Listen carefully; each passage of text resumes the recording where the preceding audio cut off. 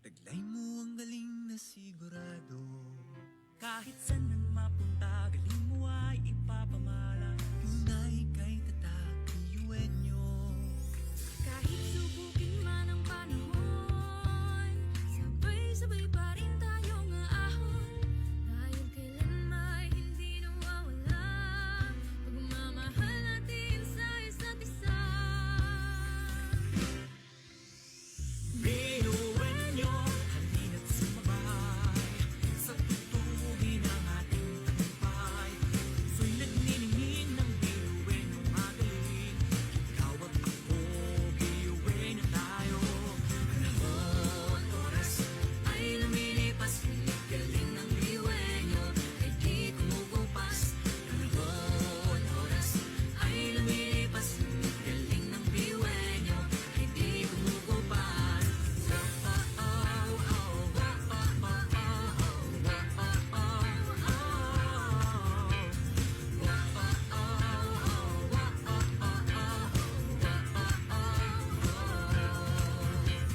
Lahat susungit, lahat ay kakayanin. Tulong-tulong abutin mga hangarin natin. Tayo'y handang matuto, kailan may hindi susuko. Sa galing ng pamumuno, tayo'y naging buo. Maan man ng maraming taon, Tayo'y pinagtitibay ng panahon. kahit tayo ay magkakaiba, ngunit tayo pa rin ay nagkakaisa.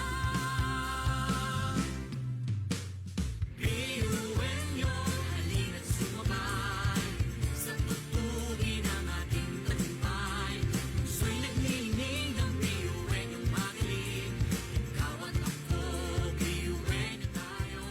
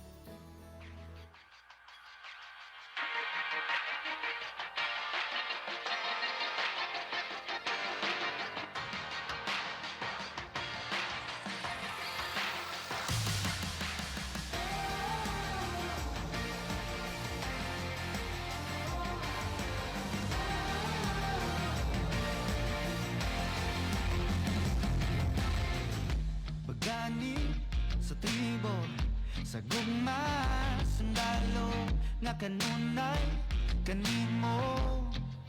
Ihalad akong dugo, kahayag, kangitngit, kanipayong kasakit, sa yuta o langit. Ikaw ang kalibutan ko, patubalani ka sa mga di ko pasipaan. Patubalani ka sa mga handang pagkamatyan ko. Kinsabay dilim ka na.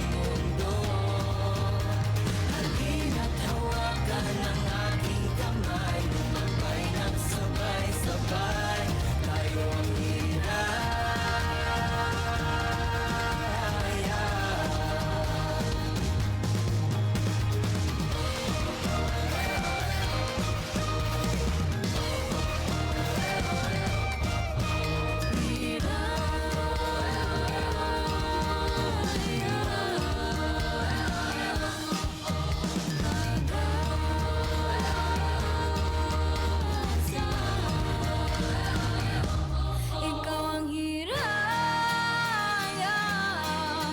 Kahit saan ka man patungol, iliwanag ang pag-asa sa bawat sulok ng mundo. Ikaw ang hiraya. Kahit saan ka man patungol, iliwanag ang pag-asa sa bawat sulok ng halina't hawakan ang aking kamay, kamay ng sabay-sabay. Ang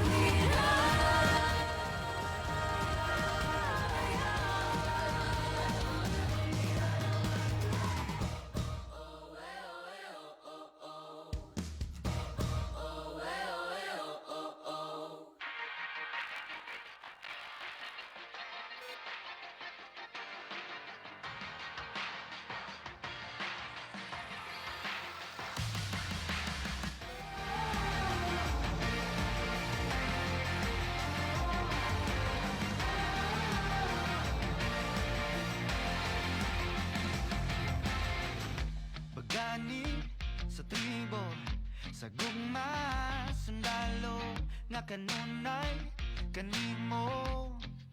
Ihalad akong dugo, kahayag, kangitni, kalipay o kasakit, sa yuta o langit.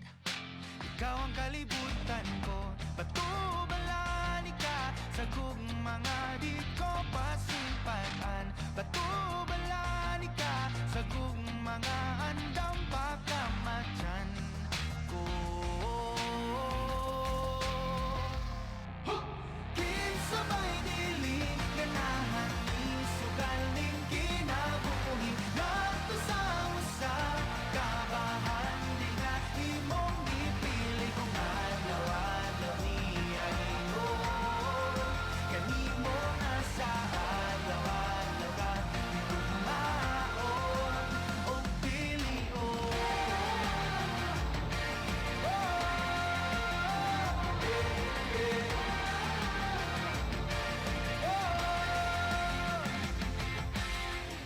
Guniti ang pagtuo, ipadilaaw daw kalayo, nga balaan sagrado. Gabagaran ning dughan ko o kung ugma na ang gera. Kanunay kung sandata ang pasalig mo lagda. Nga diri ka mahilundan, batubalan ka sa mga di ko hikalimtan.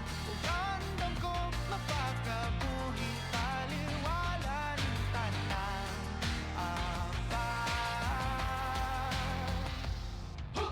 kinsabay diling ganahan ni sugaling kinabuhi. Nato sa usa kabahan di nga imong ipili kung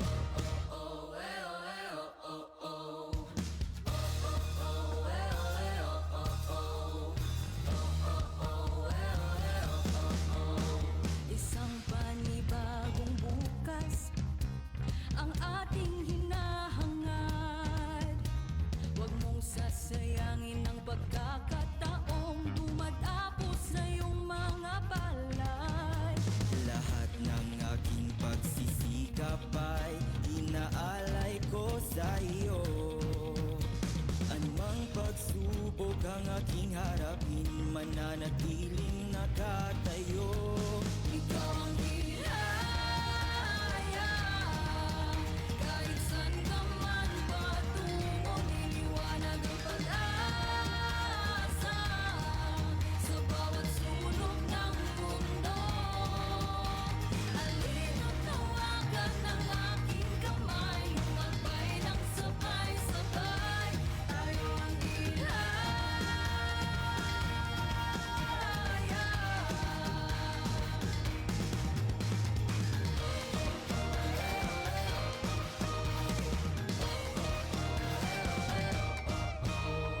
Itumuling pasasalamat sa pamilya at mga kaibigan. Ako'y narito dahil lamang sa'yo, nanatiling nakatayo. Ikaw ang hiraya, kahit saan ka man patungo, liliwanag ang pag-asa sa bawat sulok ng mundo. Halina't hawakan ng aking kamay, lumakbay ng sabay-sabay, tayo ang hiraya.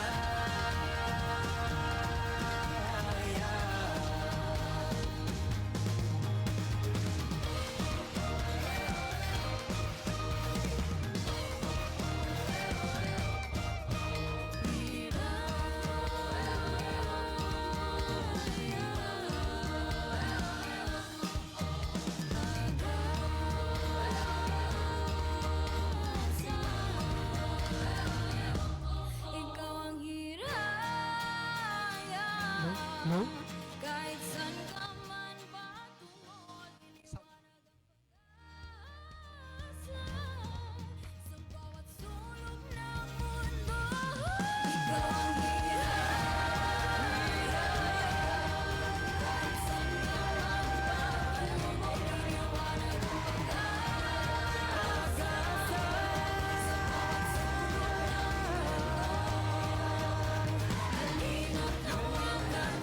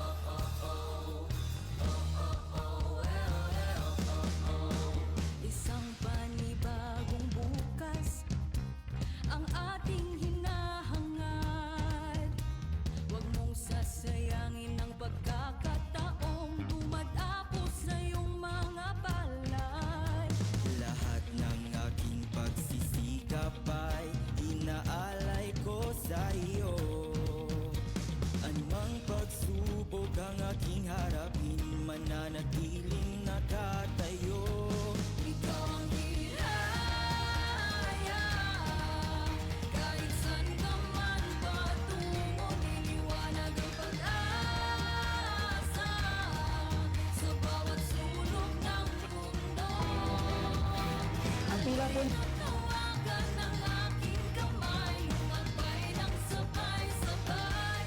Tayo ang ihaya.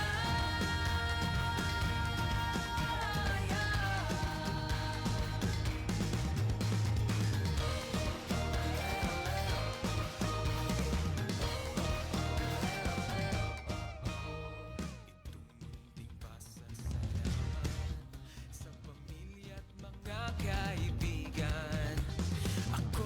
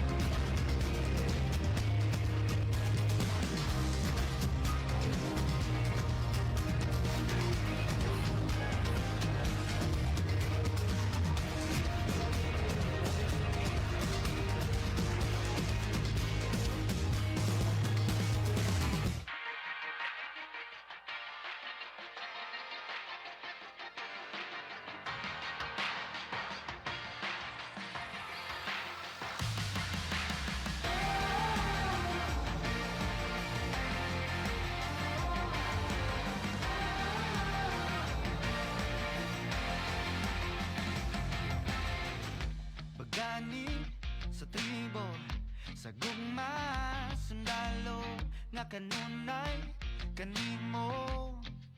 Ihalad akong dugo, kahayag kang ngitngit, kalipay o kasakit, sa yuta o langit. Ikaw ang kalibutan ko, batubalani ka sa mga di ko pasimpaan. Batubalani ka sa mga andam pagkamatyan ko. Kinsabay dili ganahan ni sugaling kinabuhi, nagto sa usa kabahan di nga imong ipili kung adlaw-adlaw niya ingon.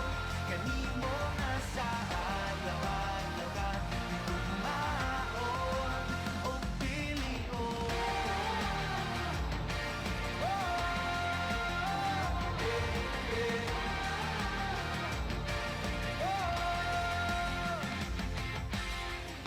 Guniti ang pagtuo, ipadilaaw daw kalayo nga balaan sagrado. Gabagaran indughan ko o kung ugma na ang gera, kanunay kung sandata ang pasalig mo lagda. Nga diri ka mahilundan, batubalani ka sa mga di ko hikalimtan. Ugandam ko mapakabuhi, taliwala ng tanang apat. Kinsabay dili ganahan ni sugaling kinabuhi, nagto sa usa kabahan di nga imong ipili kung adlaw-adlaw niya ingon. Kanimo nga sa adlaw-adlaw ka tugmaon o pilion.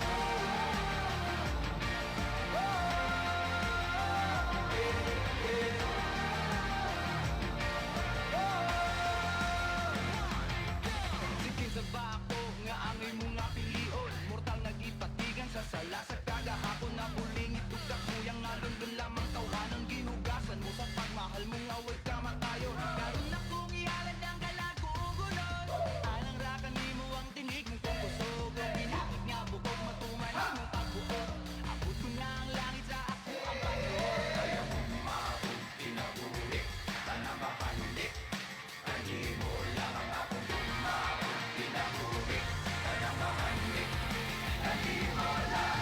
Kinsabay dili ganahan ni sugaling kinabuhi, nagto sa usa kabahan di nga imong ipili kung adlaw-adlaw niya ingon. Kanimo nga sa adlaw-adlaw ka tugmaon o pilion.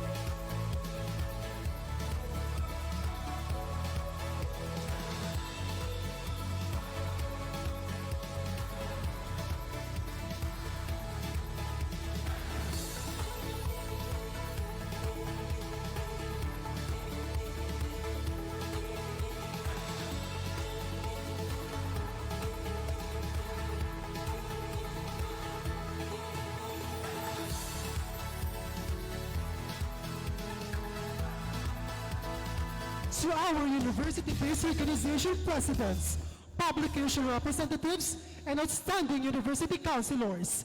Gear up as we unravel the prestigious event, Sarok 2024. With the theme, Pagtiripon para sa padagos na pag-uswag ang pagtrayumpo ang leader estudyante nin futuro. An initiative of the Bicol University University Student Council which revolves on the term Sarok, which stands for Salok or to fetch water, symbolizing way to fill up the knowledge and competencies of our student leaders upfront to any situations and circumstances. It is through this event that you will be enlightened how to be a leader who is not just working for oneself, but one who includes his followers for one common goal. exactly, Mary. For me, leadership is never really innate. It is honed, it is shaped, and events like Sarok 2024 contribute to become the leader and student leaders and conquerors the university deserves to have. And like Sarok 2024, we greatly help to teach motivation and pour excellence to the progress our students deserve to see and feel in the coming years. I love that, JR. And speaking of excellence, here with us today are influential individuals who possess admirable attributes na they provide excellence and integrity to represent our students in the scholastic community fairly. And moreover, masasabi nating wasto at linyang ating serbisyo kapag ito ay kinatha at siniksik sa maliwanag na hangarin. Precisely. And as our event reaches this point, I hope our respective delegates are at ease as excitement arises for the surprises we have prepared for them. At this juncture, may we all rise as we call the guidance of God Almighty through an economical prayer. Afterward, please remain standing for the conduct of our own Philippine National Anthem through an audiovisual presentation.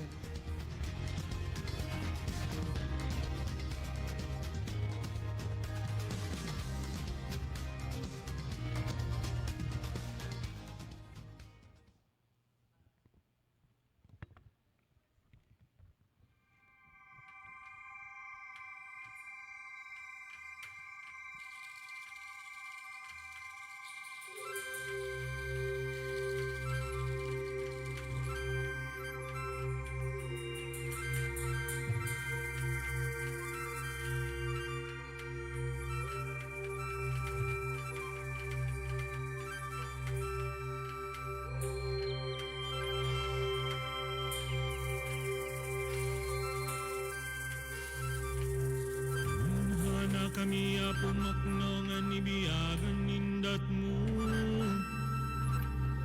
Itatanda kami bikan mangat na pinhod mo. Bawat mininggob hino ayatu boblemi. He ay makiwada-wada kida kami. He ay makiwada-wada kida kami.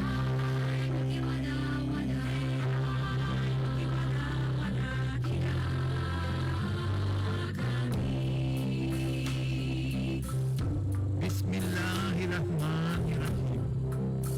Assalamualaikum warahmatullahi ta'ala wabarakatuh. Salam pa mga kiauluman sintuban. Pinaugan niya nabi iban ko. Kasilasan niya sa plat pakatilingkal alam. Maglasa kita niyong Tumbo Tuhan, tunggal nu sa sangdulan kami. Buwanin kami, licikik maglabilaw. Law samong ratmat nu subaitan pinubji. Hangkan kita bisubay magkasih-kasih.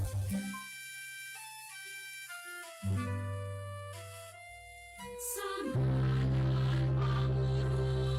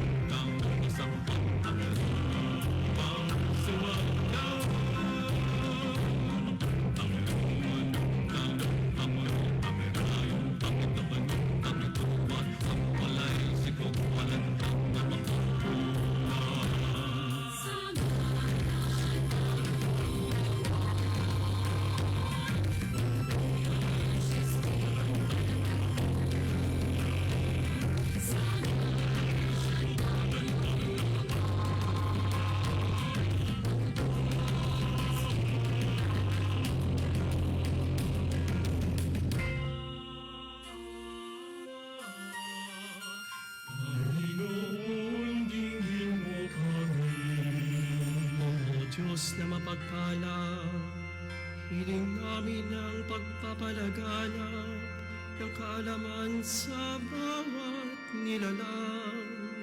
Panginoon, dinggin mo kami. O Diyos ng awa, bigyan mo kami ng kakayahan sa pagtataguyod ng pakikipag-ugnayan sa bawat isa. Panginoon, dinggin mo kami. O Diyos na mapagkalinga, mangyaring ikawan ang pagpapaunlad ng kalikasan ng tao sa mundo. Panginoon, dinggin mo kami. O Diyos na pag-ibig, tulutan mo ang aming bansa ng pagkakaisa at pagkakaunawaan sa gitna ng pagkakaiba-iba. Panginoon, dinggin mo kami. Panginoon, dinggin mo kami. Panginoon, dinggin mo kami. Sa ngalan ng Panginoon, Espiritu Maranatha,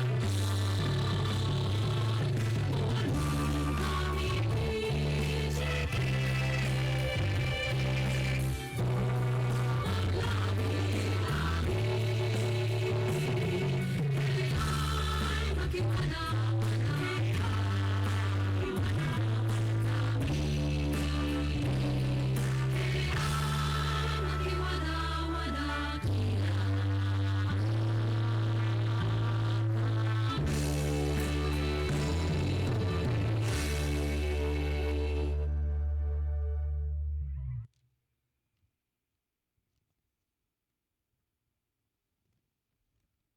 Bayang magiliw, pelas ng silangan, nananag ng puso, sa dibdib mo'y buhay.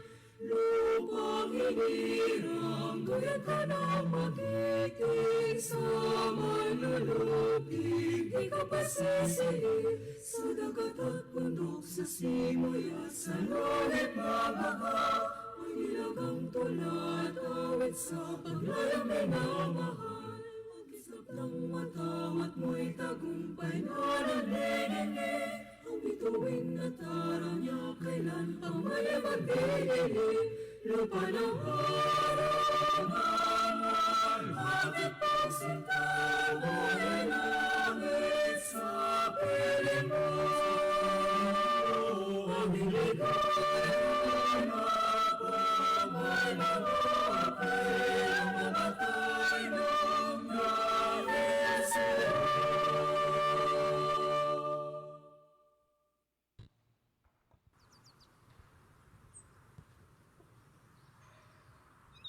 This is the school we wish to sing, of a school to honor and revere, a temple built by men of firmness, a mold for you to walk with pride, for He will always be united, although we tread on distant land.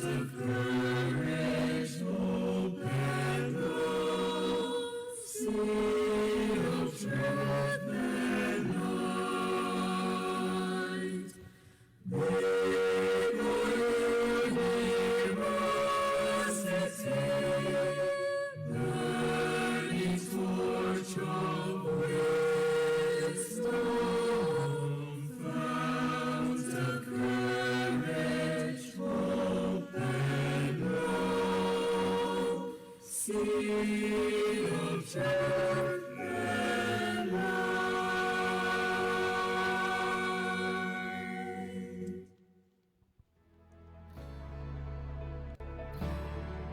ladies and gentlemen, as we strive for a progressive community for all Buenos, guarded with strategic competences through network and leadership, we welcome you to Sarok 2024. We are honored to be your Mr. and Lady of Ceremony. I am J.R. Vasquez Tiscano, a University Counselor under ACSR of BUSC, grateful to share the stage with Mary Lourdes Ranera from Internal Affairs Committee of BUUSC. So, before we start the program, konting kamustahan lang muna tayo para palimig-lamig ng onte. So, Yes. how are you today? So, I'm feeling tensioned. Kinakabahan ako, but since we have our STEAM student leaders in Bulwagan right now, I can really say that this event is really prestigious and minsan lang mangyari ang mga ganitong instances. And masaya ako nakita na yung mga student leaders ng Bicol University ay nagtitipon-tipon para sa isang hangarin at alam kong ang events like Sarok 2024 will lead a great way para sa mas progressive na Bicol University na dapat nating abangan. I can feel the passion. How about you, Mary? Kamusta ka? For today, I'm feeling overwhelmed and very, very excited. I'm looking forward kung ano yung dadalhin ng day na to for me. Pero aside from that, magtatanong tayo sa ating mga delegates. Okay.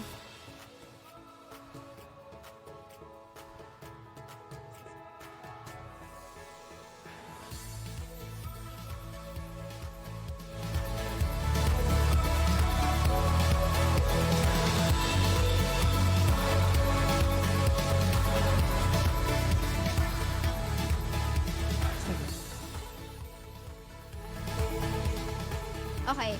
Mamaya na daw pala tayo magkukumustahan. Let's move forward. Let us give the floor to our chairperson and student regent for academic year 2023-2024, Ms. Remy Stephanie Baldorado.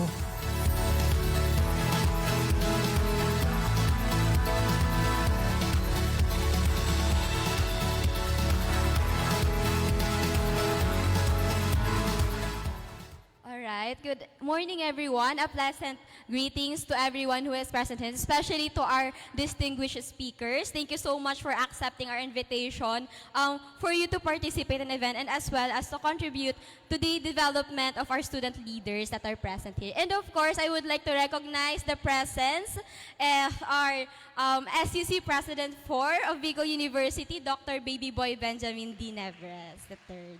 And of course, we have our former student regents, Miss Irene Kea Santillan, Ate Asher Jade Azul, and both of our former internal vice chairperson, Liros Atanante, and Sir Jonathan Dihoya. And lastly, we have the incumbent College Student Council President of the College of Law, and of course, our former student regent, Sir Earl Vincent Vista. So, I won't make this long actually, but I do hope that this event will be very productive at most since all of us here, student leaders, are balancing our life as students and of course as student leaders.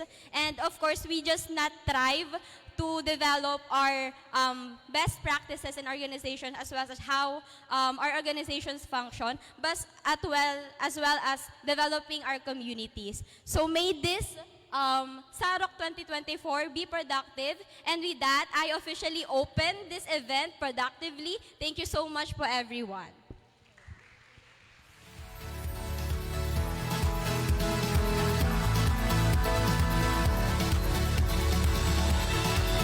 Thank you so much for that message, Ms.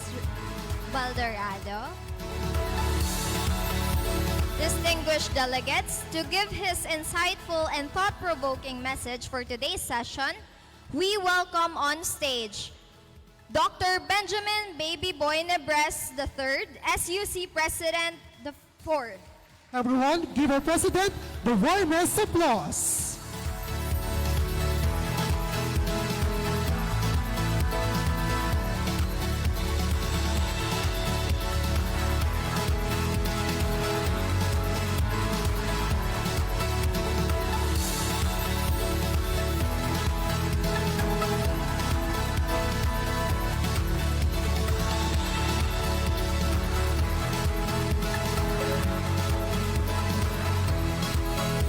Thank you very much.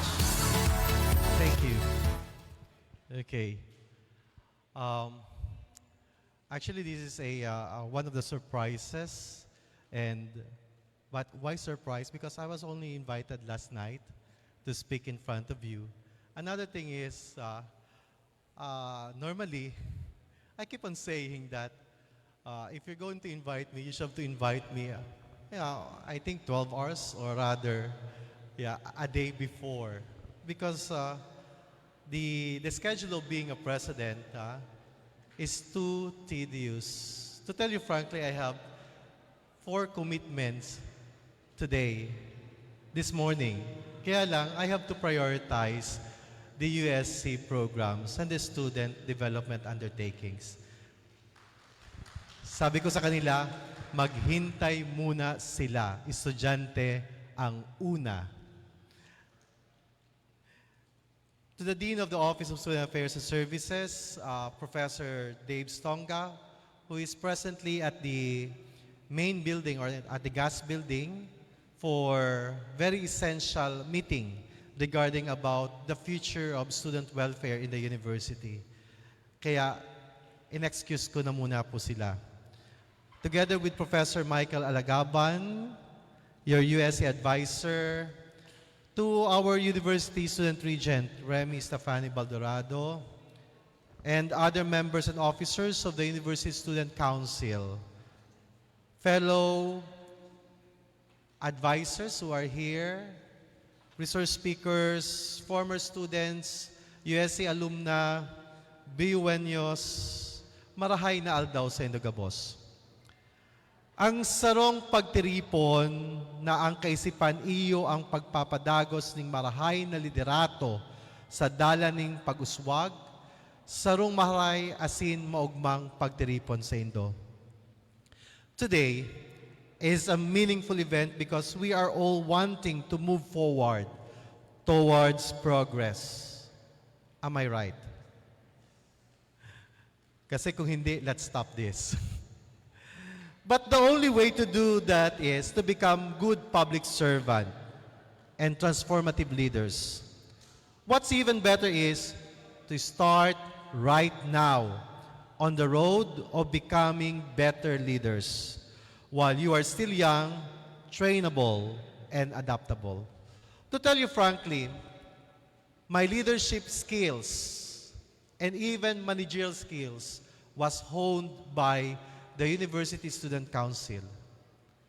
Noong 1996 to 1997, I was elected and served for 1 year as the University Student Council Auditor.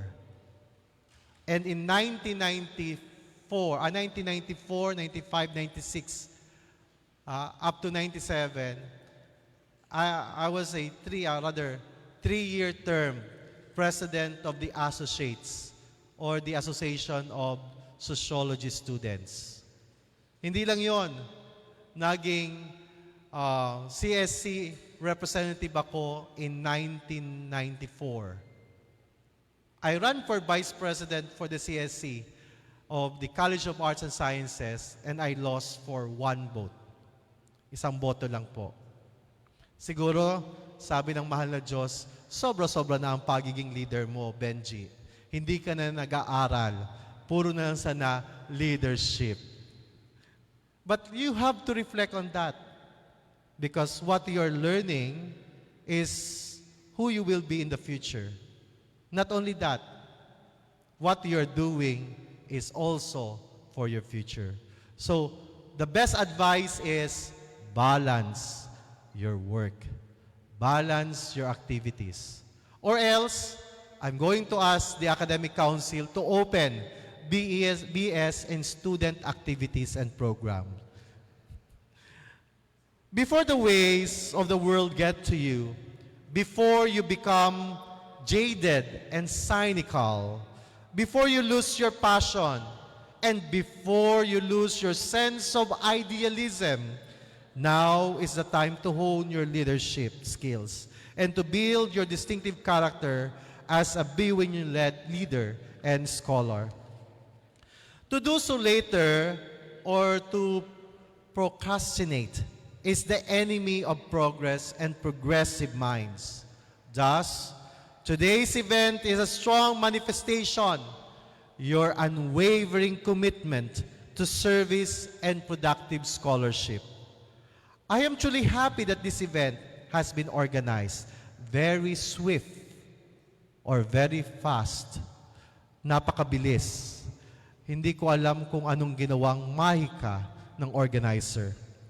But I'm so happy that you are all here. I hope that this will not be the one-time thing. After all, it's difficult to learn, much less catch desirable values and develop great attitude through one-shot deals and short immersions. Thank you to the organizers who deem it necessary to advocate for good leadership and governance. Thank you to your USC Chair, Remy Baldorado, and thank you to Jeff Latigay. Despite that they are, sabi at dito, both are contenders in the USC chairmanship, but still, they work together for the greater good of Bicol University student development. A round of applause. I hope every officer of the USC and every officer, kahit ang kulay ninyo ay green, blue, yellow.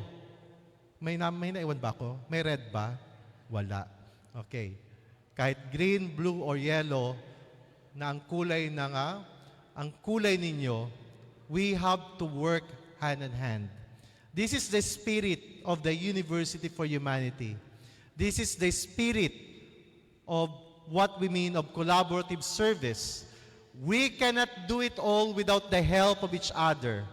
We cannot do it all if we will going to focus on our own colors.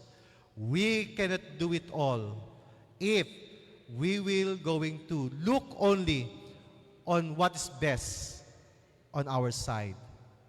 Remember, the real meaning of a University for Humanity is transforming leaders to become transformative individuals to make society livable and sustainable. We cannot achieve sustainability if we ourselves will not collaboratively give our sense of service to each and everyone. Finally, please remember, leadership, especially student leadership, is not just the quantity on extra and curricular activities that you have participated in. Know that your first duty is to be the best version of yourself as a student so that you can become a better person to others. You cannot inspire others to be a leader like you if they see that you are not the good one to be the source of inspiration. Let it be first, be an inspiration to others in order others be inspired to you. Remember, at the end of the day, being a BYUeño is working together to achieve one common cause, and that is attaining the vision of a University for Humanity.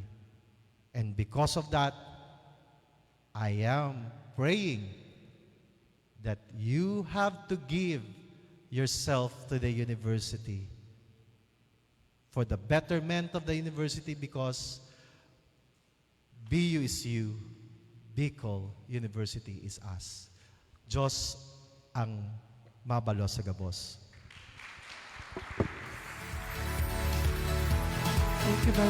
Thank you very much for that heartwarming opening remarks.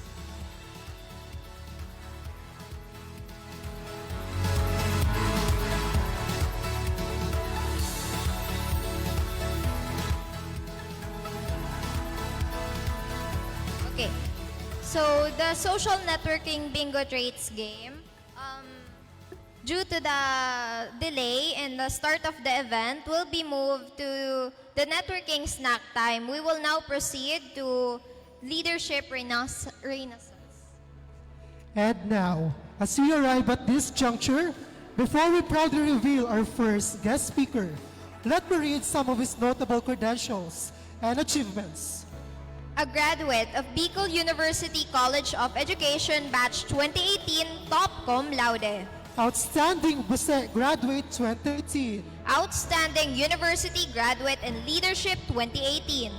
Former USC Chairperson and Student Regent Academic Year 2017 to 2018. Juris Doctor 3 Bicol University College of Law. President, Bicol University College of Law, College Student Council. He is none other than Mr. Earl Vincent Hernandez Vista.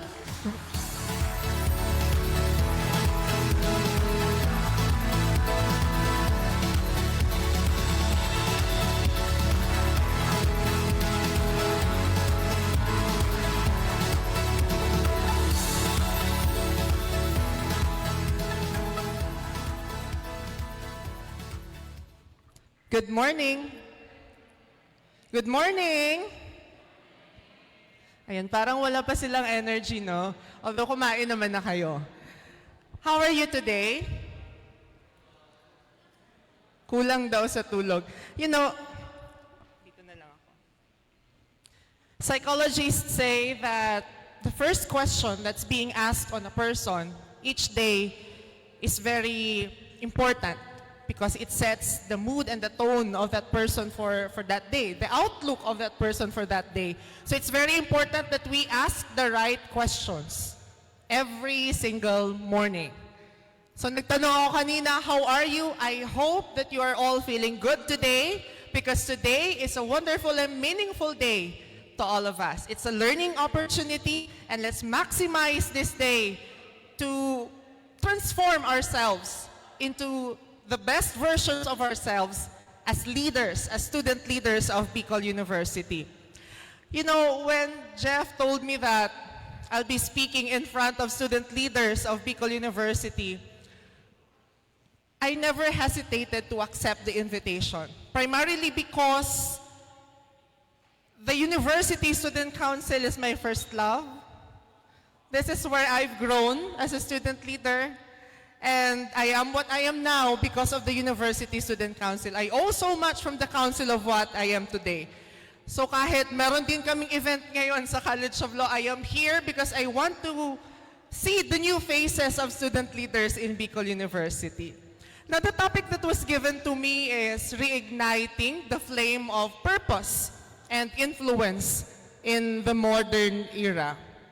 It's very fitting because as a student leader, myself, I believe that all of us are born leaders.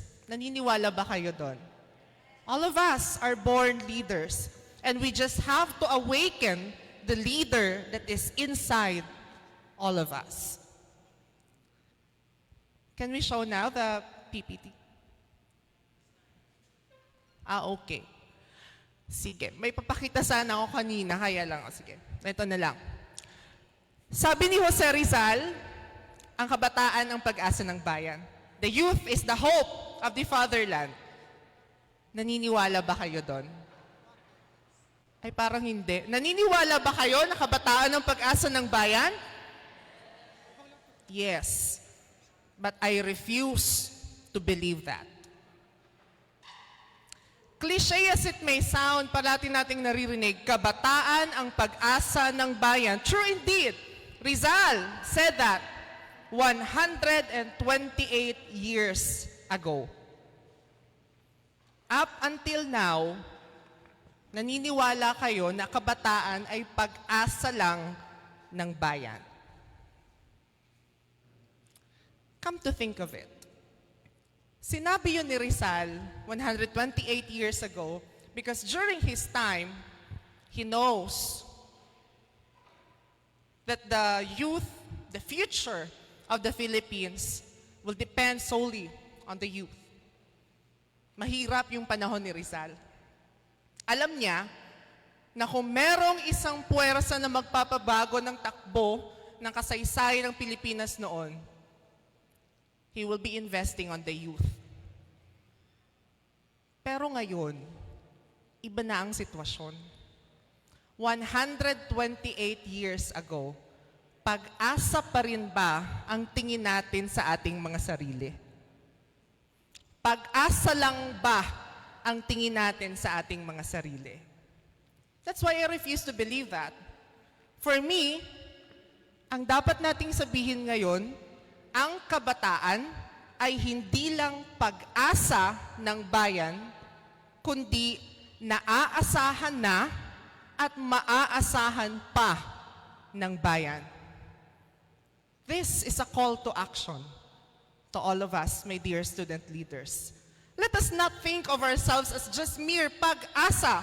We have to work, and the work should start now.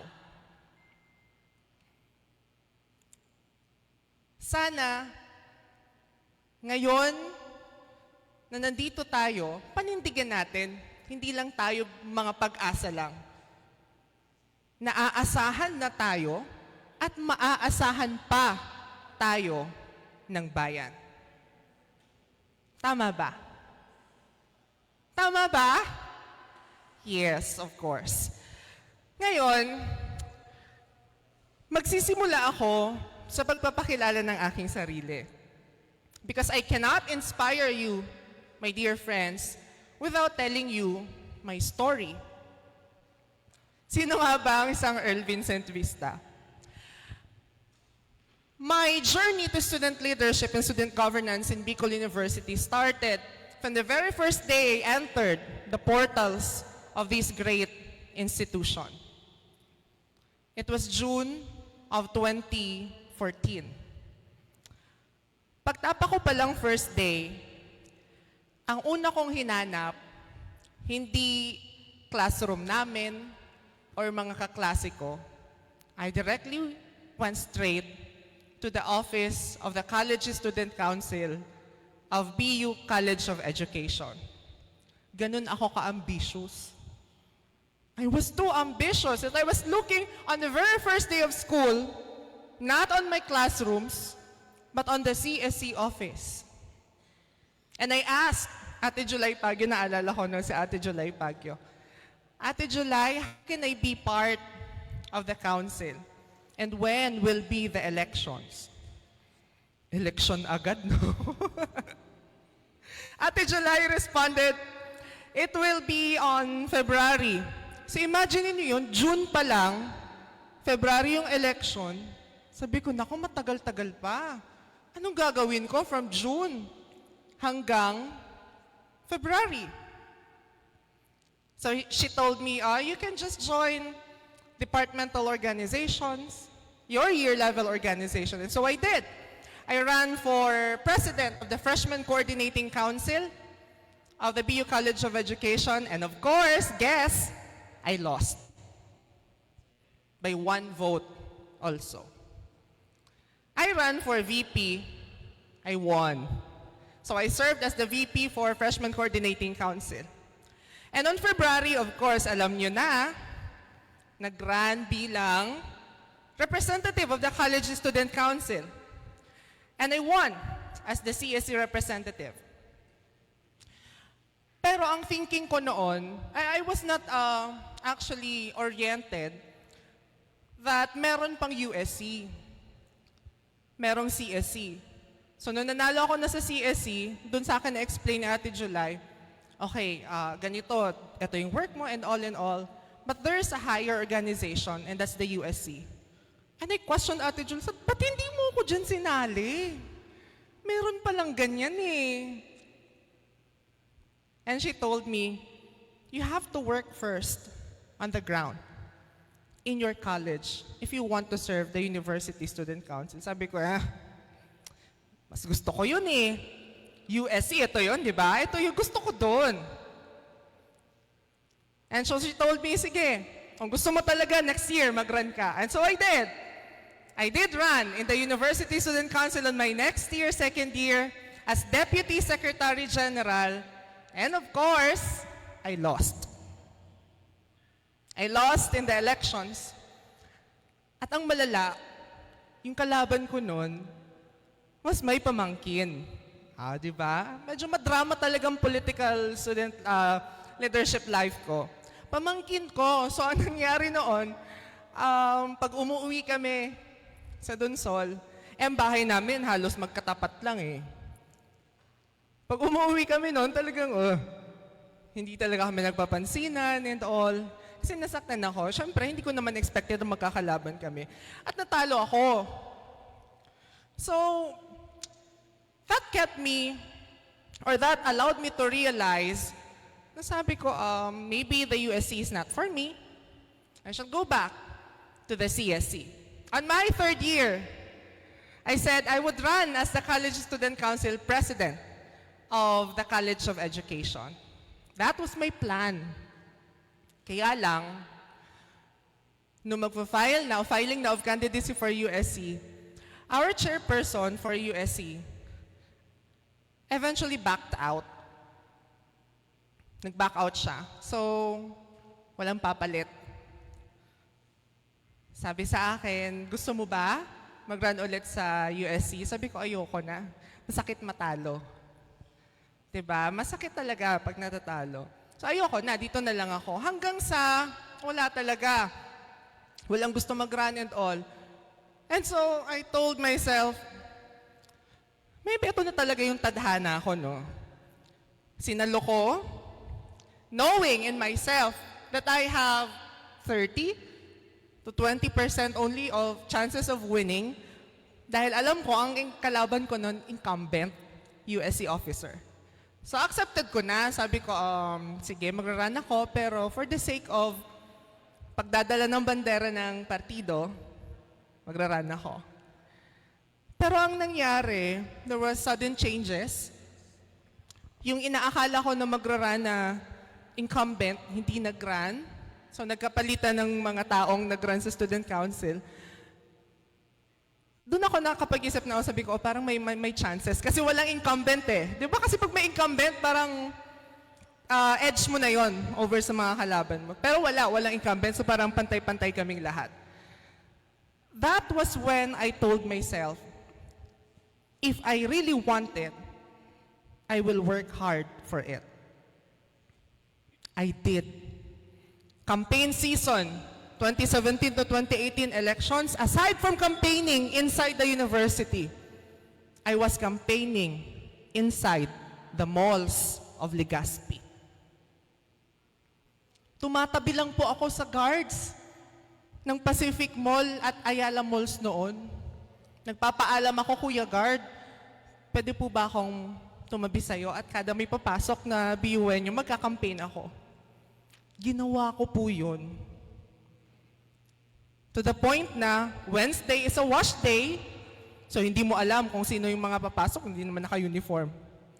Nag-campaign ako sa Ayala, ang tagal ko na silang kinausap, it's a group of friends, siguro mga 7 sila. Pataas na sila sa escalator, so I was telling them, so sige, vote niyo ako, I am Earl, ganyan-ganyan and all. Tapos bigla silang sabi, ay taga-Mariners po kami. Ang hirap. Pero dahil gusto ko, nilaban ko. Aside from campaigning inside the malls, I was doing a boarding house to boarding house campaign. Kinuha ko yun. EM's bar yun, dilibot ko yan. Kahit gabi na, pag may mga tao, estudyante sa labas, nagkakampanya ako. And worst, sa loob ng jeep. Kahit may mga strangers, may mga matatanda, ang kilay nila, ganun na, kasi yung katabi niya, estudyante. So naririnig niya ako mag-campaign, yung speech and all. But I did that because I believe na kung gusto ko, kailangan paghirapan ko. 5 a.m. or 5:30 a.m., I can vividly remember I was already outside the gates of Tabaco campus. Nababiyahe kami ng 4:30, dadating kami doon mga 5:30. I was already there at the gates of Tabaco campus, welcoming every student na papasok para lang mangampanya. To cut the long story short, nanalo as the chair and student regent of 2017 to 2018. But that was not the end of the story. That was just the beginning of the story. I won together with my business manager, Diana. We're in the same political party. But the demographics of the USC medyo scattered. 2 from us, 2 from other political party, 4 from other political party, and 4 from the other political party. So we're 2, 4, and 4. And during the announcement of the winners, papasok pa lang ako sa OSAS. Doon pa ang OSAS noon, sa my College of Nursing. Papasok pa lang ako, may nagsasabi na, "Oh, nanalo si Vista! Walang mag-JC." Rinig ko yun. And it was too painful. Sabi ko, bakit? Ano ba ginawa ko sa kanila? Pero ganun kasi talaga, di ba? May emotions pag election season. And 2 weeks after assuming my post as USC chair and student regent, there was already an impeachment complaint that some people are trying to file against me. Sabi ko, ano ba yan? 2 weeks pa lang. Ito na, may impeach na ako. Tagal-tagal kong pinagtrabuhan to. Tapos 2 weeks pa pala ako magiging chair. So, kinausap ko yung council. It was hard. Kasi, mahirap pag you're the head of the organization but you came from different political parties. USC knows. Pag una, mahirap talaga. But I told my council, your loyalty to your political party ends when your loyalty to the council begins. And my loyalty now is to this council, and I'm hoping that each one of you also will place your loyalty to the council. Nag-usap kami, masinsin ang pag-uusap with my council, and it worked. It worked. Hindi natuloy ang impeachment complaint kay Earl Vista. And after nun, nung nakapag-set na kami ng foundations, ng directives, ng goals and all, directions and goals, I can proudly say that the council worked as a team until the end of our term. And so we were able to produce activities and implement key policies that changed somehow the status quo in Bicol University. What am I trying to tell you people? That in your organization, there will really be differences. We cannot avoid that. But those differences should not separate you, your aspirations, your goals, and your dreams for the studentry and the Bicol University. That is why we are here as student leaders, to serve the studentry and not our own interests or the interests of our political party. Okay? Sige po, okay na ata yung ating PowerPoint. Next po tayo. Next. Ayan, o tignan niyo. Ako po yan. During my bid to the USC, this was already my last pictorial as chair of the USC. Well, one thing is consistent in that picture.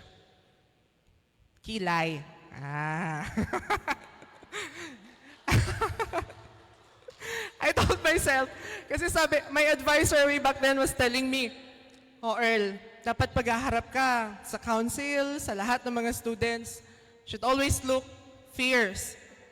You should always look prepared. You should always look decent. Sabi ko, paano ko po ba yun magagawa?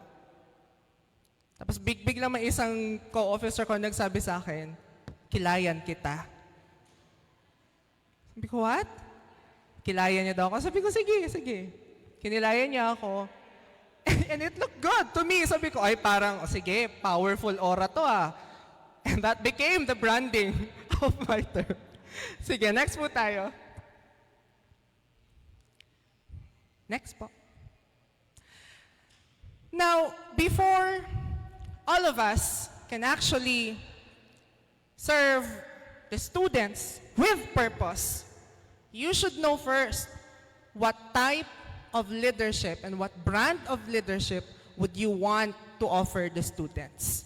And as for me, the best type of leadership is transformational leadership. You transform people by leading by example. The ultimate goal of transformational leadership, to make more leaders. This is not a monopoly of leadership. Because minsan iisipin natin, pag nasa posisyon ka, minsan ayaw mo na nga bumaba sa posisyon eh. Paulit-ulit, magraran. But are you serving your purpose? Your purpose there as a leader is not to institute yourself in the council, but to become an instrument to create more leaders by showing them how to be one. And that is essentially transformational leadership. Next. Transformational leadership is a leadership style where one or more persons engage with others in such a way that leaders and followers raise one another to a higher levels of motivation and morality. Sige po, next po tayo. And the goal, again, of transformational leaders is to inspire followers to share the leader's values and connect with the leader's vision. Ito yun. As a transformational leader, the very first thing that you should do is to create your vision. What is your vision as a leader? Why are you there in the very first place? What do you want to bring on the table? Your vision is very vital because if people or your followers do not believe in this vision, your leadership will surely fail. Dapat kung may gusto kang gawin, it's clear in your mind kung ano ang gusto mong gawin. Kasi makikita yan ng mga followers or the people inside an organization. If you're the leader, the head of the organization, and you don't have this concrete and solid vision, eventually, makikita yan ng mga sumusunod sa'yo at paunti-unti, kakalas sila. Kakalas at lalayo sila sa'yo because they don't see any vision from you. So first thing, create and make your own vision. Next po. Now, these are the assumptions of transformational leadership. First, people will willingly follow a leader who inspires them. Of course, we know that. You will follow someone who is inspirational. Bakit magpa-follow ba kayo ng isang tao na hindi man lang ka-inspire? Malamang hindi. We follow inspirational people. Next, the vision and passion of one man can transform his followers, and together they can achieve great things. And energy and enthusiasm are the tonics that get things done. Energy and enthusiasm are the tonics that get things done. You have to be consistent in your quest for student service. Along the way, meron kayong pagdadaanan ng mga problema, concerns, especially if it is a concern with, sabihin na nating, concern na minsan babanggain mo yung mga tao na dapat, sabi nila, hindi mo dapat banggain. Nakakatakot yun. But if you know in yourself that it is the right thing to do not ever be afraid to go against the tide. Leadership is not a popularity contest. You are not there to please everyone. So do not ever be afraid to make unpopular decisions. Later, meron akong babanggitin sa inyo some of the unpopular decisions that I made during my term as the USC chair. But up until now, if I'll be given a chance, I will still do it and I will still decide similarly. Similar as to how I have decided it before. Next. These are the steps of transformational leadership, the processes. Again, as I've said a while ago, you have to start with creating a vision. Then you have to constantly sell the vision and build strong network of high potential. This is what we call consistency. Now, transformational leaders have a clear vision and they have a fair idea about the direction to move and want followers to move in the same direction. Be ready to accept failures. And lastly, the loading the charge stage, transformational leaders remain in the forefront during the action, always showing up, and always visible and stand up to be counted. They bolster and infect the followers with commitment and enthusiasm. Next po. Now, what are the effects of transformational leadership in an organization? Transformational leadership and organizational culture hold the key to understanding organizational effectiveness. Also, decisions taken by the leader are very important as they affect a large number of people. Especially when you're making decisions as the head of the organization. You know, sabi nila, the office of the chair and student regent are two different offices. The chair of the university student council and as a student regent. And the student regent is very powerful. You're deciding matters on student affairs and concerns with the highest governing body in the Bicol University, the Board of Regents. So when you decide not for yourself, but for the entire studentry. I remember one time I was questioning a policy. And then this person told me, "Excuse me, sino ka ba? Are you a dean?" I told her, I may not be a dean, but I am a student regent. And that's the highest governing body in Bicol University, with all due respect, Madam.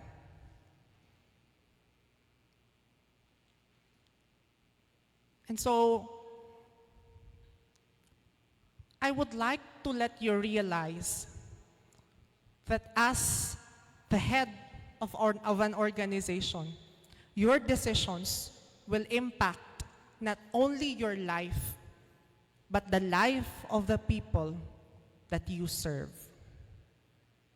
So always and always make decisions that are pro-student. Make decisions that would promote student welfare and development. These are just your guides in making a decision. Next.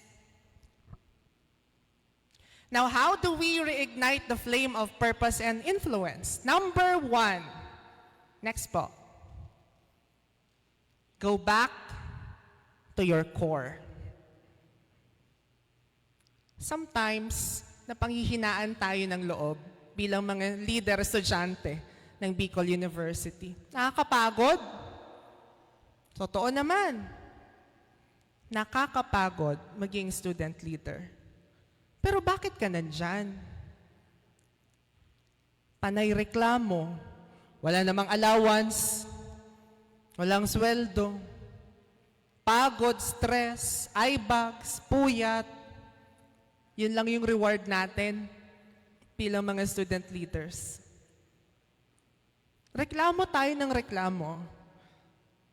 At minsan, sa pagrereklamo natin,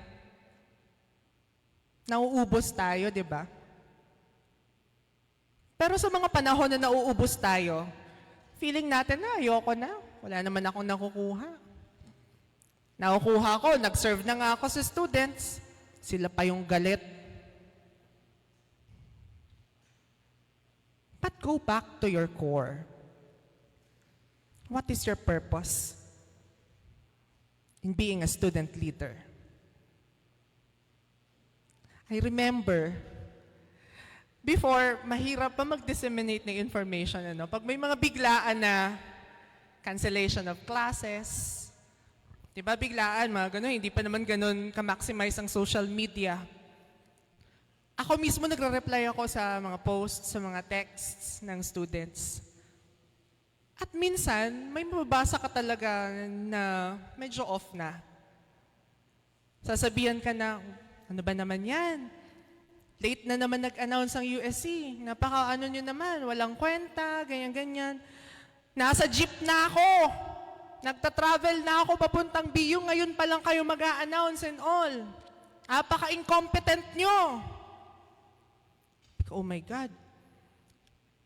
Ito ba yung kabayaran sa lahat ng service na binigay mo bilang estudyante? Panghihinaan ka ng loob. Pero my dear student leaders, if that happens, go back to your core. Leaders need to have a clear picture in mind of what they propose to bring on the table. Bakit ka nandyan? May gusto kang gawin, di ba? Patunayan mo, gawin mo. When I was the chair and student leader, regent, it was clear in my mind what I needed to do during those times. I was challenged and pressured because, the previous chairpersons were very good. And I can attest to that. They were all managers. They were all leaders. They have brought so many activities for the University Student Council. And I question myself, ano pa ba yung pwede kong gawin at maibigay sa mga estudyante?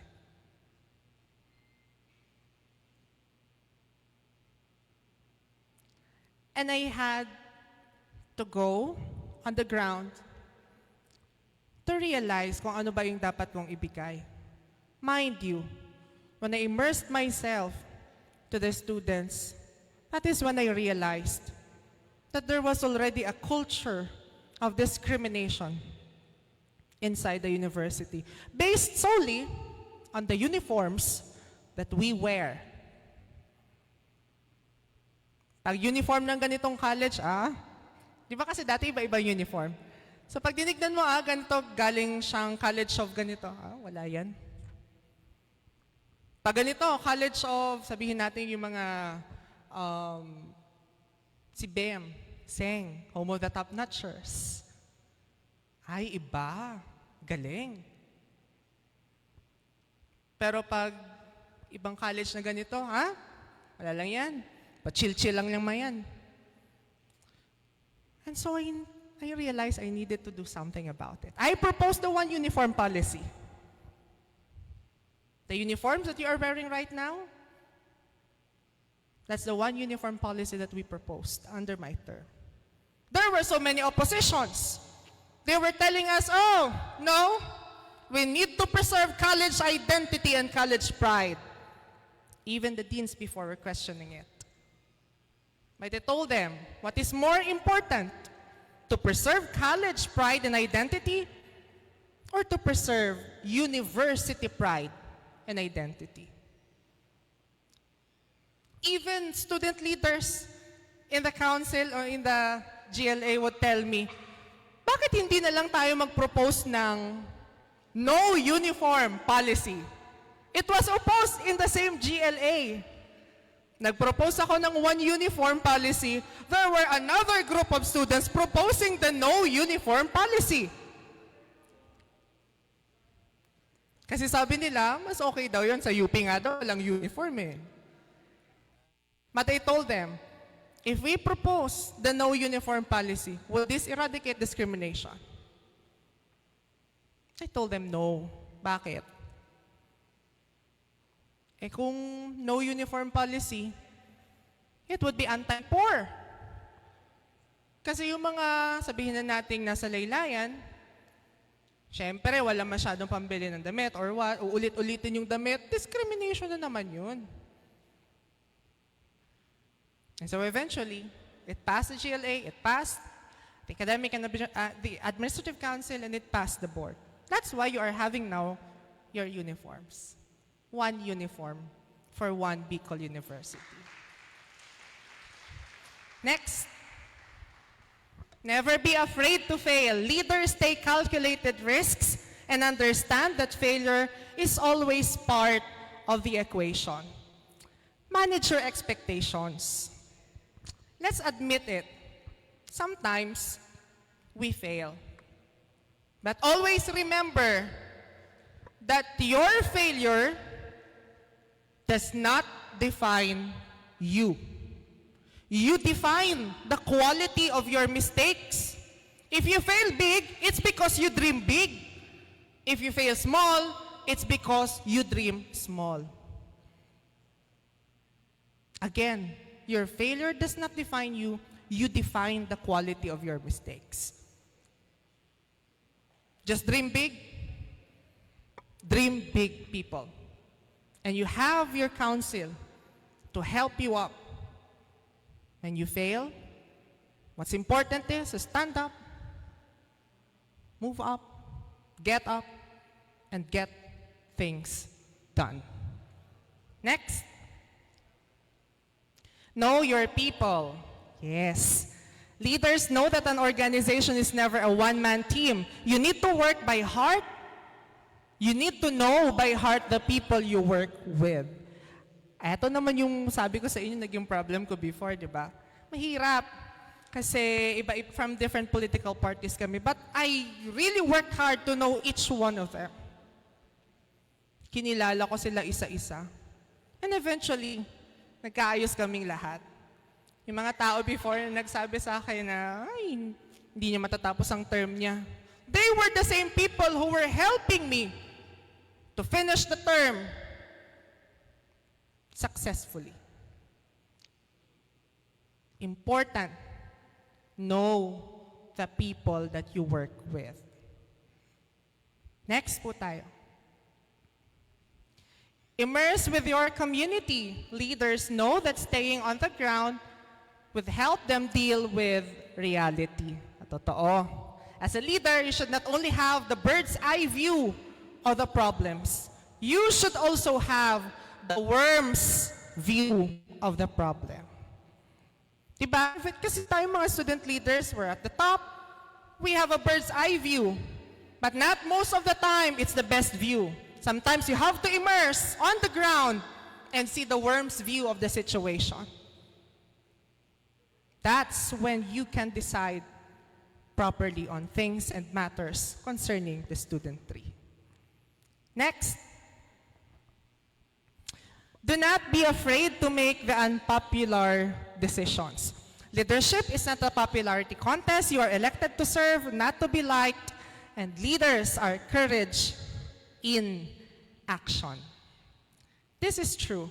Never be afraid to make unpopular decisions. I can still remember the very controversial, the most controversial concern and issue during our administration was the wearing of the alampay. You know the alampay that you have now? During our time, not all were allowed to wear the alampay because the insufficiency of the supply. There was a memo stating that only the 5-year courses, accountancy, and the rest would wear alampay, and the rest would wear academic gown or the toga. Without hesitation, upon receiving the memorandum, I posted stating my perturbations on the memorandum. Because in my opinion, that should not be the case. No course is over and above another course. What's the rationale behind it? Madaming mga oppositions, especially, my name was tarnished, madaming threats, pinapa-turn down sa amin yung post, my personal post and the post of the council.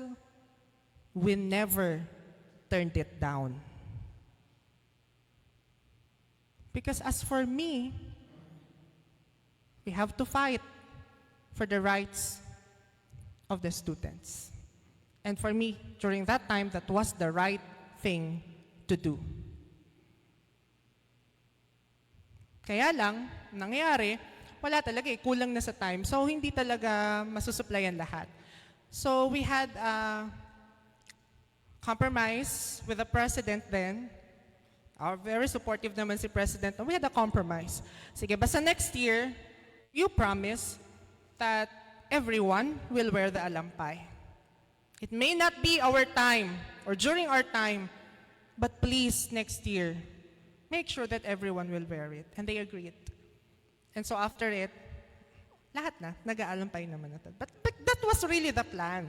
Kaya lang, nung una lang talaga na, inopost natin kasi hindi naman tama para sa akin na may napaboran na mga courses. And so it worked. Next. Yes. That was my graduation day. As part of the Board of Regents, I have the privilege to wear the alampay. But my graduation day was very important to me because for me, that was also a day of protest. I chose not to wear the alampay because I chose to stand with the students. I was marching, papunta sa stage. I was literally crying. Kasi nakikita ko yung mga estudyante. I'm with them, wearing the same academic gown. I could even have the chance to wear the gown, the academic gown of the PU Board of Regents. It's not that one. Before, nung wala pang alampay, may academic gown ang board. And the admin told me, if you don't want to wear the alampay, you wear the academic gown for the board. I said, no. I will wear the academic gown of the students. Kaya nandyan yan.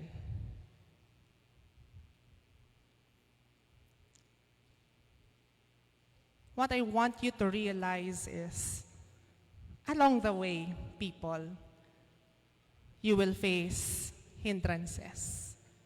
You will face so many adversities. But if you know in your heart that you are doing this to serve your purpose and to be true to your mandate, of advancing the students' rights and welfare, you have no reason to be afraid.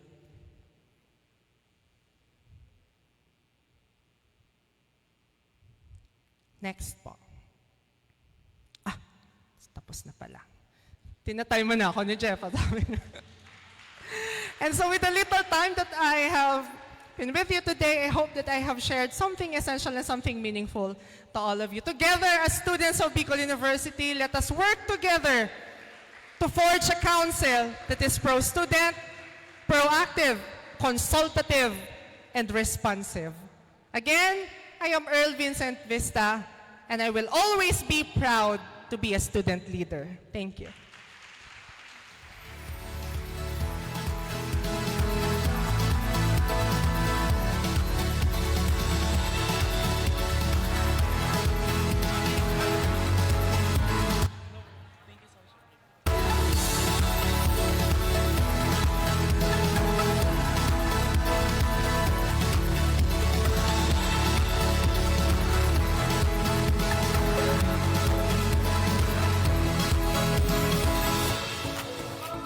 To award our first guest speaker, let us call on stage our event head for Sarok 2024, Mr. Jeffrey Latigay, and our chairperson and student region for this academic year, Ms. Remy Stephanie Baldorado. To read the citation, Bicol University University Student Council Academic Year 2023 to 2024, this certificate of appreciation is hereby given to Earl Vincent Vista for their contributions, exerted effort, and inspiring role as one of the distinguished keynote speakers during the Sarok, pagtiripon para sa padagos na paguswag ang pagtrayumpo kan Leader Estudyante nin Futuro, conducted this February 26, 2024 at the Student Union Center, Bicol University, Legazpi City, Albay. Given this 26th day of February 2024 at the Student Union Center, Bicol University, Legazpi City, Albay. Signatories are Jeffrey Latigay, Executive Head of Sarok 2024, Remy Stephanie P. Baldorado, Chairperson and Student Regent BUUSC, Prof. Michael A. Alagaban, Senior Advisor, BUUSC, and Prof. Dave Saltonga, May Ed, Dean, Office of Student Affairs and Services.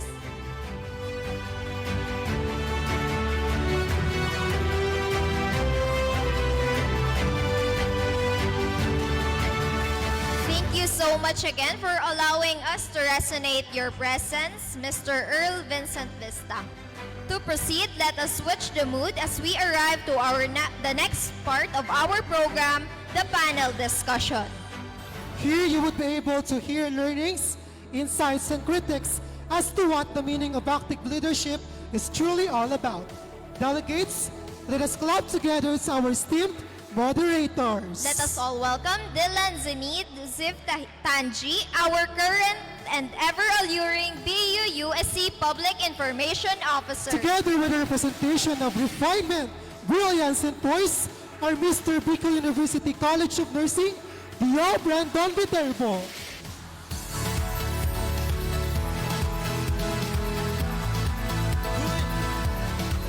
Hello. Good morning, Bicol University! And good day, BUeños! Welcome to Sarok 2024! And thank you for joining us here today. My name is Dio Brandon Viterbo. And I am Dylan Shanid Zivtanji. And we are thrilled to be your moderators for this panel discussion on navigating active leadership. Today, we are gathered here to explore the essence of active leadership, what it means, how it's practiced, and its impact on organizations and communities. Our panelists, each distinguished leaders in their own right, will share their experiences, insights, and strategies for effective leadership in today's dynamic world. We'll begin with brief introductions of our esteemed speakers, followed by a series of thought-provoking questions and discussions. Toward the end, we'll open the floor for audience questions. So please feel free to engage and participate actively throughout the discussion. But before that, kumustahin ko muna yung partner ko. How are you? Kumusta ka, Dylan? Well, right now, I'm quite nervous. Aside from nanginginig ako sa lamig dito, nanginginig din ako sa kaba kasi just in a minute, we'll share the stage with, ayun nga, influential people who really changed the landscape of leadership here in Bicol University and also in Albay. Ikaw naman, partner, how do you feel right now? Kinakabahan at nilalamig. Actually, it's my first time to be exposed in a university-wide activity, and sharing the stage in this moment with our brilliant leaders is actually an honor and a privilege. However, kinakabahan kasi syempre tayong moderator, so we have to control the panel discussion. So without further ado, let's introduce our distinguished speakers. First is a former chairperson, Student Regent, academic year 2022 to 2023. Let's welcome Miss Asher Jade Azul.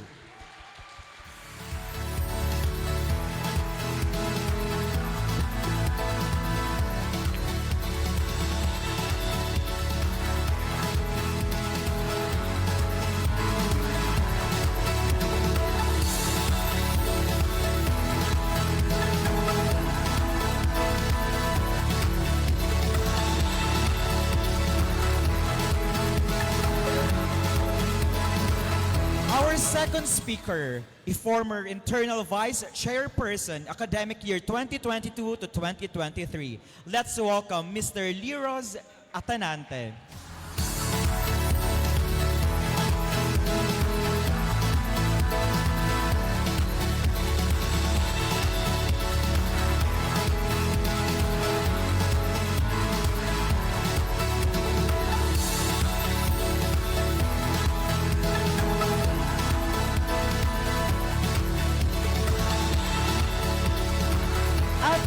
Let's also welcome a former chairperson and student regent of Bicol University Student Council and also the former board of director of Tayo Incorporated. Let's welcome on stage Miss Irene K. Santillan.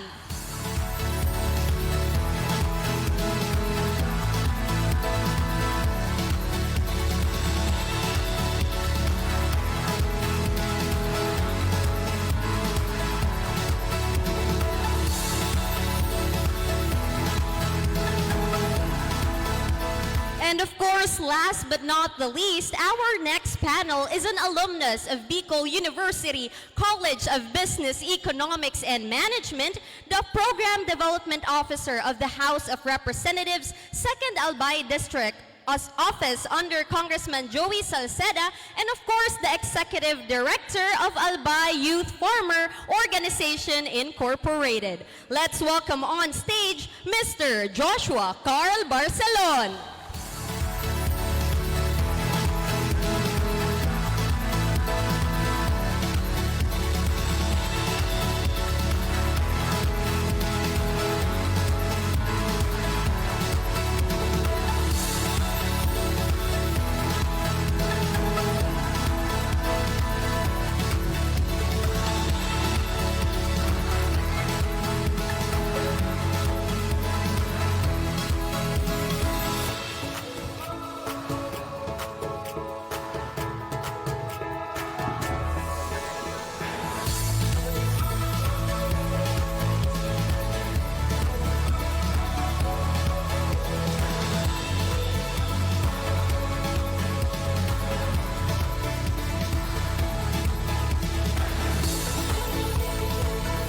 Good morning, our dear speakers. Kamay sa baba. Chok lang po.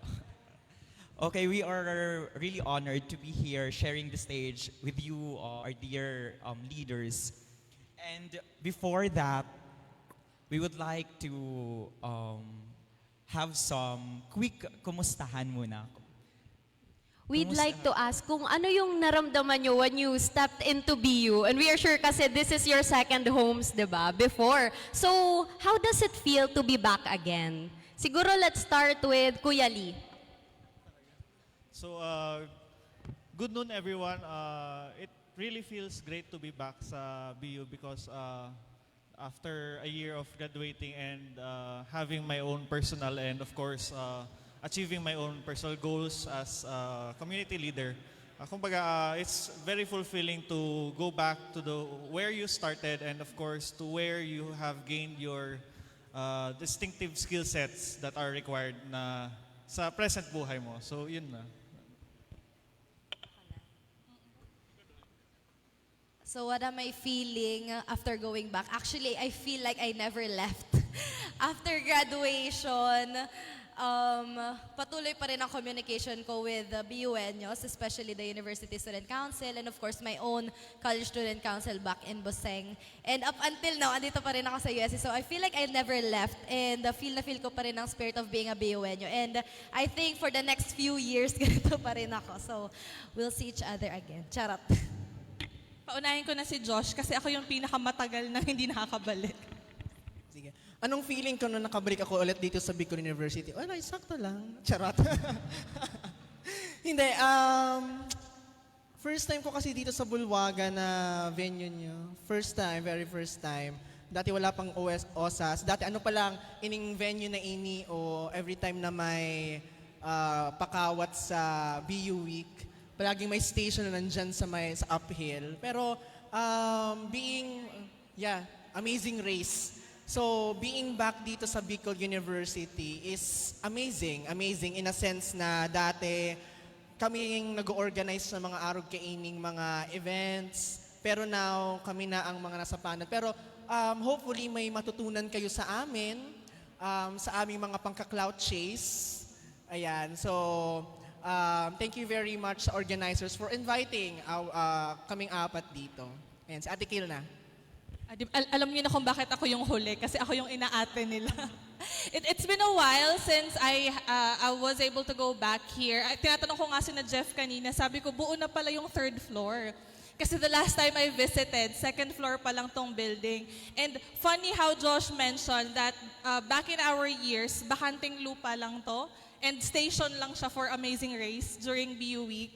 But what's even, I'd say, nostalgic to me right now was that during our term, we signed the budget for this very building. So before I exited as chairperson, this was one of our last projects to make sure that year after my term, matatayo tong Student Union building. So it's good that now I'm seeing, you know, the signature that I signed is now a structure na nandito tayo lahat ngayon. So yeah, it feels nice.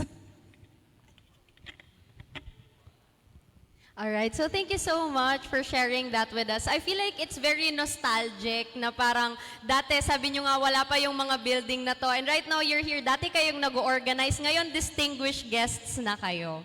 So anyway, ngayon tapos na tayo sa kamustahan, let's proceed to the theme or the topic for today. Alam naman natin, di ba, na ito pong panel 1, it's all about active leadership. So again, we would like to ask all of you, how would you define active leadership in today's context? Ngayon, simula naman tayo siguro kay Kuya Josh. Andaya, no, yung iba sina Ate Asher, may time pa mag-isip. Si Kuya Josh parang na-pressure.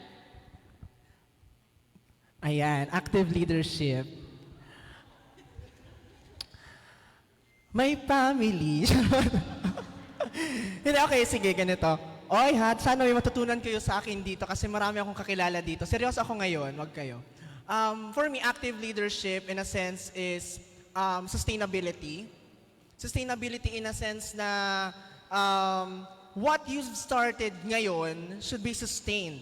The leadership skills, the products, the outputs nitong ginagawa niyo should be sustained throughout the years. Hindi lang yung ginagawa ninyo ito for the sake na for compliance. Di ba maraming for compliance lang? Hindi for the sake na may pinapangalagaan lang kayong political party, may pinapangalagaan kayong pangalan, that's why we sustain it. There should be replication. So that's for me kasi sinasabi ko, madalas tinatanong ako, ano ang measurement ng success, ng sustainability? I always tell them, it's replicability. It's replicability. Meaning, hindi lang siya nagagawa in just this term, nagagawa siya until the next few terms hanggang sa magunaw na ang mundo. That's replicability, that's sustainability. So I hope itong leadership na to, itong active leadership na blatantly sinasabi natin dito is masustain. Not just itong mga participants dito, kasi compared, di nga ata kayo mag 1% sa total number of students sa Bicol University. So your role after this one, after this event, is to replicate kung ano ang natutunan nyo dito. So that itong leadership topic na dinidiscuss natin is masustain up until the end of time. Okay? Yun. Passing the mic to Asher. For me, active leadership is putting yourself out there. As simple as that. Because, nowadays, we often see student leaders that are behind the stage or behind the scenes of the events or the platforms that they want for the students. But, you know what? Active leadership means you yourself is out there taking a space, taking that space in order for you to be productive. And kagaya nga ng sabi ni Kuya Josh kanina, sustainability, and you should be able to re-echo what you learn from this venue or to elsewhere, and be able to transcend those leadership skills that you acquire to other people. Kasi it's very important for us, students. Hindi naman tayo forever students, and it is our job as student leaders na mag-transform ng ibang estudyante to be the leaders of their own.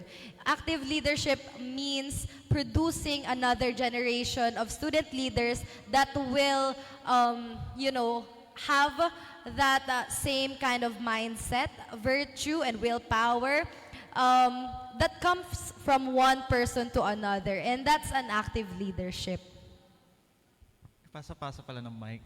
So, for me, active leadership is only the actualization of the motto na you have to aspire to inspire others, and then through that realization, you have to put yourself 100% into the work, and then of course, you think of others more rather than of yourself. So siguro that is what active leadership is. Yeah, I'd have to agree with most of what they shared, although I also think that if you want to be an active leader, or if you want to develop that active leadership in you, I think it's a matter of self-development and continuous learning, because I don't think it's going to be sustainable. I don't think it's going to be aspirational if you limit yourself in an organization or base your leadership of some sort to a certain position. I think if you commit to self-development and continuous learning, in whatever field you enter, when you start working, when you become a parent, when you become a brother, a sister, or just a member of the society, I think it's gonna transcend afterwards if committed ka to always developing yourself and to always just trying to polish yourself. It will come out naturally kasi. If talagang leader ka by heart, it's gonna come out naturally. I think that's the hardest sparkle to hide. Kapag talagang tunay ang leadership skills mo, kahit itago ka backstage, it will come out eventually. And I think that's the biggest sign or symbol of being an active leader. Well, thank you so much for that answers and for providing us a brilliant ideas what active leadership is. But we want to hear and would like to ask our former student chairpersons. First, si Ms. Sintillan, how has your experience as a student leader shaped your approach to leadership in your current professional role? Interesting question. So, for context, I ran in the student council for 3 consecutive years. PIO, SecGen, and then chairperson. First run, PIO, I lost. Kasi kampante, hindi nagka-campaign. Hindi nagka-campaign, talo. But the second time I ran, I think I started to see the value of understanding kung what it means to really win. Kasi nung first year, I think yung mentality ko lang, if it's for me, mananalo ako. Simple as that. So sabi ko, I won't do anything beyond what is comfortable sa akin. Kasi pag sa akin siya, alam mo yun, yung typical law of attraction. Pag para sa akin siya, kusa siyang darating. But it slapped me hard na hindi pala yung totoo. Kasi if para sa'yo siya, halfway, nandun na siya, pero kailangan mo siyang salubungin. It means you have to work hard for it as well. Otherwise, hindi siya babagsak right in front of your faces. So I think that experience of running, failing, and then winning really helped me understand na you still have to work hard for things. Kahit pa nandyan na siya, technically incumbent ako at that time, but you have to work hard for it because there's no guarantee that it's just gonna be presented to you on a silver platter.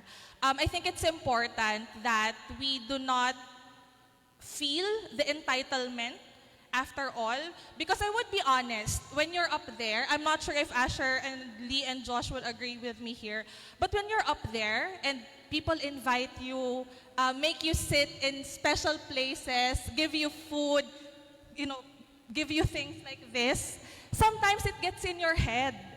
Kasi it's gonna come into your head kasi, uy, ang special ko naman. Among, ilan nga yung population?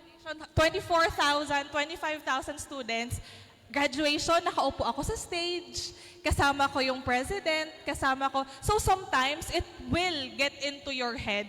And I think it's important to be aware when it gets in your head. Kasi instead of keep on denying it, na hindi, humble lang ako ano ako, servant of the students, human as we are, you'll be flattered. You'll feel good. And it feels good to feel good, right? So sometimes it will really get into you. So I think one thing that guided me there is to always be aware if asan ka na as a leader and as a person, to always stay grounded and to be reminded of where you started para hindi ka maging helium balloon na untethered na you float really, really high until it's so hard for you to be down again. So I think yun yung isang pinaka naging influence sa akin. When you feel special as a student leader, the moment you're out in the real world, you're back to a blank slate. You're a person again, and ang pagkukunan mo na lang ng lakas is yung skill na meron ka and how you want to put it out in the world. So I think that's something that really made a mark sa akin. Thank you so much. Now, let's hear from the former chairperson, Ms. Asu. I get the same question. How did my student leadership affected my career after graduation? Well, most of you don't know, but I'm already a registered civil engineer right now. And so, it's very far. Like, I'm an engineer in profession, but I also have a background in leadership. But one thing that meets me at the bottom of those two personalities is that you have to have a heart. Because as engineers, we're often labeled as, alam nyo na, yung mga stereotype of being an engineer, especially in the government or especially in large projects that we have. But you know what? One thing that is always nakatatak sa aking puso is to serve the public with a heart. Not only the BUNU students, but that transcended into the community as well. Just last week, we had site validations around the classrooms, around Legazpi City only. And really, natatouch pa rin yung puso ko sa kung ano yung dapat naming maitulong sa mga estudyante.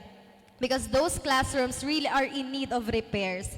And we as engineers, syempre, meron nakalaan ng mga pondo. And of course, those budgets should be aligned. And dapat magkaroon siya ng hustisya sa kung ano man yung magiging outcome of those projects. So, being a student leader throughout the 4 years of my college life really helped me to become a professional with a heart. And I'm really thankful for all my experiences nagsimula rin kasi ako as junior counselor, then college student council president, and then until I become a board of regents. So parang nakatatak talaga sa akin that you have to work hard, see to it that all the things that you pursue, you have a heart on your sleeve. So I'm very thankful that I have the opportunity to lead and to serve, and now I am an engineer with clear conscience. and a heart with the people. Thank you so much, Ms. Azul. And now, nagsisimula pa lang ang ating panel discussion, yet we are now heading for a more meaningful conversation with them. Yeah, actually, being part of the University Student Council, again, uulitin ko, it is such an honor to share the stage with you guys. And also, hearing yung sentiments ni Ate Asher and ni Ate Kale, I feel like our current term right now, we still have a lot to learn. And what they said, I think I really took those to heart. I feel like sobrang na heartwarming, sobrang genuine, and lahat ng sinabi nila, I will really take those to heart. So, thank you so much for sharing those valuable insights with us. Now, I think we're going to move on to a much broader field. So, narinig natin yung insights ng mga dating student leader. But right now, what I'm also really interested in is the Albay Youth Farmer Organization. I'm very curious about it. Like, nakapartner na kasi siya ng USC sa ibang events, but I'm really curious, Kuya Josh, as to how it was founded. And like, ano yung naging vision, ano yung vision niya talaga? Paano ba siya nagsimula? Can you share it with us? Wala. ayan, gising na kayo. Okay. Albay Young Farmers Organization is a non-stock, non-profit organization. Our operations are based here in the province of Albay, and this organization is powered by youth that are into agriculture, but just hindi lang siya into agriculture. May alam sa agrikultura, walang alam sa agrikultura pero gustong may malaman, may konti lang ang kaalaman, gusto matuto, go. Or anyone who wants to venture out into agriculture. Now, itong organization namin is sobrang bata niya pa. Siguro 1 year and a few months pa lang kami in operation.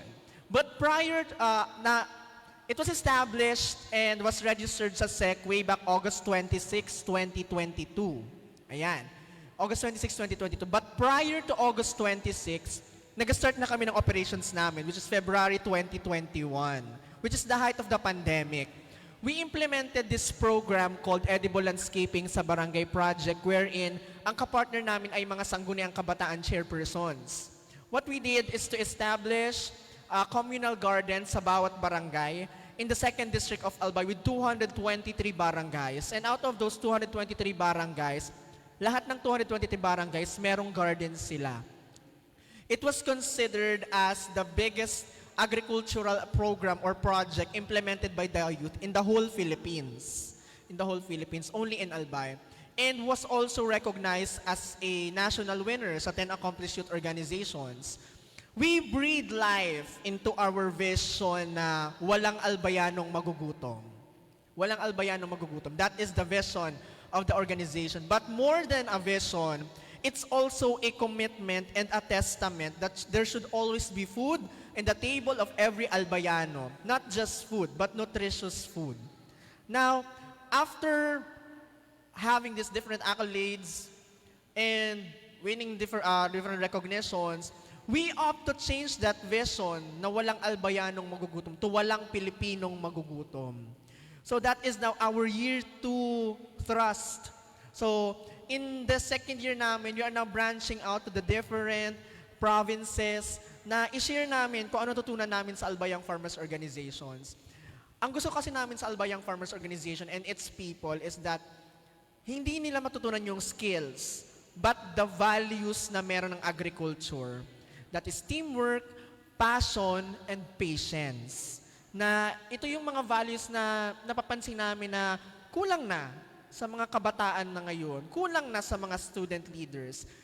Especially patience. Ang daming mga kabataan ngayon ang go lang ng go. Hindi ka naman glow, pero go ka ng go. Diba? Go ka lang ng go. Rufa May Quinta, go, go, go. Hindi ka naman si Rufa May para go ka ng go. Ngayon, pansin ko kasi sa mga kabataan ngayon is parang may palaging hinahabol na oras. Diba? They don't know na, hindi nila alam kung paano mag-slow down. Yun yung natutunan ko din sa Albay Young Farmers Organization. Kailangan nag-slow down ka din. There's no need para magmadali because in slowing down, slow is fast. You learn you learn the difficult things, the different values if you slow down. Huwag kayo, enjoy the moment. Enjoy the moment, appreciate everything. Kasi minsan, sa sobrang bilis mo, hindi mo na napapansin yung mga taong tumutulong sa'yo. Yung mga tao behind the success of the organization. And we always owe it to the people sa organization namin. Sabi ko nga, sobrang off ako, not actually off, pero aloof ako kapag ini-introduce ako na the winner of the 10 Accomplished Youth Organization, blah, blah, blah, blah. It's not me. I was only the medium kung bakit nanalo yung organization. But the success is not me, the success is the organization and its people. So that is the story of Albayang Farmers Organizations. So thank you so much for that, Kuya George. But I would like to ask a follow-up. Being exposed in different communities and diverse young people of Albay, how was it? How was it engaging with them? Or what it feels like to be with them? Nabago ang perspective ko more than 360 degrees. Times 2, times 2, times 2. Naruto. Kasi there has been changes. There has been changes. Ako, I graduated sa CBEM. Finance ang course. Not related with agriculture. But when I was employed, ang binigay sa akin ng mga projects is all about agriculture. So kailangan ko mag-immerse. Isipin nyo, in college, finance ang course ko. Dapat ang maging trabaho ko sa bangko, wearing suits, naka-aircon, nagbibilang ng pera. Pero nagbago siya. Opposite yung nangyari na, ang nangyari, yaon ako sa rice field, yaon ako sa Malaboy, sa Maputik, kumakausap ako sa mga farmers. Hindi ako pwedeng mag-English. Diba? Hindi ako pwedeng mag-English. So, kailangan magsasalita ako sa local dialect, Bicol. So, a lot has changed in a sense na it's humbling down. It's humbling down talaga. Nung Saturday, I attended this Atingista Buklod, gaya nito na forum na it was an issue when it comes to humbling down. The question there was, sino ka ba ngayon? Kung tatanungin kung sino ka ngayon, the best answer that time was, I am someone that is more humbled by the mistakes, the experiences that I experienced before. Na it was, let me be the sacrificial lamb na itong mga toxicity na ito na it's always ako lang palagi. And kasi I am now managing an organization. And for the past years that I've been in different organization, iba-iba, siguro more than 30, more than 40 ng organization ang nandiyan. Kasi gaya nyo, nung college ako, mahilig na ako sa extracurricular. Cloud chaser ako that time. Okay, cloud chaser ako that time na kailangan ako ang outstanding student of Bicol University or CBEM. Yun. But owning an organization, I thought about it na you need to take care of your people. You need to humble down because mahirap, out of different studies, ang nagsasabi sa kanila is, ang number one na makakasira sa organization mo, hindi yung mga tao sa labas, but the people sa loob. So take care of your people sa loob. Kasi kapag umalis man sila, either in good faith or not, may masasabi at masasabi yan. And that person or those persons can tarnish the reputation of your organization. So you as the person managing organization, you humble down, you take care of your people, serve, don't rule, and be humble. Yun. Thank you so much, Kuya Josh, for sharing that inspiring story of IFO. Ngayon naman, since we all know na you guys were leaders in your own different ways, different organizations, gusto namin malaman, ano ba yung naging mantra nyo or sabihin natin philosophy in life nyo na nag-guide sa journey nyo from a student leader to a corporate leader? I think let's start ngayon with Kuya Liros. So actually, mantra. Joke lang. My philosophy when it comes to leadership is always that I would put myself in a position na I am there to lead, not in order to rule, but I am there to serve.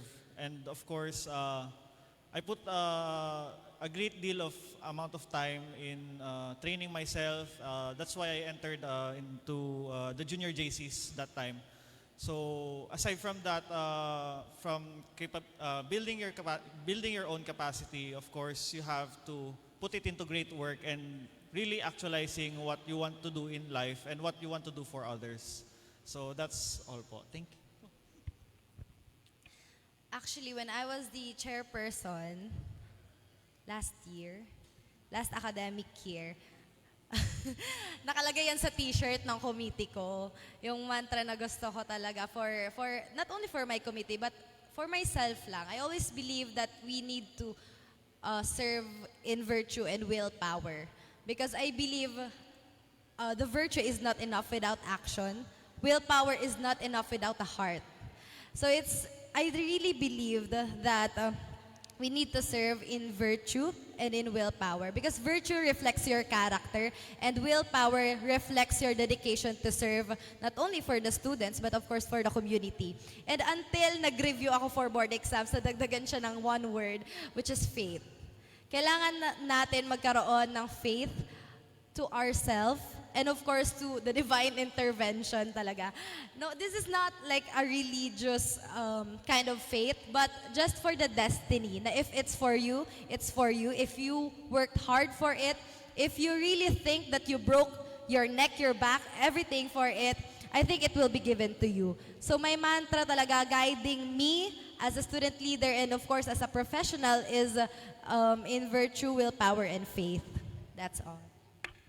Thank you. I think I'd like to give you a different perspective dahil ako yung medyo mas matanda sa group na to. I think one thing that I lived up to as a mantra, and this is something that only came to me now that I am old, take care of yourself. Take care of yourself, but never to the extent that it would cause harm to another person. Okay, I am saying this because if you guys are student leaders or if you are holding positions, I know at some point you are guilty of making decisions to preserve the position, preserve the organization, that eventually it either hurt you, your friends, or your relationship with other people. I think at this point and age in life, I think if I were to go back to my time before, I would always choose to protect myself and my peace. But again, it's far from being selfish. But I think because at the end of the day, you only have yourself. The organizations will be gone. It will be transferred to a different person, a different set of people, younger ones. But you only have yourself after that. So I think in whatever venture you come into, you have to take care of yourself. Because if ikaw hindi ka okay, you have nothing to extend. Or if tingin mo meron, it's not right. I always tell people na hurt people. If you are in pain, if feeling mo inaapi ka, if feeling mo you don't deserve the treatment that you're getting, it reflects sa ginagawa mo. So your leadership becomes vengeful. Your leadership becomes a battle of ego. Kasi may pinapatunayan ka na. Kasi hindi ka okay. But if you're so sure of yourself, if you're so secured of who you are as a person, hindi ka matitinag. I swear, hindi ka matitinag ng bashing, hindi ka matitinag ng criticisms because your values are clear to yourself. So I know it's an unusual advice from a leadership perspective because ang lagi nating nakikita is unahin niyo sila. And while that's okay, you always have to also, keep yourself in check. Kasi when you age, when you reach a point na hindi ka na attached sa organizations, what will you have left? That's only yourself. So you want to make sure you're secured bago mo ilabas yung sarili mo to the world or to other organizations. Gusto ko yung sinabi ni Ate Kian. Hindi. Sige. This is social media buzzword palagi. Palagi natin itong naririnig. Gasgas na. Pero ito yung mantra ko palagi. Especially nung nag-start ako ng organization, it's be kind. Kindness campaign. Be kind to, tama si Ate Kian, it's so underrated, but it's really important. Be kind. Be kind to yourself. Be kind to your people. Be kind to people na you don't know. People on social media. Yan, be kind. Bakit ko sinabing kailangan be kind? Kasi before, ang pinapangalagaan ko that time was, for sure, may mga times tayo dito na ang nangyari, ay, maldita ako. Maldito ako. No, I'm untouchable. Sino ka? Kilala mo ba kung sino ako? But, masama siya. In all aspects, that's wrong. Be kind. Dahil, etong mga tao na to na na-meet mo 10 years ago, and sinabi mo after 10 years, ay, nagbago na ako, kakalkalin yung butas na yan. After 10 years, successful ka na. After 10 years, eto ka na, maganda ng buhay mo. But lahat yan mawawala dahil sa mga issues mo, dahil sa mga tao na inagrabyado mo in the past. Kakalkalin yan. Yan ang Pinoy. Mahilig maghanap ng butas. Tama? Kaya wala akong Twitter. Diba? Wala akong Twitter. Oo. Pahamak. Pahamak ang Twitter. Kung gusto niyo ma-toxic, mag-Twitter kayo. X na pala ngayon, X. Be kind to yourself. Be kind to yourself. Be kind to other people. Kung may issue, know when to stop. Know when to stop talking, stop posting. Kasi ang ugali ba ganyan ng mga tao, kapag may issue, ito yung issue. Ay, ito yung trending. Sige, magjo-join ako. Pag ongoing na yung issue, aalis na ako. Bandwagoning. Hindi tinatapos ang issue. Kung hindi mo kayang simulan, wag mo nang simulan. Be kind. Be kind in a sense. Be kind to yourself. Kung alam mo sa sarili mo, marami kang makukuhang basher, wag mong gawin. Kung aram mo sa sarili mo na maraming maungkat na past sa'yo, wag mo nang gawin. Always be kind. Because, be careful of the word of the mouth. If you know Dr. Dimson Rivero, si Bem, tinuro sa amin ito sa social ethics namin. It's the grapevine theory. Grapevine theory is a theory na sinasabi na, it's a theory about chismis. Ang grapevine, di ba mapapansin nyo na dumadami, minsan may tatanggal. Parang chismis yan. Kapag sinabi sa'yo, may madadagdag, may mababawas. So, para walang masabi ang tao sa inyo, always say good, always do good. Kung hindi mo talaga kaya, then, step back, isipin ulit kung anong purpose mo, what's your core, what's your mantra, what's your vision, then, say it in a manner na walang maagrabyado. It's not about the content. It's about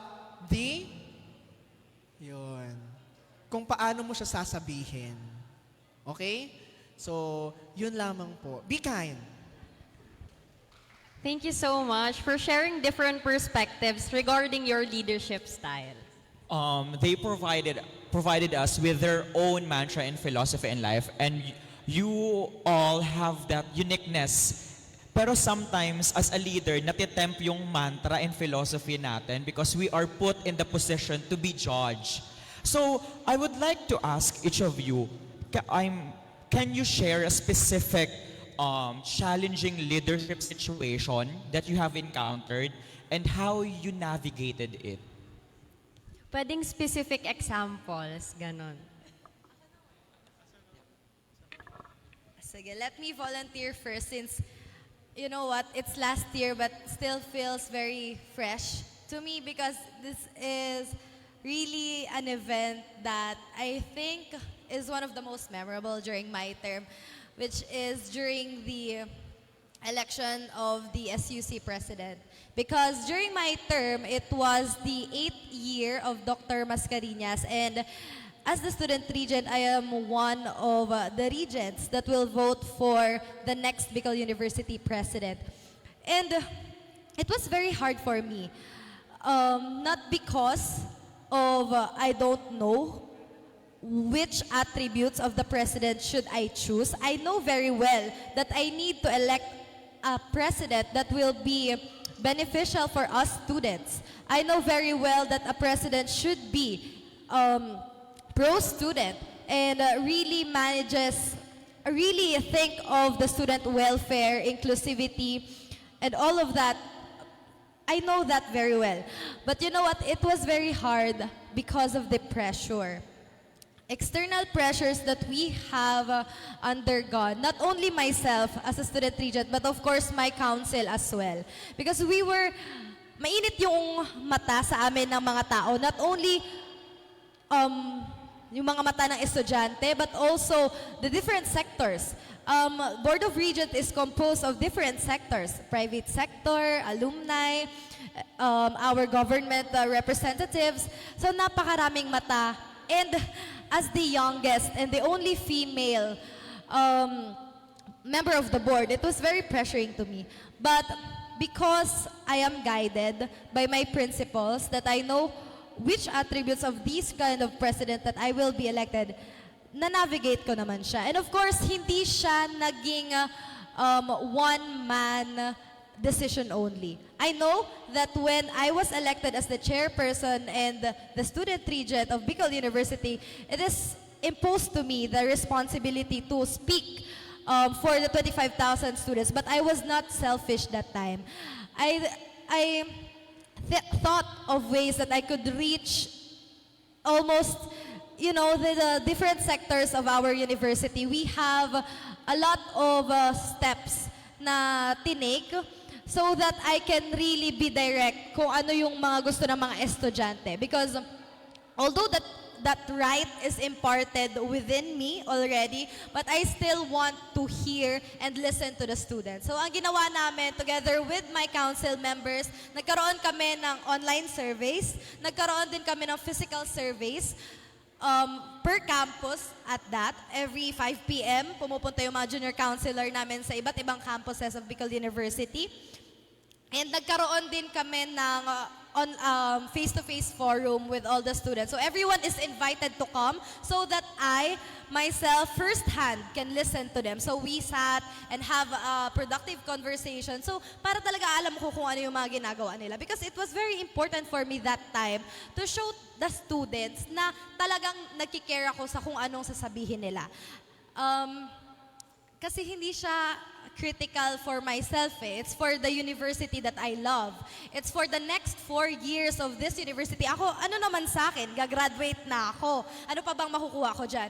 But what really is crucial for me is to hear those students na magiging under pa ng administration ng susunod na presidente. So it was very challenging and feeling ko hindi siya pang estudyante level. I think let's leave it to the adults. But syempre, it's your responsibility as the student regent to have a tough heart for it. And even, may mga kapwa kang estudyante na ipipressure ka pa na ilabas mo yung decision mo, kahit hindi naman talaga dapat.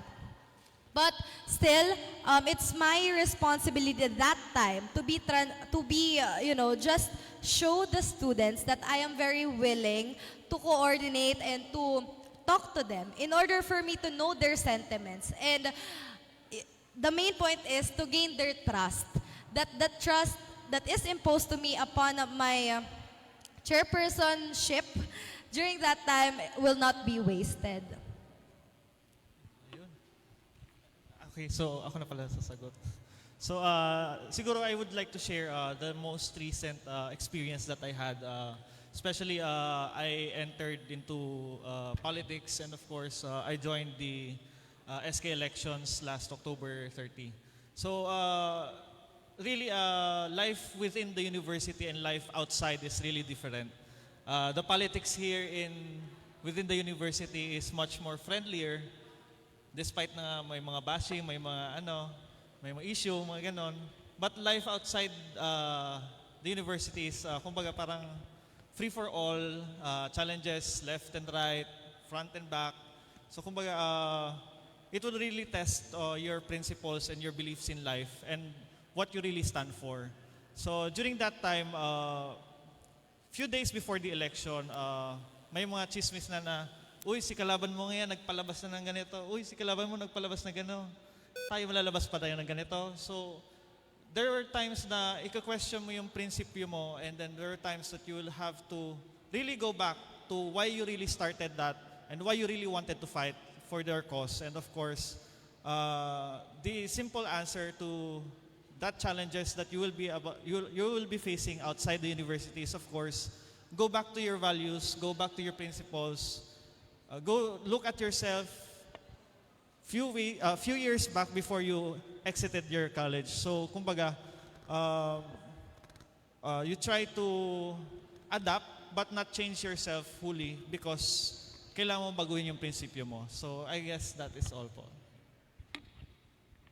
I'm trying to think of, kasi yung question, di ba, is yung mantra na shinare namin kanina. When was it like tested or kailan siya parang pinaka na-challenge? Anybody in the crowd na graduating na, about to enter the workforce? Graduating, ayun, meron na. Sige, good luck. Kidding. Joke lang, girl. Joke lang kay ating nakapink. But the reason I asked, kasi I think that's one thing that really challenged me when I transitioned into corporate working. Kasi after college, I ventured into non-government organizations then, public service, and I only ventured into the corporate world, I think, after 4 years. So I think, di ba sabi ko kanina, you have to take care of yourself, you have to do good, but I think hindi natin estimate yung power when you are in the position to hurt someone else. What I mean is, I think at work, I had one instance when I wanted to fire an employee because he was so much trouble sa akin. Hindi na siya nakakatulong sa work, he's destroying the dynamic of the group. And unlike sa organizations, hindi ka basta-basta pwedeng alisin kasi elected ka, estudyante ka, so wala kang liability. But when you enter the workforce, you're getting paid, may expectation sa'yo na kapag hindi mo na-meet, you could be terminated. So I had one instance where one employee was put into bad light and I really, really wanted to hurt that employee because I wanted him to learn his lesson. Sabi ko, if I don't fire him, magsistay siya sa organization, nasisira niya yung office namin, yung teamwork, and he's not producing results. So at that time, my then boss asked me to go ahead, decide. Whatever your decision is, I will support. So basically, I have the go signal from the Lord to remove that person. And I really, really wanted to do it because nasa-stress na ako. And I think when you enter into the real world, you get to understand na the harm that you can do to another person goes way beyond that specific scenario lang. At that time, ang focus ko lang was to get rid of that person because I'm annoyed. Naiinis na ako. But thinking that that's another person that will lose a job, another person that might not potentially feed his family, and kung may buhay siyang, alam mo yon, may inaasikaso siyang tao, it's to my conscience kung anong mangyari sa kanya. So I think one thing that really challenged me is when you are in the seat of power, how much harm are you willing to make sa isang tao? If kaya mong mag-punish, if kaya mong saktan ang isang tao, until when? And ano yung magiging sign mo to take a step back, to stop and say, okay, hindi ako executioner. It's not my position to end something, to make people miserable, and my agenda should not because I want to hurt someone. Kailangan, you follow due process, you follow everything para hindi siya a decision made out of spite. I think yun yung pinakaano ko. Just don't decide when you're angry, when your judgment is clouded, don't decide because chances are pagsisisihan mo siya. Okay, so being in an NGO, siguro isa sa mga instances na nangyari sa amin is when we won 10 accomplished youth organizations. Grabe yung na-receive namin na recognitions, kaliwat kanan. We were living the life. We were actually, every day palagi nagbubunye, okay, tayo awardee kami, tayo finalists kami, out of 499 national finalists, nanalo kami, top 1, ganun. Nalingawan me yung purpose namin. Meron palang bumubulong sa tenga namin na, ano susunod?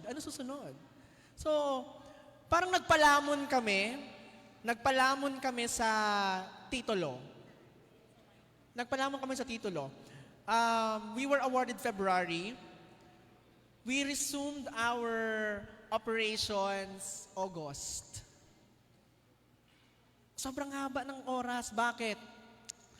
After winning, then naglilo na, we were blinded kung ano nang susunod natin gagawin? Nag-pick kami eh. Sobrang bilis na nangyari sa amin. Kaya sabi ko sa inyo, slow down.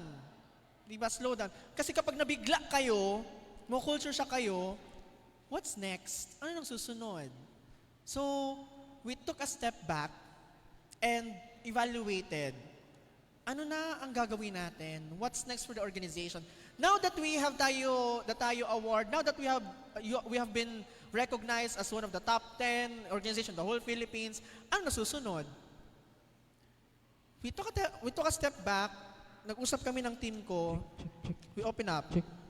Ano nang gagawin natin? What's next? Hanggang dito na lang ba tayo? At the end of the day, ang tinanong namin, sino bang siniserve namin? Is it our egos? The ego of the organization? The awards lang ba? Binalikan namin yung mga past few years namin, months namin. Ano bang ginagawa natin kung bakit na-achieve natin itong goal na to? It's the people. So, we recalibrated ourselves, re-evaluated ourselves, our actions, the values, especially the values, kasi hindi maiiwasan ang mga nag-aaway-away sa organization, nagkakaiba-iba. But, at the end of the day, isipin nyo, sinong sinaserve nyo? Sarili mo ba? Or yung tao mo? Yung tao mo. And now, we recalibrated ourselves. We have a new program. And people, dumadagdag ang mga members namin. Ang scholars namin this year, 9,000. Because binalikan namin yung sa aming purpose, reason, which is to serve people. So, yun lang. Huwag kayong magpapalamon sa kahit anong titulo, award, or whatsoever. Ang mga titulo award na yan, nag-vanish yan. Pero ang pakikisama mo sa tao, madadala yan hanggang sa mamatay ka. Yan yung magiging sagot sa sino ka ba? Kapag nakahimlay ka na, nasa ataul ka na, kapag sinabing, Juan de la Cruz, eto yung taong tumulong sa amin. Eto yung taong bla bla bla. Hindi yung Juan de la Cruz, sino ka ba? Sino ba yun? Yun. All right, thank you so much. I think we all know that as leaders, student leaders, we are really faced with many challenges that most of us cannot control. And minsan, we are overwhelmed by this na hindi natin alam kung paano i-handle. But hearing them share their stories, I think we can get a thing or two from how they handle challenging situations. Now, for our very, very last question na lang, para hindi na rin naman maubos yung mga laway nila, and I'm pretty sure yung mga students natin gusto na magtanong ng questions, gutom na. Ito na lang, can you leave a short message or advice to all these student leaders here today aspiring to make an impact beyond the university? What advice can you give to them? Kahit brief lang po. Sige, ako na muna tuloy. I've been wanting to say this sa mga student leaders because I don't think enough people tell you this. After college, it's okay to remain idealistic, but stay realistic. Otherwise, you'll end up hurt and disappointed of how cruel the real world is. I'm not sure if napanood niyo yung movie ni, ang luma nung reference, ni Liza Soberano, yung sa UP yung set. What's the title? Alone Together. I'm not sure if you've watched the movie. There was a scene there na after college, they were so disappointed that as students, sobrang idealistic nila. They had so much dreams. They wanted to change the world. But the real world is not as rainbows and sunshines as you think it is. Sometimes you'll be forced to take jobs na malayo sa career mo. You'll be forced to take opportunities na hindi naman talaga aligned, malayo sa course mo. Well, to what Josh and Asher was sharing, and it will happen. And I need you to forgive yourself for wanting to try something different after college. Because what you have decided right now is something you have decided 4 years ago, and you were young when that happened. So if paglabas nyo, when you turn 25, 30, 35, it's okay to take a different path. It's okay to not stick to what you have originally decided. Just look out after yourself. Kung saan kayo masaya, where you find the spark or the joy in your life, go there. Don't be limited by the stereotype, by the stigma, and the limiting beliefs that you have. Kasi mawawalan kayo ng saya sa buhay. If you will always want to be part of like, parang ihulma yung sarili ninyo to the expectations, you'll lose the life in you. So just, let yourself choose whatever makes you happy.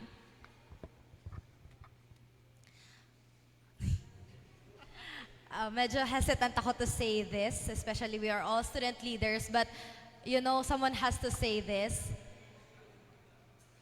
Being a student leader, this is not about you.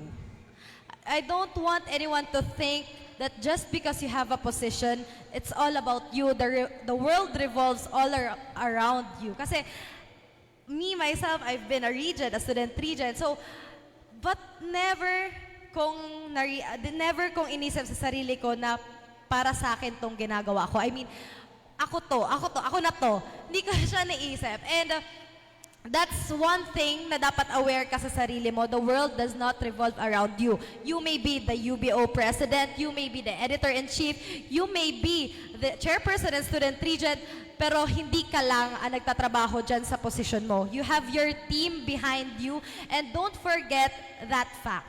Don't claim all of your credit because it's for your organization. It's not for you. It's not for Asher. It's for the University Student Council. So that's one thing that I would like to put it out here, that you student leaders, this is not about you. This is about the students that have elected us into this position. Let us give back to them through our service, through the willpower that we have, and through the passion that we want to bring some kind of change we want in the university. That's all.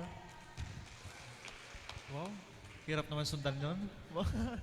So for me naman, on my end, since you're all student leaders, and there will come a time na after being a student leader, you're just another ordinary person. Then my only advice for you is, kumbaga, at the end of the road, you just have to take one step at a time to achieve your dreams. Take time to, of course, appreciate what is present now. Do not dwell too much sa past mo na you were entitled, you were You have to forget the past, but you have to feel the present, you have to think of the future, and you have to take it one step at a time. And of course, live in the present na kumbaga live like it's your last day, but of course take time lang talaga and be kind to yourself. So yun lang po. Ayan. In life kasi I have three principles. Una, yung prinsipyo ni Ate Kale. Take care of yourself. Above anything else, above anyone else, take care of yourself. You keep on meeting the standards of other people kahit hindi ikaw yon. You are conforming to the standards of other people na sinasabi sa'yo, dapat ganito ka, ikaw dapat to, etong gawin mo kahit hindi naman ikaw yon. You always choose and prioritize other people before yourself. That's wrong. You always prioritize yourself. And in prioritizing yourself, you grow. That's the first principle, self. The second principle is grow. You grow each and every day. Make it to a point na palagi kang may natutunan. You earn the experiences. You learn from the experiences of other people. That will make you grow. But know when to filter. There are experiences, there are learnings na dapat kunin mo, and there are learnings na dapat wag mong kunin. You know what are the values that you need. Values are the standard of right or wrong, good or bad. We always choose the right path and the positive path. That's growth. And third one is perspective. Now, hopefully, we gave you a new perspective on how we can approach things, we solve problems, what are the perspective that you need to know after lumabas kayo dito sa bulwagan, a perspective coming from the student leaders, perspective na nasa corporate world na, having an NGO, a community development worker. And please be guided nitong mga sinasabi namin. Kasi hindi to clout. This is not just for clout. This is not a joke. These are our experiences na binubuksan namin ang mga sarili namin And sino ba naman kami? Hindi namin kayo kilala para ikwento to. So, give value itong sinasabi namin kasi totoo to. Totoo kami sa pagsabi sa inyo nitong mga experiences namin and learn from it. So, self, grow, perspective. Yun lang. Thank you so much, our dear speakers. But at this juncture, now it's time to hear from you, our dear delegates. If you have questions, please raise your hand and you can approach the microphone in front. If you have any questions to our speakers, again, you can approach the microphone in front. Thank you so much to our moderator, Dio and Dylan. And once again, let's give a round of applause to everyone, guys. Now, at this juncture, I know it's already 12:30 onwards, so let's make this a working lunch. So, habang kumakain tayo ng ating mga lunch given by our steering committee, you may ask directly your questions if you wanted to know more about our topic, about the panel discussion one. It's not every day that we can see this really gorgeous and at the same time highly competent guests. So, syempre, we will treasure the time to ask them questions to enlighten more about the things we wanted to know. Yes.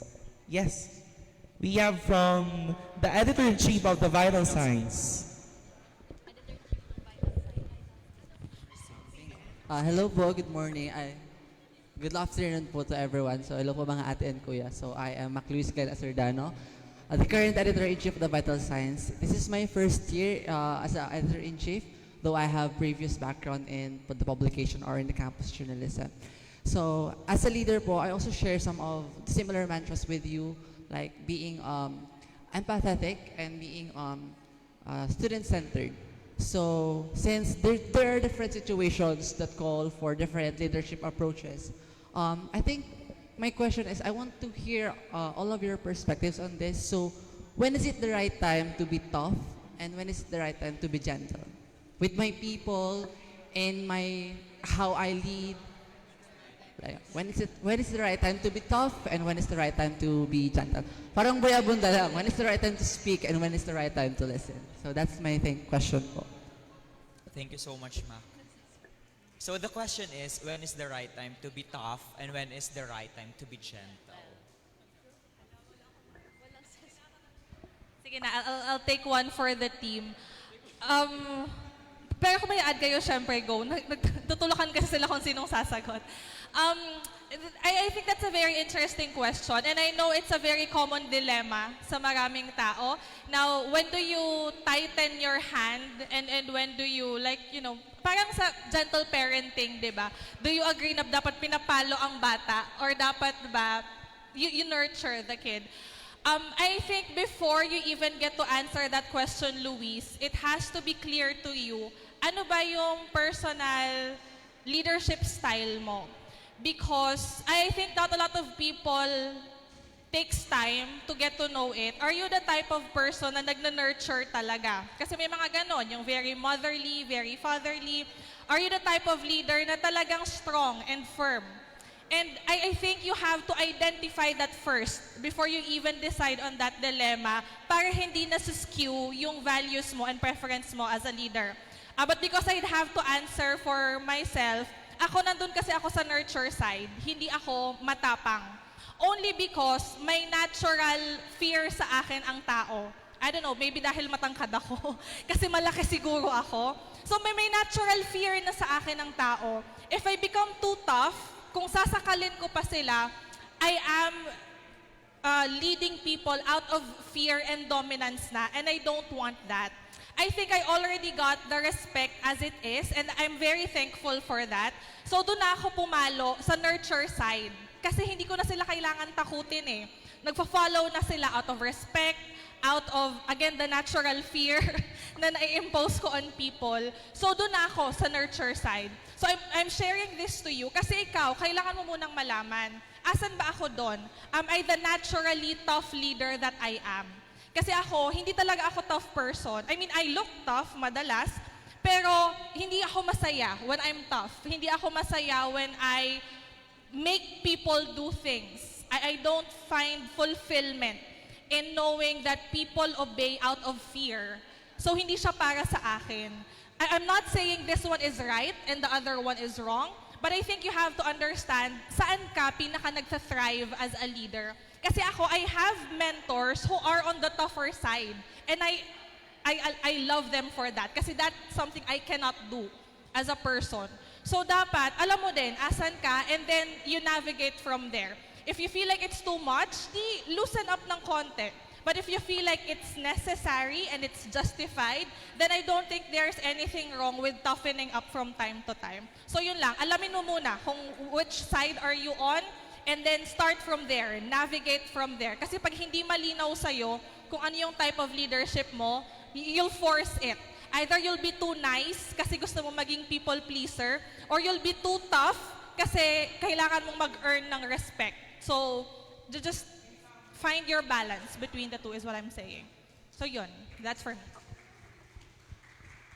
For me, oo, sasagot ako. Kasi I just want to share something. Ilan dito nakatrabaho ko na ilan ang hindi naman. So they just know me, the former chair. Pero yung iba dito na direct kong nakatrabaho. And to answer that question, when is the right time to be tough? When is the right time to be gentle?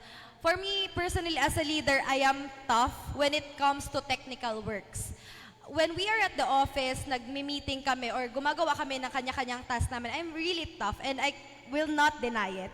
And if nakita ko na technical work mo, mismong job description mo is pamali-mali ka, dyan talaga kita susungitan. But this only applies to the executive officers, the elected ones.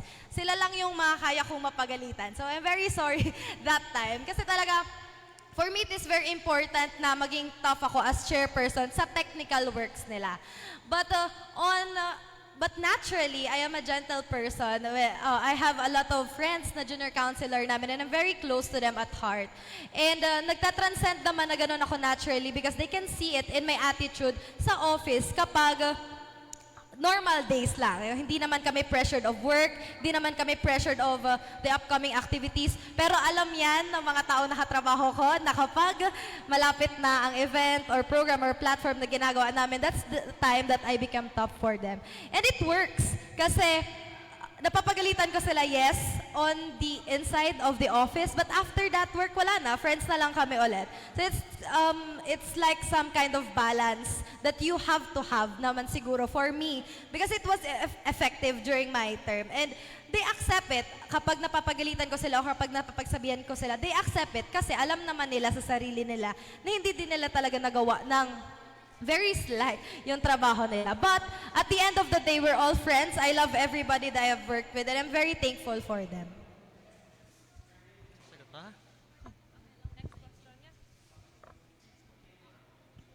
Alright, if meron pa pong may tanong, kindly approach the mic in front. We'll be entertaining questions or if you just want to share insights.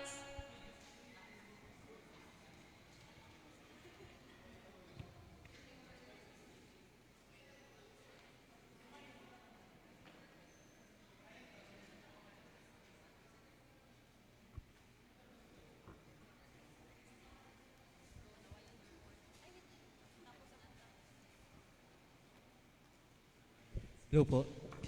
Good afternoon. So before I proceed to my question, I would like to introduce myself. I am James Emmanuel Nazmanuel, the current chairperson of BU National Service Reserve Corps, or the university-based organization where we believe that volunteerism and service are the ways of life of RDP Buenos. So as defined, active leadership means being hands-on or being present in guiding the team to achieve a certain goal. So, however, there are some instances na yung mga members mo hindi mo masyado nakakausap, especially when you are handling university-based organizations, diba? And as chairpersons, as former chairpersons. So my question is, how do you promote active leadership or let's say transformational leadership to your constituents na malalayo, di ba? Like from other colleges or other places. Yun lang po.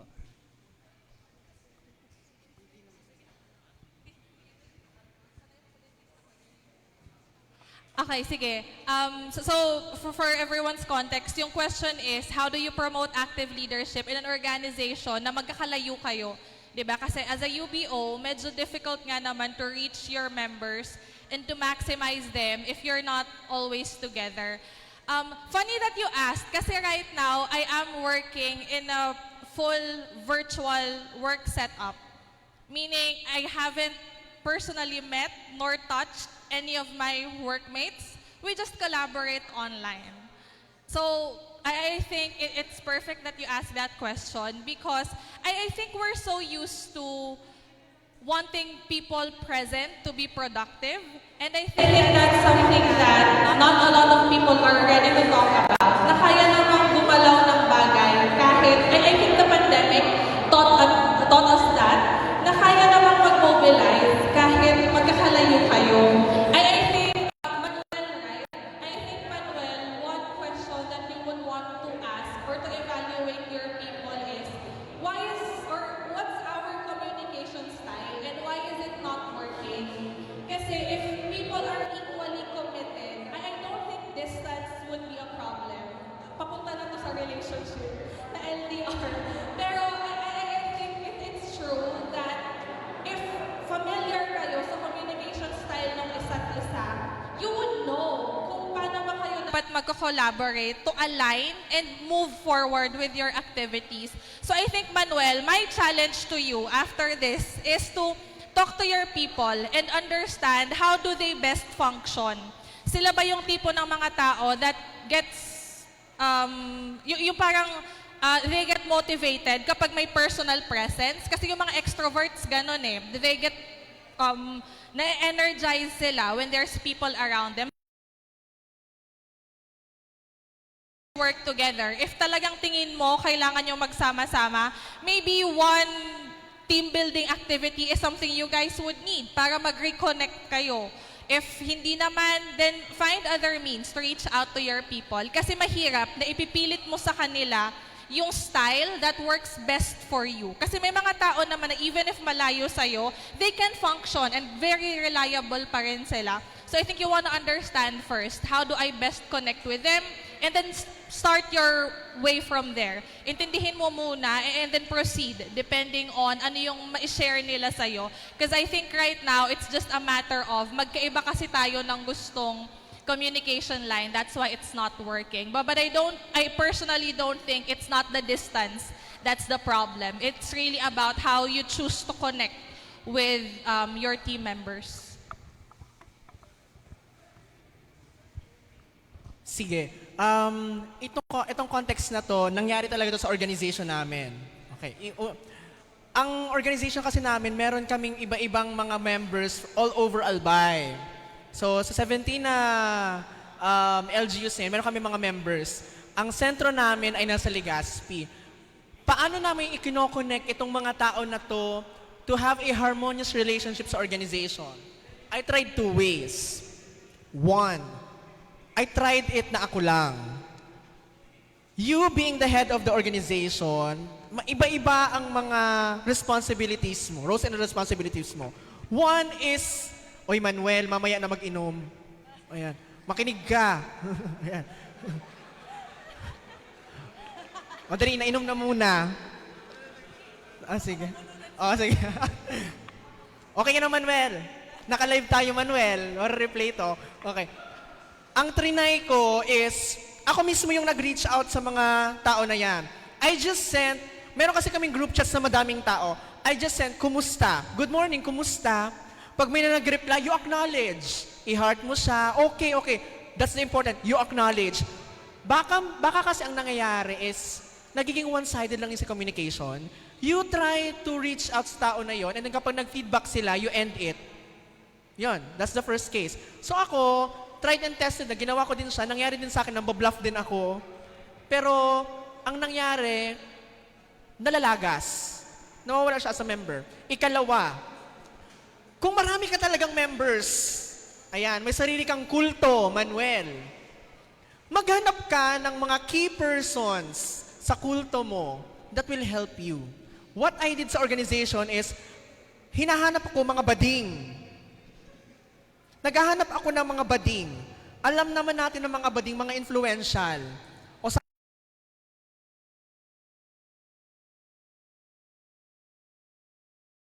members na yan, mag-start kayo ng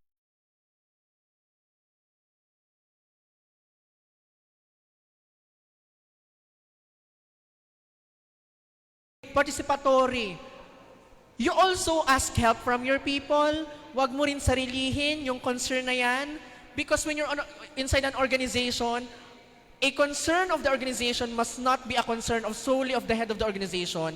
It must be a shared responsibility ng lahat ng tao sa organization. Maybe you try to delegate also.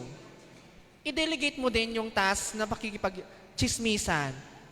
To be specific, try mo sa PIO. Try mo sa PIO, okay?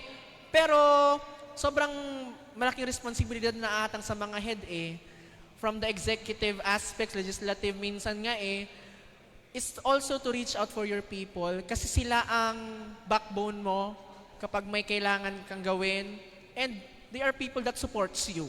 Wala sila dyan sa mga pwesto na yan nila kung hindi nila nakikita yung potential mo. So, okay Manuel? Manuel. May na-highlight si Josh na I think kailangan niyong maintindihan, makipagchismisan kayo sa orgmates ninyo. Kasi if it's always transactional, it's gonna burn you out. Okay, come on, you're young, you're fresh, stay fresh. Okay? No, I mean, you're young, keep life interesting, makipagchismisan kayo and converse beyond the transactions ng office. Kasi baka naman, Manuel, kaya ayaw magpakita ng iba is because pagpasok, work na naman. Nag-aaral na nga ako, may thesis na nga, may project na nga. Pagdating ko sa office, trabaho na naman. So, take time out of your meeting. Kung 2 hours ang meeting ninyo, 1.5 hour lang. Ang 30 minutes, chismis na yan. Catch up. Be invested din sa buhay ng members ninyo. Wag nyo naman silang tingnan na parang manpower lang na commodity. Stay invested. Get to know their lives. Ano na bang ganap sa buhay ninyo ngayon? Para din kahit papano, your connection goes beyond the org. Kasi yun lang din yung only way para ma-mobilize mo sila If you feel like you're friends and meron kayong pinagsasamahan beyond the position na meron kayo. So yun, connect is what I'm saying.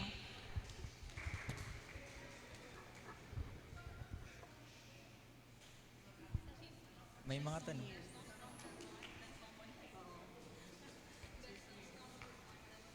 And good afternoon, everyone. So, of course, I would like to introduce myself first. I am Stacy Daniel Alamares, the External Vice Chairperson of Bicol University Student Council. So, here's my question po.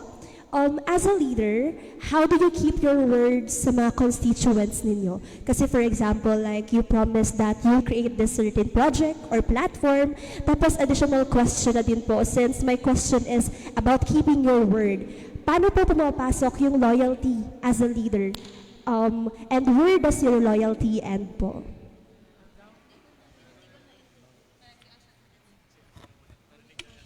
Parang how do you keep your word sa council mo? For example, meron kang take promise na project, ganon. So, paano mo siya ma-execute? Keeping your word for it. And ano yung last mo sinabi, Stacy? When does your loyalty end? Ito, lagi ko tong sinasabi sa mga bata. Huwag mong sabihin kapag hindi mo kaya panindigan. Kahit ano pa yan, may it be your personal life, i-chismis mo ko, pero saan kaya mo yung panindigan? And same sa work. If you promise something, make sure kaya mo yan panindigan. Pag may sinabi ka about your co-member, make sure kaya mo yan papanindigan. Kapag may sinabi ka about sa sarili mo, make sure papanindigan mo yan. Na ganyan ka talaga, kaya mo yan trabahuhin. Because it's all about your pride. Hello, nasa student leadership ka, elected ka. Keep your pride. Andyan ka people look up to you and you should be someone that they look up for because of your loyalty to your word and to your work. So for me, wag ka lang do everything, do anything, think about anything, be everything. Just keep your word at wag mong sabihin kung hindi mo kayang panindigan. That's all. Simple lang po. Sige, I was talking to si Dylan and si Josh na sabi ko, half-hearted ako dun sa concept of keeping your word. I know it's a bit new na marinig nyo na okay lang not to keep your word. But may reason bakit hindi ako maka 100% commit doon sa keeping your word. Similar to what I was telling to Josh and Dylan. Kasi it stops you from wanting more. It keeps you limited. Kasi ang nangyayari tuloy, ito lang yung sasabihin ko, kasi ito lang yung kaya kong panindigan. And I'm afraid na kapag hindi ko nagawa, babalikan nila ako. So ang nangyayari tuloy, you shrink yourself. Papaliitin mo yung sarili mo to the point na ito lang yung kaya kong i-put out there. And I think that's not healthy for student leaders, na natatakot tuloy kayo na balikan. So I think, Stacy, oo, takot kayong magkamali because that's gonna lead you into a very, very boring term. I swear, if you're scared, if takot kayong hindi ma-keep yung word ninyo, it's gonna be a very safe, yet a very boring term. So I think, bago kayo mag-worry about keeping your word or na mabalikan kayo for not keeping it, I think, you have to settle sa sarili ninyo, are you willing to apologize if hindi mo siya maabot? Kasi sa akin, I have no problem when it comes to promising big things. I will try, I will do this, I dream of this. But in case hindi ko siya maabot, ready rin on the flip side. I'm willing to apologize, I'm willing to explain what happened, bakit hindi ko siya naabot. Kasi kapag you let fear run your leadership, napaka-limited kaya niyong gawin. You'll always choose the safe activities, you'll always choose yung sakto lang para walang masabi. Alam mo yun, and sometimes you're just gonna do it para lang, kasi promise na ako, kahit naman hindi na siya align sa gusto ninyong mangyari. So I think doon muna, don't be afraid to promise, kasi yun yung magiging parang anchor ninyo to aspire and to become better. Pero on the flip side, be ready to apologize and be ready to take accountability in case hindi siya mangyari. Kasi kapag ganun lang lagi lang kayong sa safe, wala. Matatapos niyo yung taon, yeah, sure, congrats, but impact will it leave sa mga estudyante. So yun lang, stay risky, but be ready to accept the responsibility and the consequences after. To add then, Katikil, it's okay to be ambitious, right? Okay lang naman maging ambitious, and it's the challenge for you.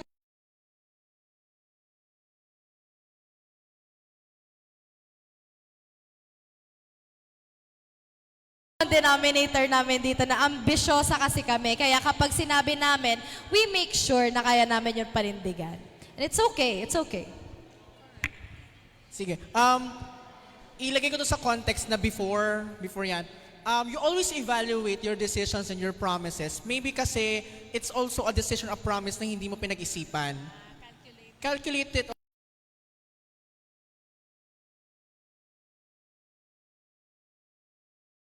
Is something that is measured. But if you do not measure that risk, that is gambling. So you don't risk. You don't gamble, you risk. So it should be measured. Para maiwasan natin yung mga mishaps na mangyayari in the near future. Kasi yun yung issue madalas. It's the issue of accountability. People keeps on making promises na 10 million niya kada pamilya, 10,000 kada pamilya na hindi naman nagkatotoo. Di ba, 20 pesos na bigas, charot. Ayan. So, pero hindi naman nangyayari. What we need now is someone ngayon na would take accountability, would apologize. But then again, ang problema sa mga tao ngayon, ang tataasan ng pride. Tataasan ng pride. Nagpapalamon sa posisyon. You know what? Sabi nga nila, pride is colorless, pride is odorless, it's tasteless, but it's too hard to swallow. Yan, quotable quote, credits. Ayan. So, evaluate din kung, yung sinabi ng article kanina, do not decide if you are too overwhelmed, too sad. Decide when your heart is at peace. Charot, your mind is at peace. We do not follow the heart. We always follow the mind.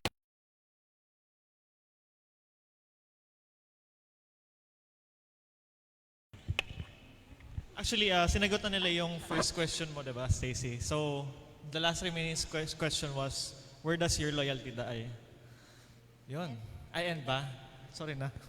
So yun, for me, I could not impose or kumbaga encourage you to follow my lead when it comes to where my loyalty dies, because siguro this is a personal aspect na dapat you would have to meditate it on yourself, you have to rethink everything, because loyalty is very precious. Loyalty is almost the same of how you build the trust among the different people.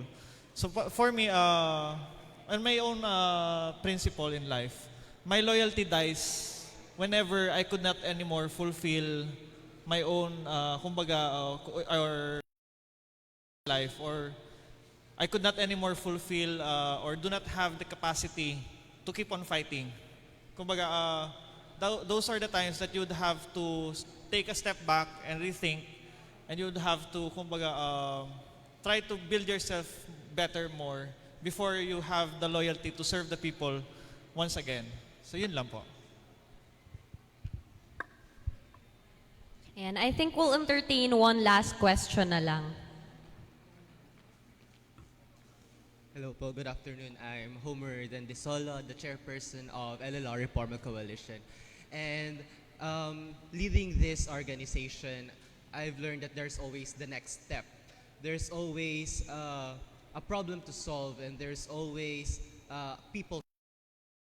In this symposium, in this panel discussion, you've taught us that as leaders, things start from ourselves. But I'd like to ask the question, what are the signs when do we stop our service, or do we even stop our service as student leaders? You know.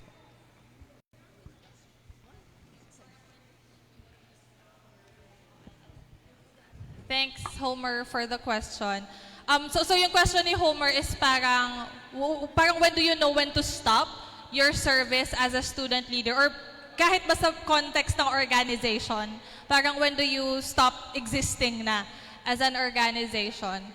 I think it never goes away, sa totoo lang. What changes is the amount of control that you have sa organization. For example, I'm also a part of a political party sa Bicol University. And syempre, nung peak nung years ko, I was so active. Ako nag-recruit, ako lahat, bubuo, tutulong sa platform. But as you go out, paluwag ng paluwag yung control na meron ka sa organization up until ang purpose mo na lang is to show up, to support, to say hi from time to time, to motivate them, pero wala ka ng active role. When you ask that question, I remember an outsider who asked, sabi niya, hindi ba counterproductive na yung mga matatanda balik ng balik sa university, nawawalan tuloy ng chance yung mga bata to grow and to thrive? And how I answered him from an outsider's perspective is that the older people or yung mga nakalabas na sa organization provides the foundation. Because to the younger ones, it feels good to know na meron kayong matatakbuhan na adults, na may matatakbuhan kayong tao to support you in case things go wrong. But the young ones will create the future. Kumbaga, think of it as like a house. Yung first floor ng bahay, yung mga matatanda, they make the foundation. But the younger ones, as they come in, pataas lang ng pataas yung building. Now, to Homer's question, when do we know when to stop? I think the moment you feel like na nakapag-replicate ka na nung kaya mong i-contribute. For example, ako, what can I contribute to my org? If I see someone who can give the same contribution that I used to give, then I think my work here is done. But that doesn't mean titiwalag ako. I will be there, maybe to check from time to time, to say hi from time to time, but the amount of control and responsibility, nandun na sa tao. So I think that's also your marker, Homer, of a good leadership. If you are able to create, duplicate, and multiply versions of yourself, and maitanim mo siya sa organization, I don't think that's not just a sign to stop, but I think that's a sign that you did well in your organization kasi nakapag-create ka na ng versions mo sa loob to make the org sustainable. But I don't think I could answer your question about when a group should stop because only the recent members, the present members can answer that. Pero sa leadership, your engagement, the moment na nakapag-create ka na ng parang, hindi naman mini-me, pero ng someone na you know could bring forward the group, then I think that that's it. That's enough. It's like, your work here is done. Pwede ka nang mag-retire. Pwede ka nang mag-retire kapag ganun yung nangyari sa'yo because you know that the org is in good hands kahit wala ka.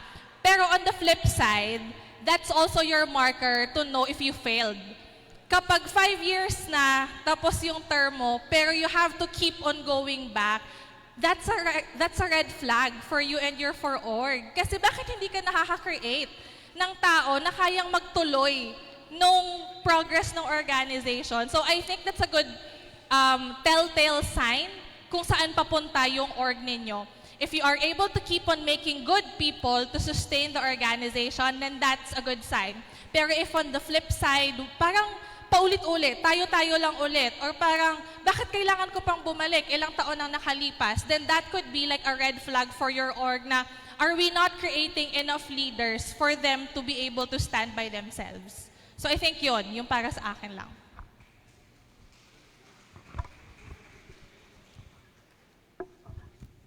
So as much as we wanted to entertain questions, but this panel discussion has come to an end. But before we conclude our discussion, we would like to thank our speakers for sharing your insights, your knowledge, and also for inspiring us here in Sarok 2024.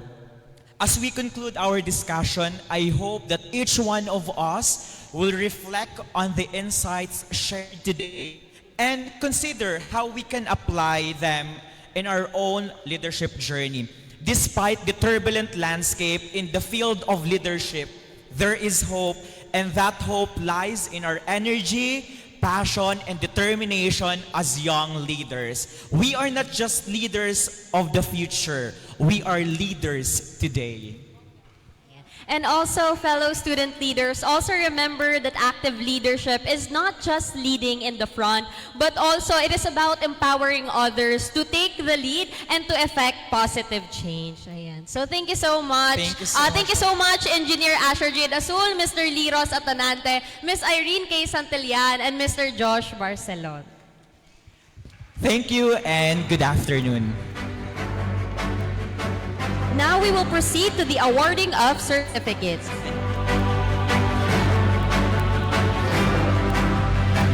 Let me read the citation. This certificate of appreciation is hereby given to, for her contributions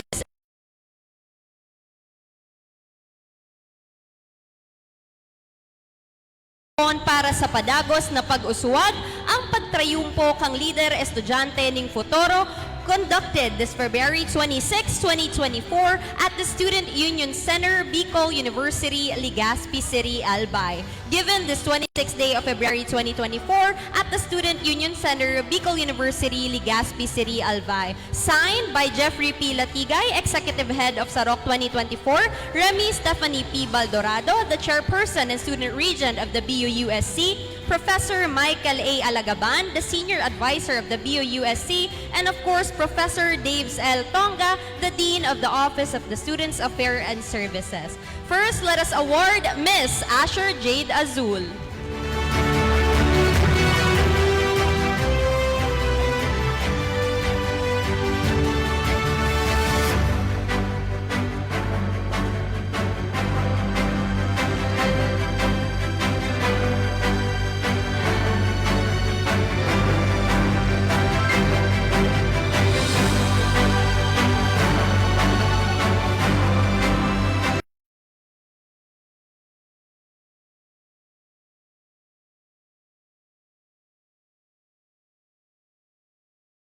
Atanante.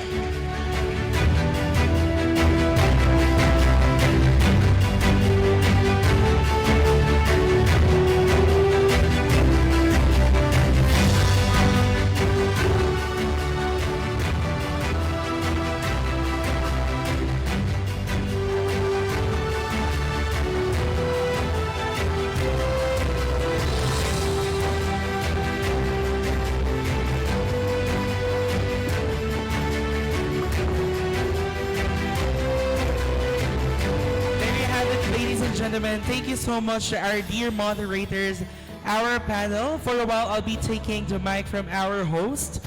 We'll be giving at least 10 to 15 minutes bladder break, and at the same time, a way to, fix ourselves and have the lunch networking. Once again, we already distributed our lunch on your tables, and please continue to do your activities there if you're writing down notes or you're having your lunch. Once again, we'll be continuing or resuming after 15 minutes. Thank you.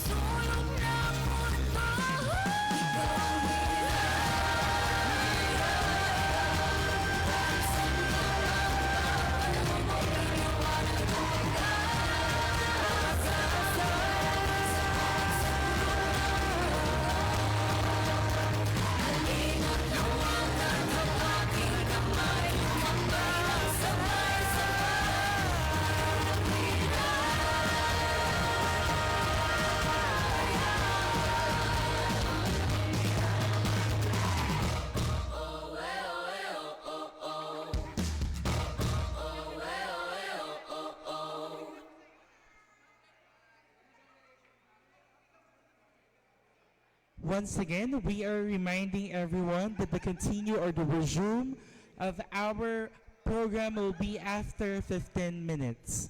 We are inviting everyone to please settle down after doing our things. Thank you.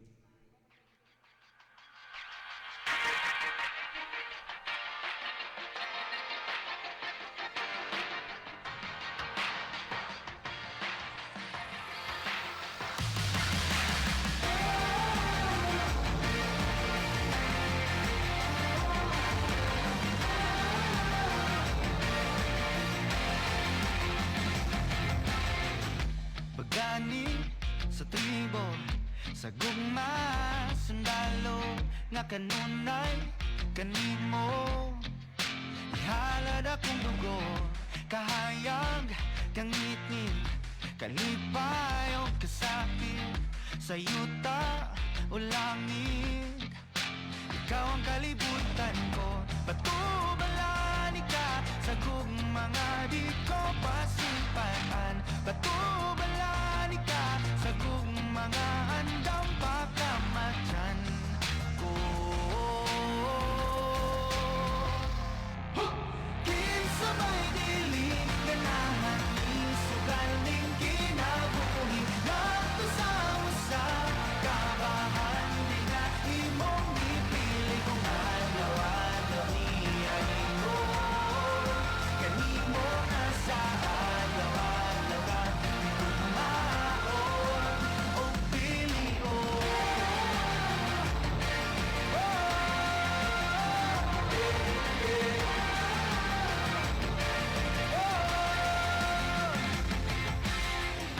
Guniti ang pagtuo, ipadilaaw daw kalayo, nga balaan sagrado. Gabagaran ning dughan ko, o kung uma na ang gera, kanunay kung sandata ang pasalig mo lagda.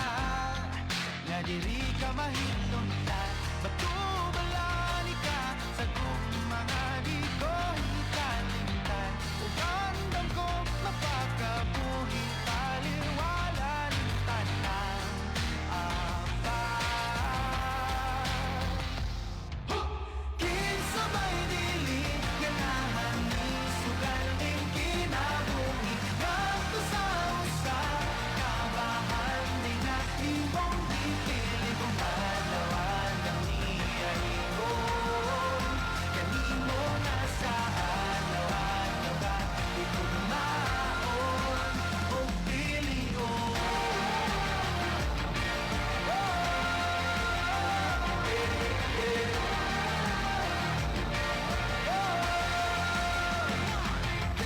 Sige sa bako nga angay mga pilion, mortal nagipatigan sa sala sa kagahapon na buling itugak mo yang nalundun lamang tawhanan ginugasan mo sa pagmahal mong away ka matayo. Karon na kong ihalad ang galagong gulon, alang rakan ni mo ang tinig ng kong kusog. Ang binakit nga bukog matumay mong pagbuo, abot mo na ang langit sa ako ang pagbuo. Kaya mo maabot, tinabulik, tanang kapanulik, tangi mo lamang akong bumaabot, tinabulik, tanang kapanulik, tangi mo lang.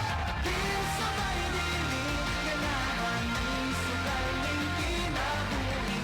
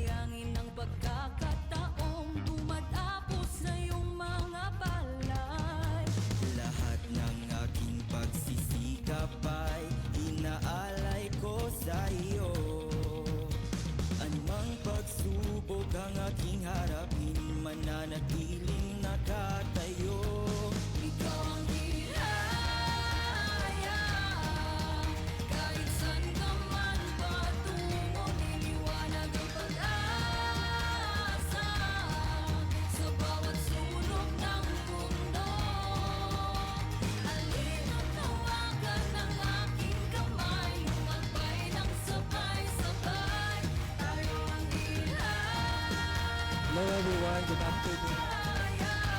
I would like to greet Ace Lorico a very happy birthday. Hey, happy birthday, Ace.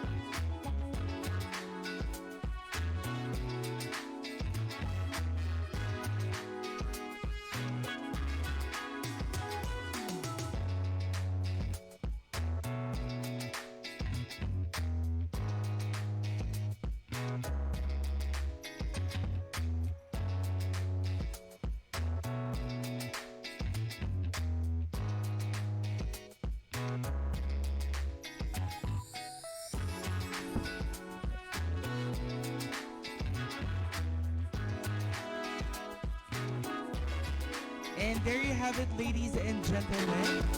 We're almost done, or actually we're done with the 15 minutes time of a break. We are expecting that all our Sarok 2024 delegates will be back at their seats and their tables. In a while, I'll be handing the microphone and the stage to our dear host to continue our afternoon session. And later on, we'll be having a brief overview of the afternoon session that will happen and will be discussed by our dear hosts. Now, ladies and gentlemen, once again, we are inviting everyone to please settle down, and to our working committee, to the steering committee of Sarok 2024, we are actually inviting you to please go to your respective areas because we are ready and almost ready to do the workshops later after all the discussions. Thank you.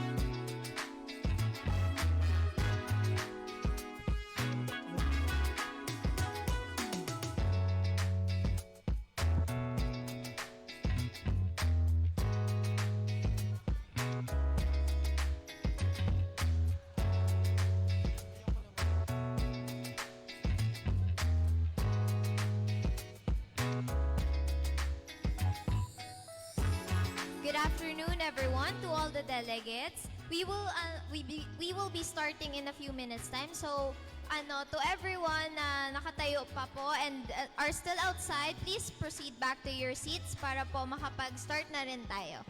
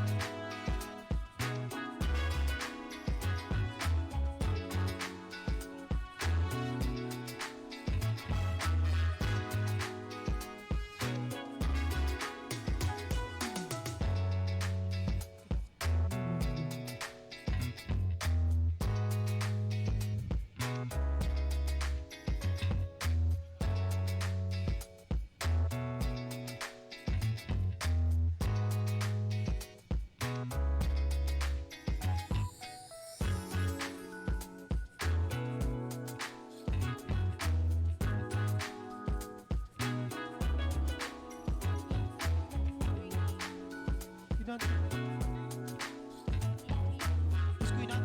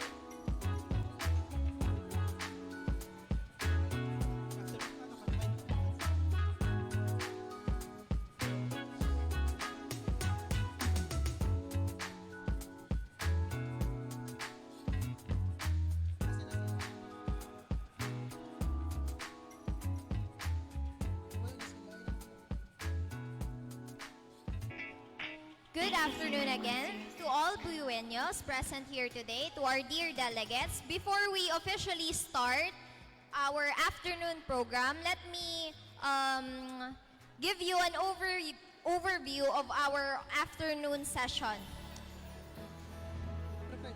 First will be a pop cultural intermission number by the Decalibre Dance Troupe, to be followed by a keynote message by Attorney Gio Bongao, to be followed by another talk by Attorney Norly Reyes, to be followed by the panel discussion 2 with Mr. Ralph Raven Tubiz, Mr. Reynard Sevillano, Mr. Summerjan Forrest Untalan, and Mr. Mark Kenneth L. Salcedo.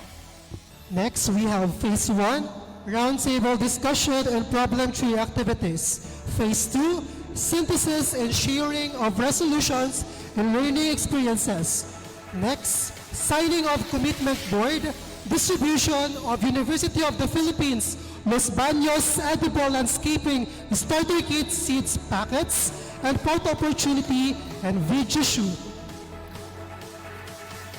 Now, without further ado, we welcome you a pop cultural intermission number to be delivered by the Decalibre Dance Troupe. Let's give them a round of applause.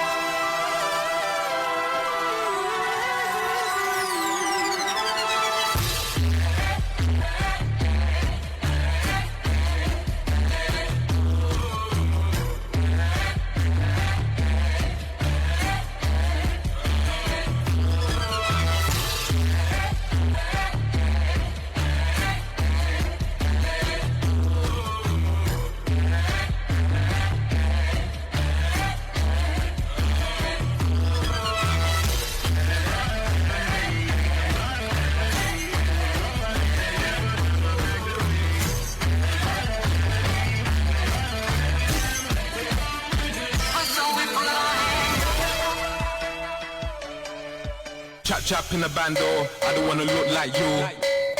Chap chap in the bando, I don't wanna look like you. Chap chap in the bando, I don't wanna look like you. Chap chap in the bando, I don't wanna look like you. Chap chap in the bando, I don't wanna look like you.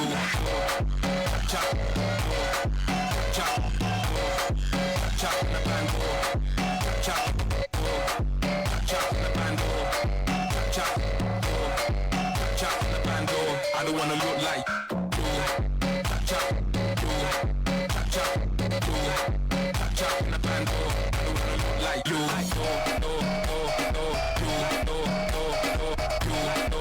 Chap in the bando, I don't wanna look like you.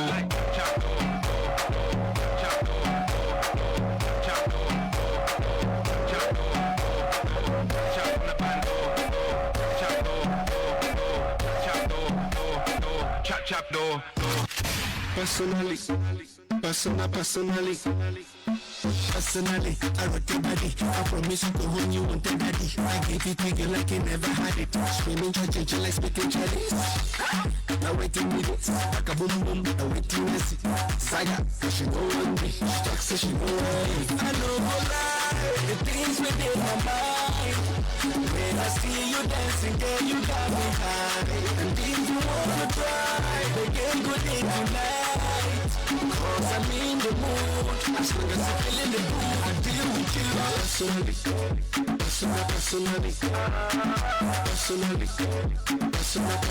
I go deal with you.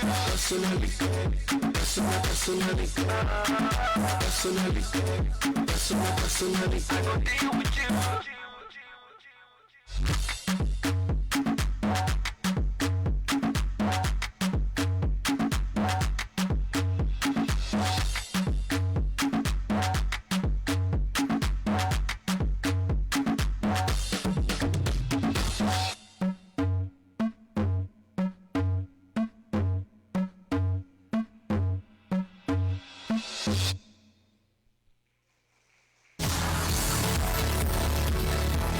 Thank you so much for the powerful performance, Di Calibre.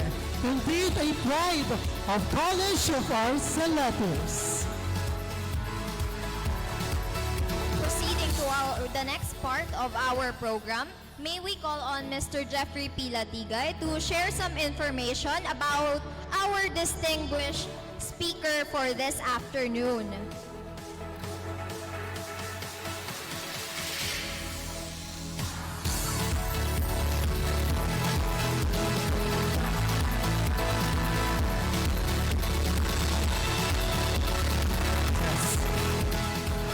Thank you so much to our dear hosts, JR and Mary Lourdes.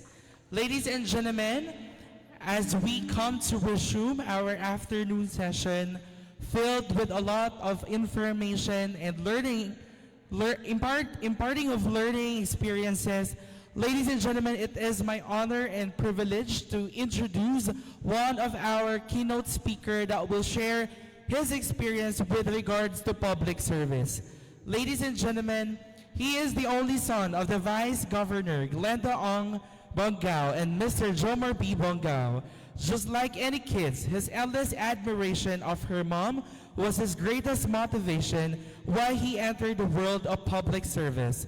Young as he was then, he was already determined to be like his mother and maybe destined to be one. At the age of 29, he is the youngest member of Sangguniang Panglungsod of Tabaco. He was a former Sangguniang Kabataan chairman of Barangay Guinabat and has been elected as president of the SK City Federation of Tabaco and vice president of the SK Provincial Federation of Albay. He has been part of the local government unit of Tabaco from 2010 to 2013 as an ex-official city councilor and member of the Sangguniang Panglungsod. After his term as such, he was elected as a barangay kagawad of Ginubat, but wasn't able to finish his term because he ran for councilor of Tabaco City and luckily won the election. At the young age, he is no longer a neophyte in terms of legislation. He chairs one of the most important committees in Sangguniang Committee on Laws and Ordinances and the Committee on Education, a true believer of the indispensable benefit of education. He wants to ensure that programs and education will be a top priority of the local government. He graduated Bachelor of Arts in Political Science and Bachelor of Laws of University of Santo Tomas, Legazpi. An active student leader in the university debater to reckon with. Ladies and gentlemen, please welcome Honorable Attorney Gio Ong Bongao.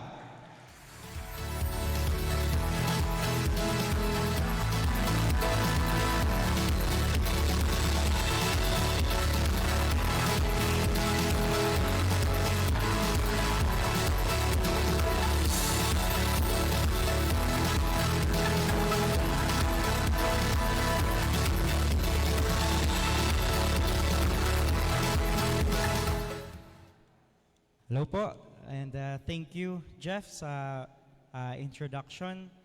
Of course, first, gusto ko po kamong i-greet na Diyos marhay na hapon to all our student leaders and also to Attorney Norley.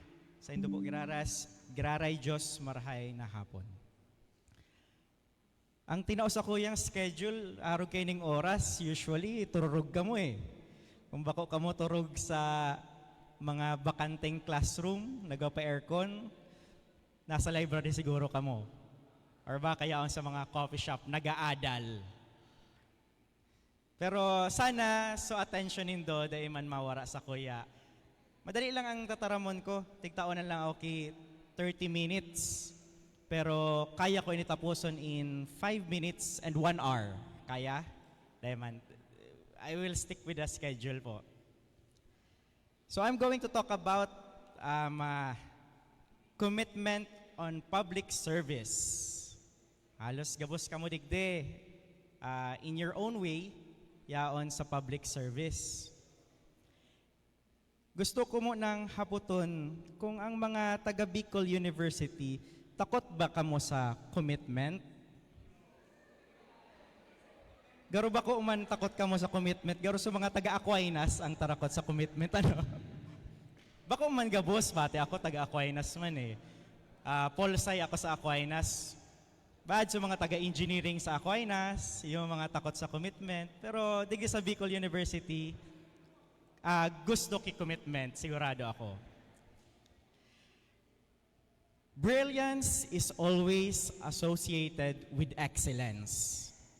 The more brilliant you are, the higher the expectation is for you to excel. We normally think that only brilliant people can be good leaders. Diba? Permi Mantiga sabi ninda iyan. Kung sino ang pakiramdam natin ay mahusay sa klase, kalimitan, sila rin ay yung hinahalal natin na pangulo ng ating mga organisasyon. Natila ba tanging ang mahuhusay lamang sa klase ang may kakayahan at karapatang mamuno? These norms have dictated us of what leadership is all about. These mindsets have been passed from generations to generations.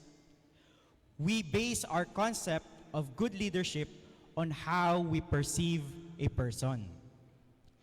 Maybe because we believe that when you're good at class, you can be a good leader. Tama? Usually, arog ka yan eh. If you make good grades, then you can make your organization a better one. Pero I don't want to sound here like I'm against with this idea. I don't want you to think that brilliant people are not capable of being good leaders. What I'm trying to say is that anyone can be a leader regardless of your seat assignment. Yaon ka sa pinakainutan kang klase o kaya yaon ka sa tiga-apod na row 4, pwede ka maging good leader. Whether you top the class or you're top of the class or you're at the bottom of the class, you can be a good leader. And why am I telling you this? I, for one, wasn't the best student when I was still studying. Just to give you a brief background, digdi po ako nag-first year sa Bicol University sa College of Social Science and Philosophy, Bachelor of Arts in Political Science. I transferred kang second year na ako sa Aquinas University of Legazpi. Ang reason ko man kaito kung naglipat ako duman, digdi kaya sa BU, may trabaho ako kaito SK ako kaito that time, from 2010 to 2013. They change ang schedule. Pag may trabaho ako, may session ako, ko siya change. So, ang advice sa kuya kaito kang mga professors ko sa Polsci, sila tito and sila tatay, sabi niya, Gio, garo mas angay ka duman, change mo ang subjects mo. Pero may kakayan absent sa mga klase ninda pag may session kami. So sabi ninda, I think much better na duman ka sa Aquinas. So iyo ang sinunod ko man sa advice ninda. Kaya ang first ko talaga is ang Bicol University. Iyo talaga ang first choice ko. Kung bako lang siguro dahil sa trabaho, man ako mahali digdi sa Bicol University. I didn't top the class. I didn't receive a plethora of medals or trophies pag may recognition o kaya graduation rites. I wasn't a cum laude, neither a dean's lister. I was just a student. Ano lang ako, sarong gwapong estudyante lang ako. Sabi baga, kaito kang time sabi niya, if you cannot perform, dapat magja-form. So, kung bako ka masyado matibay, dapat medyo magayon paghilingon para makabawi kita duman. And siguro magsunod na lang. Joke lang. But even without these academic achievements, I never pull off myself and just stare at the stars without doing what I thought I can. So here I am at the age of 29 years old, elected for 3 consecutive elections as the youngest city councilor of Tabaco City. Pero huwag niyong isipin na dapat hindi na kayo mag-aral na pwede man pala si Councilor Gio ngani, dahil man nag-aadal na marahay pero naging councilor, naging abogado pareho ni Attorney Norly. Dahil po nindo yan pag-isipon. Unahin pa rin ang pag-aaral. Today, I would like to talk about commitment to public service. Medyo difícil ining topic ta public service. It is a broad subject to talk about. Tapos naman ang commitment, medyo big word, lalo na sa ngunyan na panahon. So, let me ask you, what do you understand about commitment? Medyo difícil talaga ang mag-commit So, according to the dictionary, commitment is the act of committing, pledging, or engaging oneself. We engage ourselves. Isinasali natin ang ating mga sarili. Hindi kay mama, hindi si papa, hindi si madam, hindi si best friend, kundi po ang ating mga sarili, ang sinasali natin. We get involved, and that's commitment. Meron po tayong 4 types of commitment. First is the conditional commitment. Pangalawa, temporary commitment. Pangatlo, forced commitment. And ang pang-apat, real or genuine commitment. Doon tayo sa first, conditional commitment. We only commit if our terms and conditions have already met. Garo man sana iyan, so pag may boyfriend ka or girlfriend ka, masabi ka, magiging faithful ako pag naging faithful ka man sa kuya. So may conditions. So, meron ba dito na conditional ang commitment nila ngayon?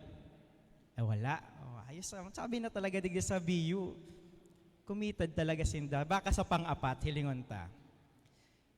Pangalawa, temporary commitment. Temporary meaning it doesn't last. It's not permanent. Committed ka sa ngayon kasi masaya ka. Tapos, pag hindi na nag-text yung girlfriend or boyfriend mo, ayaw mo na, hindi ka na committed. O ano, meron ba tayong ganyan dito? May nag-aarog ka iyan, pero nag-text pa da. Nag-text pa da. So, hindi sila yon, temporary commitment. So, meron naman tayo yung pagtatlo, forced commitment. Forced, napilitan lang. Kaya committed siya kasi napipilitan lang. Sinabihan kasi ni Madam na kailangan gawin tong project.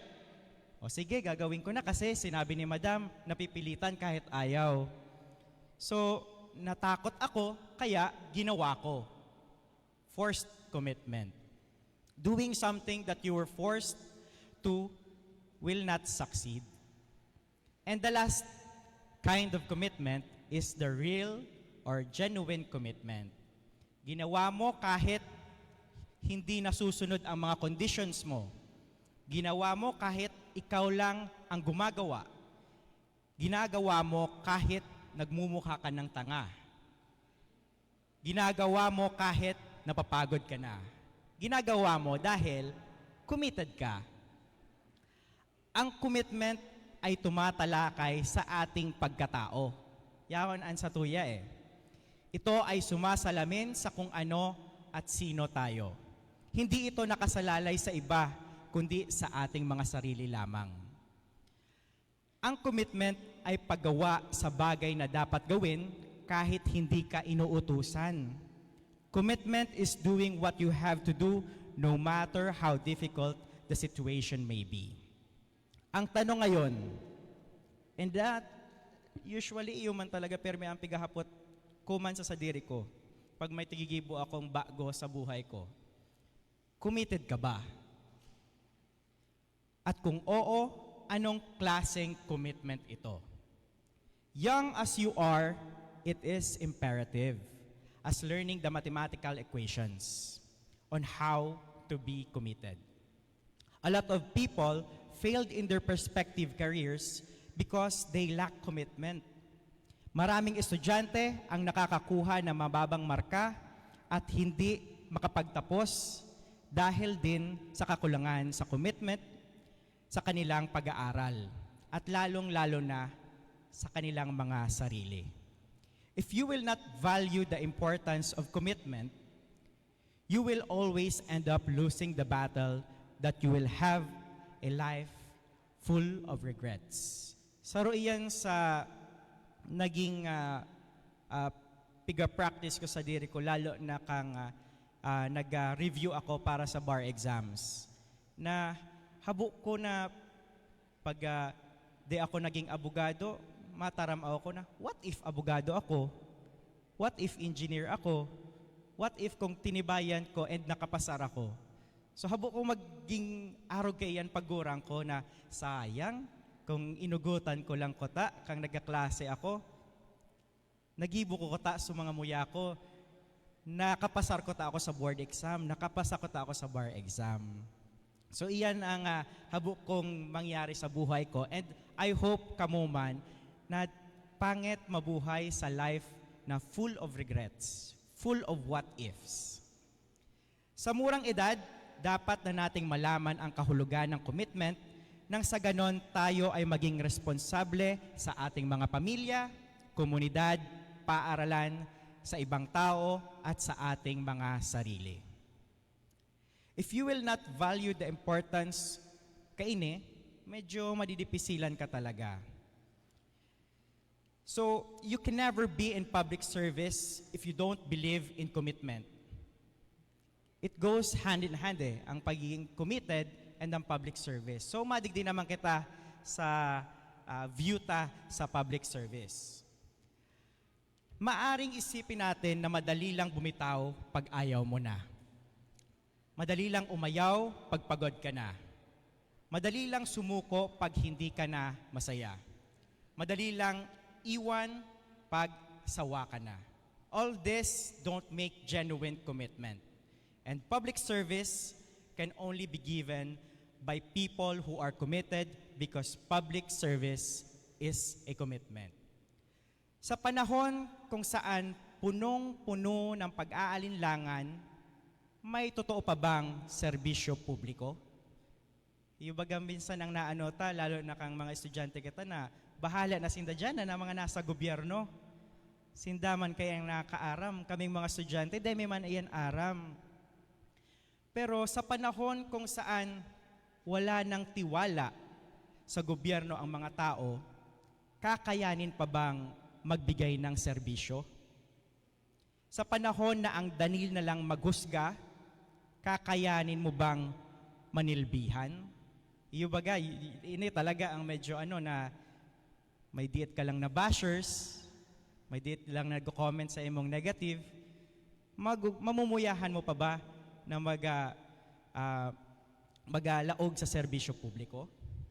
Sa panahon na marumi ang tingin ng mga tao sa mga taga-gobyerno, may maninilbihan pa ba ng totoo? Bilang taga-gobyerno at bilang bahagi ng pamahalaan, gusto ko pa ring maniwala na marami pa rin talagang naninilbihan ng tapat at ng buong kahusayan. Nais ko pa rin panghawakan na ang pagpasok sa politika ay isang malaking pagkakataon upang ang isa ay higit na makapagsilbi sa mga nakakarami. Malaki pa rin ang aking paniniwala sa kabutihan ng bawat isa upang maiwaksi ang nakaangklang stigma sa mga taga-gobyerno. But public service is not just about government. Dapat ito ang ang isipon ta na ang serbisyo publiko, bako lang iyan trabaho kang gobyerno. It is a collective efforts and responsibility. Giving public service is not just a job of those who are in the government. It is giving the best service to the people, whether you're a civil servant or just a private individual. Young leaders of Bicol University, public service is everyone's commitment. This is not a sole commitment of us who are in the public service or in the government. It is everyone's business. A simple good deed to your classmate is a public service. When you accompany an aged woman to cross the street, it is a public service. When you encourage other students to attend their classes instead of cutting classes, public service. When you respect the authority of your teachers and you follow the rules and regulation of your school, public service. Just like commitment, public service comes in many forms and shapes. You don't have to be a leader for you to give public service. Pero higit kanino man, kayo po na mga student leaders ang mas inaasahan na magiging good servants of the school. You become an inspiration to your peers. You have the power to influence, and therefore, you have the power to change and be part of that change. Kayo po ay magsisilbing boses ng mga kapwa nyo estudyante. Be their voice, be their ears, be their guardians. Sana po, hindi lang magsimula at magtapos sa araw na ito ang mga bagay na dapat nyong matutunan. Dahil po, kayo ang mga napili, kayo ang mas may higit na responsibilidad para ipakita sa mga kapwa nyo estudyante na kayo talaga ang karapat-dapat sa inyong mga posisyon. Huwag po sayangin ang pagkakataon na gawin kung ano ang tama. Dahil minsan, mas madaling gawin ang mali. Totoo po bagay yan, mas madali gibuhon ang mga salang bagay. Pero dapat niyong tandaan, ang tama ay tama gaano man ito kahirap. Lalo na sa muya na mga nasa gobyerno. And lalo na sa muya ni Attorney Norly na dailang kami nag-act on our personal capacity or kaya government official capacity, ang nag-act pa kami on our professional capacity as lawyers. So we are, ang expectation sa MUYA talaga is grabe compared to private individuals. Kaya kaipuhan talaga maski gaano pa kadipisil, need tang gibuhon ang tama. Commitment is having the heart. Kasi kung wala po ang puso nyo dito, hindi po kayo magiging masaya. Ang pagiging leader po ay isang proseso. Process po yan. Marami kang matututunan sa pagtupad ng inyong mga tungkulin. Huwag matakot magkamali. Sapagkat sa pagkakamali, saka natin nalalaman kung ano ang tama. Huwag sayangin ang mga natutunan ninyo sa inyong mga karanasan. Ibahagi ito sa iba para hindi na nila maranasan ang naranasan nyo. Huwag maging madamot, magbahagi at makibahagi. Public service can only be given by a person with a compassionate heart. Higit sa paglinang ng ating mga isipan ay ang pagpapayabong ng ating mga puso. Habang mas binibigyan tayong ng tungkulin, mas lalo natin itong suklian ng kabutihan. As I end my talk this afternoon, I want you to all po to remember this. Saan ka man dalhin ng panahon, huwag kalilimutan na ang commitment ay isang desisyon, kaya dapat panindigan. I hope and I pray that you will be the leaders that you wish to be.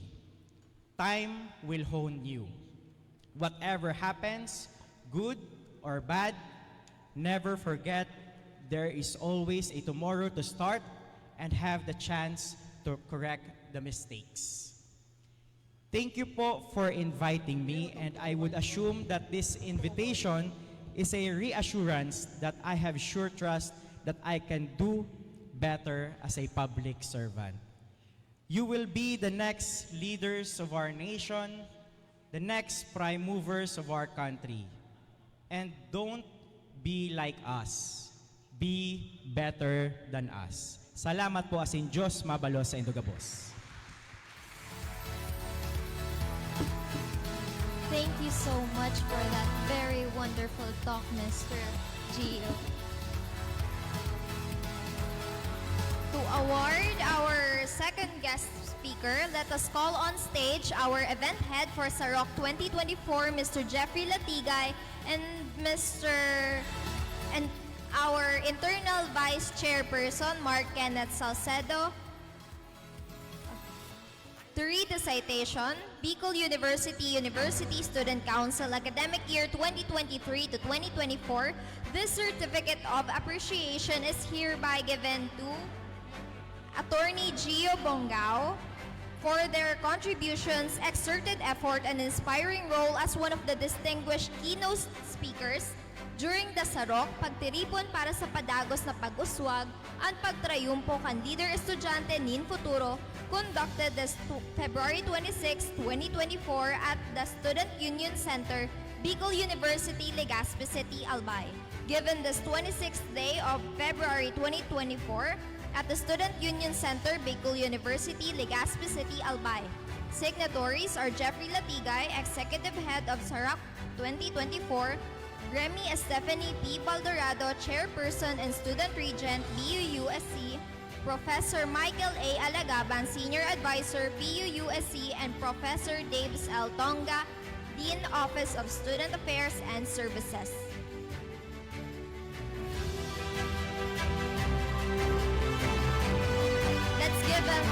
Let's give Attorney Gio Bongao another round of applause, please. Thank you so much. Before we proceed to our next notable guest speaker, let me mention some of his notable credentials and achievements. He is a member of the Philippine Bar, having been admitted on April 15, 2011. He also passed the pre-judicature examination administered by the Philippine Judicial Academy. He is presently the Vice President for Administration and Finance, Chief Administrative Officer of Bicol University in Legazpi City, and its concurrent acting university and board secretary and associate dean of the Bicol University College of Law. He is an affiliate professional lecturer in the College of Social Sciences and Philosophy and the College of Business, Economics, and Management of the same university, as well as a professional lecturer of Bicol University College of Law and College of Criminology. He is a lecturer on parliamentary procedure, gender development topics, and government procurement law, being a GPP-B accredited trainer. He had also written several copyrighted materials focusing on students' rights and welfare, gender and development, and procurement matters, to name a few. He is practicing lawyer, managing his own law office, and a legal consultant of various local government units and national government agencies. He is also a recipient of various awards.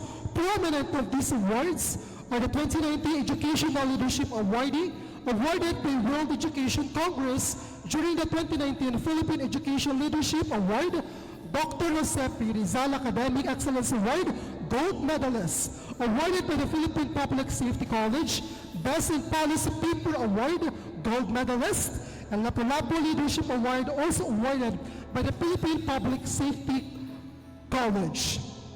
He is a graduate of Bachelor of Arts major in Political Science with a Latin honor of cum laude from Bicol University. He also obtained the following post-baccalaureate degrees: Bachelor of Law degree from Bicol College with the same Latin honor of cum laude, Master in Public Administration from Bicol University, Master in Public Safety Administration with Academic Excellence Award from the Philippine Public Safety College, and Master of Law with Merit Award from the University of South Wales, United Kingdom. To present, he is none other than Mr. Attorney Marley Reyes. Let's give him a big round of applause, everyone.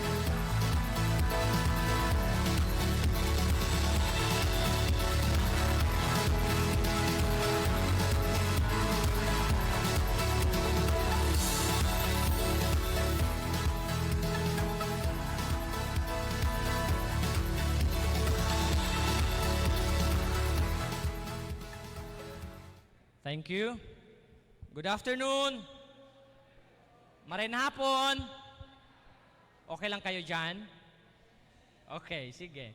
So my assignment this afternoon is to discuss with you the topic about ascending leadership peak, the evolution from student leader to a university administrator. Let's wait for the PowerPoint, please. All right, next. So let me begin with this exhortum of mine. Leadership, both in the fields of student governance and public administration, is and will always be a continuing struggle and pursuit for clean governance, equity, if not equality, and the fight for what is just and what is right. So my felicitations to the organizers of this event, the university officials who are present here, former student leaders. I saw former student regents here, the esteemed student leaders that we have today, my fellow resource persons, ladies and gentlemen. Last week, while I was about to attend the special Board of Regents meeting in Manila, I received a message from Mr. Jeffrey Latigay, a very active student leader of this university, inviting me to discuss my personal accounts from being a student leader to a university administrator. I first hesitated, thinking of the voluminous work that the offices that I'm handling have on a daily basis. But after a short exchange of messages, the spirit of student leadership prevailed upon me, and I then acceded to Mr. Latigay's invitation. So let me present to you 3 parts of my discussion. The first part is about my leadership venture as a student. The second part will be the period of transition from my life as a student leader to leadership in the public administration field. And the third will be my leadership experiences in the field of public administration. So let me begin with my first part, my venture or my student leadership venture. My proposition to you this afternoon is this, whether you accept it or not. A student leader cannot claim success if he is a failure as a student in the first place. I'll repeat, a student leader cannot claim success if he is a failure as a student in the first place. Looking back, just like you, I was once an adventurous student leader myself. I would say I was a progressive activist, not a radical, not even a liberal one. As a progressive activist, I view public rallies and administration and demonstrations to be the last resort in order to solve certain issues in the government and in the student sector. Thus, during our time, I joined public rallies not for the sake of joining the bandwagon, but because I believed at the time that the causes we were fighting at the time were worth the fight. Nung panahon namin, maraming issues sa Bicol University. It was during our time when the Bicol University administration implemented the Comprehensive Development Plan. And as you might have known, we enrolled as students of Bicol University College of Arts and Sciences. And we were the first to graduate as first batch of the College of Social Sciences and Philosophy. Why was that? Because at the time, we had Bicol University College of Arts and Sciences. We did not have College of Science. We did not have College of Arts and Letters. AB English was part of CAS. Biology was part of CAS. But because of the Comprehensive Development Plan, a number of new colleges were created and the previous offerings in one college were transferred to the other. We were opposed back then of this development.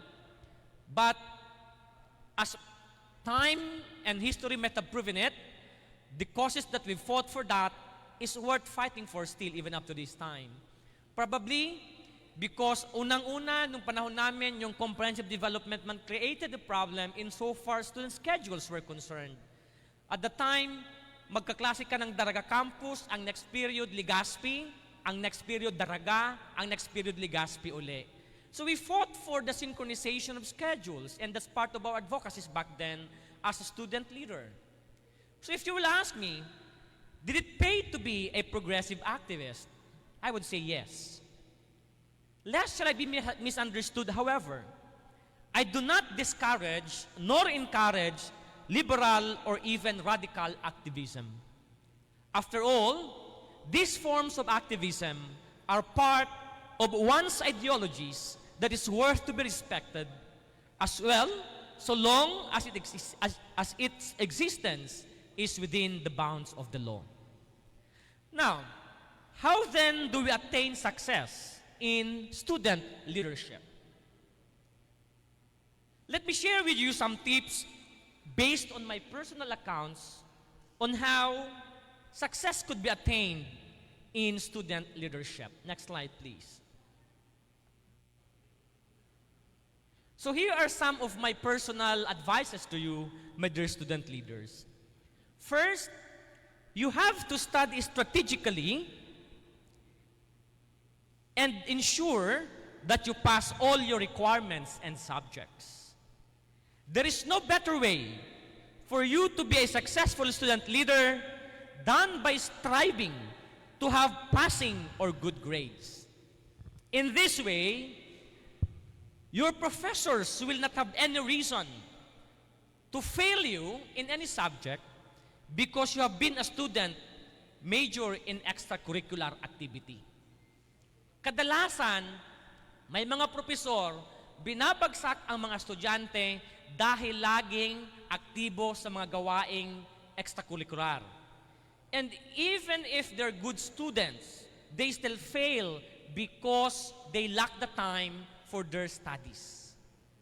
So if you do good, if you prepare and comply with all the requirements, kasi hoda kung magdiretso ka sa inyong student activism, no professor can justify your failure in a subject. And therefore, you cannot be a hostage of your professor. There's no reason for them to prevent you from engaging in student activities because in the first place, you've done your part as a student. And that leads me to my second advice. My second advice is that you are a student. Unang-una, estudyante ka. Always remember that you will never be a student leader if you are not a student in the first place. This being said, and I am pretty sure some, if not many, might not agree with me on this statement, but let truth be told. Prioritize your studies and put your student leadership endeavors or your side hustles your second priority. In my years in the academe, I have witnessed many good students, good student leaders, and I've seen their common downfall. Either they failed to graduate on time or they did not graduate at all. For whatever reason.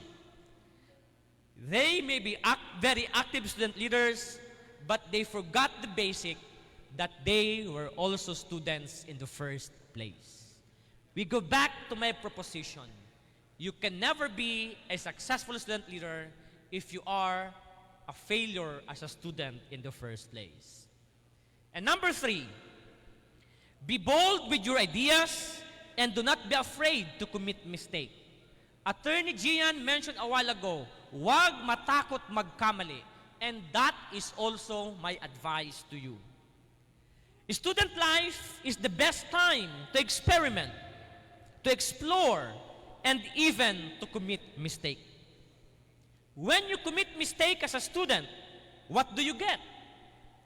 An opportunity to learn, an opportunity to develop and to enhance your skill. Compare it when you commit a mistake as a professional.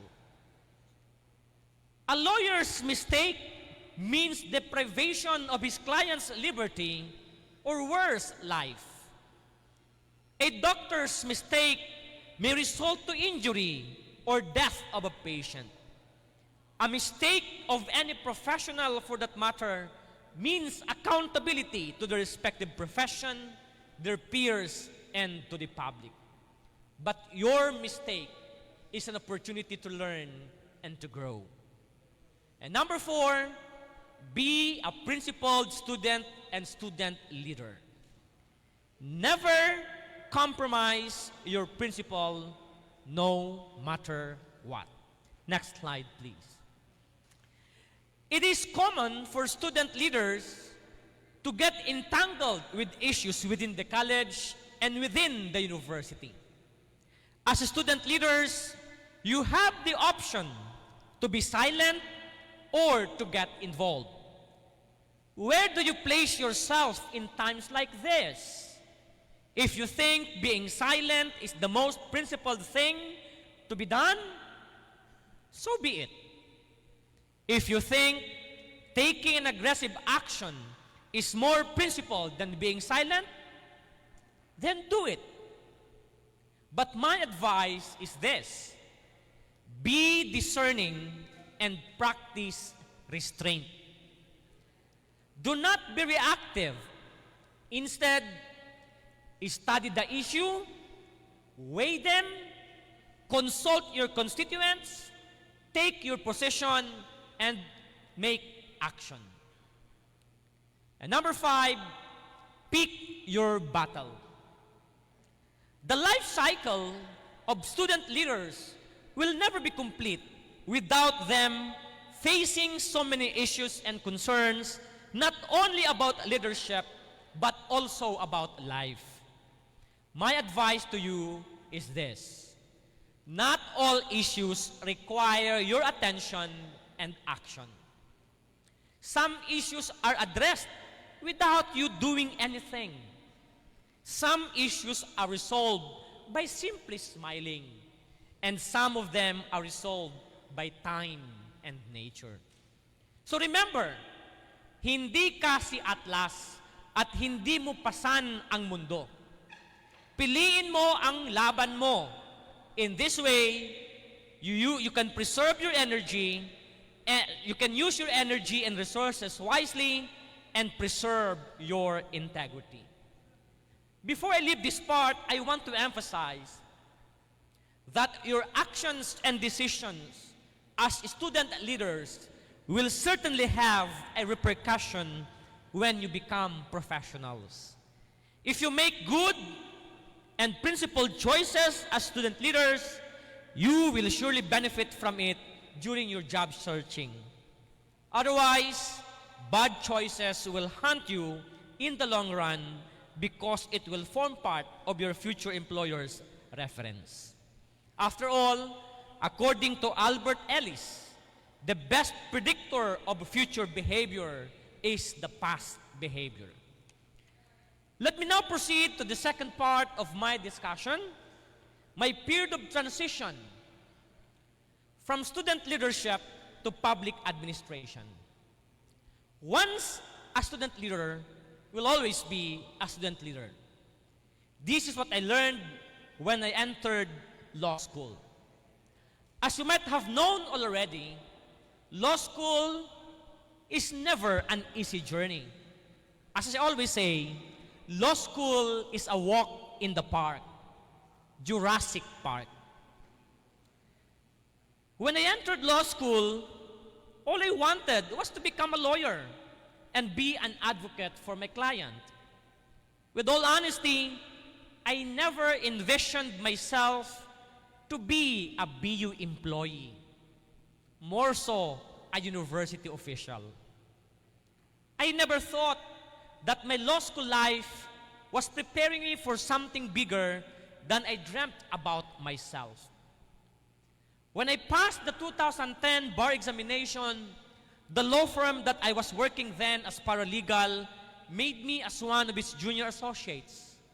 I then started enjoying the private practice of law and the perks of it. But while enjoying my private practice, a former professor in political science called me and said, "Would you like to apply as legal officer of Bicol University?" Because the legal officer back then resigned.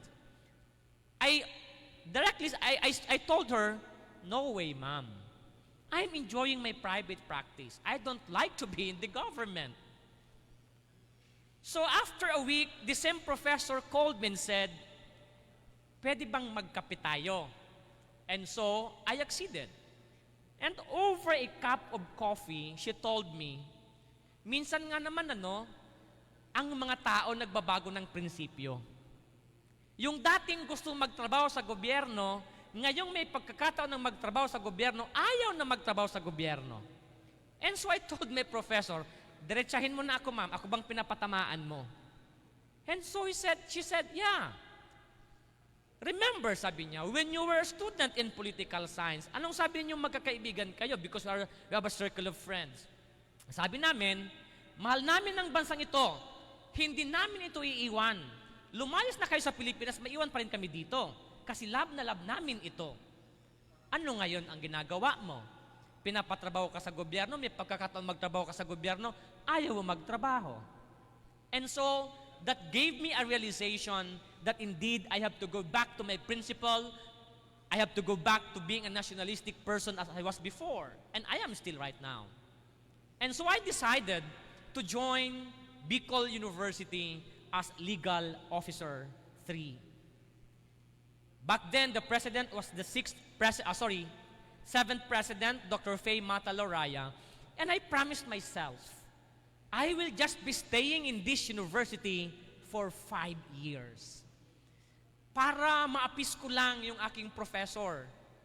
But look, I am now 13 years serving this university because I love working in this university, my alma mater. So, my life as a university administrator began on that fateful day of August 15, 2011. And with that, my life as public administrator also began. Now let me proceed to the third part of my discussion, which is leadership experiences in the field of public administration. I hope my time is not yet up. So public administration is never a smooth sail on a calm water. Every day is full of challenges of a different class and scale, just like the PowerPoint who might not jive with what I say. Fortunately or unfortunately, my academic preparation and experiences as a lawyer is really of help in navigating the complexities of public administration. I would say that the success in the field of public administration is never a solo flight or a one-man endeavor. It is and has always been a conglomeration of efforts of countless men and women in the public sector governance. This being said, let me share some practical advices as you venture in public administration in the future. Next slide, please. So the first thing that I would like to advise you is value the learnings that you get from your mentor, or take it from your mentor. I would say that I'm a bit lucky because I had the chance to be mentored by the best persons in Bicol University. I came in Bicol University under the leadership of Dr. Faye Leopatra Mata-Loraya, the 7th president of Bicol University.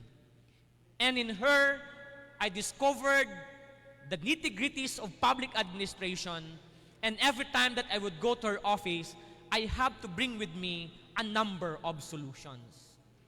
Why is that? Because if Dr. Loraya asks you of your solution to this problem, and you only bring one, she will ask you, what if the solution fails? What's next? If you provide another one, she will make another question. What if that fails again? What's next? So during Dr. Loraya's time, every time that I'm being asked to go to her office, I have to be ready with a number of propositions so that I will always be ready responding to her questions.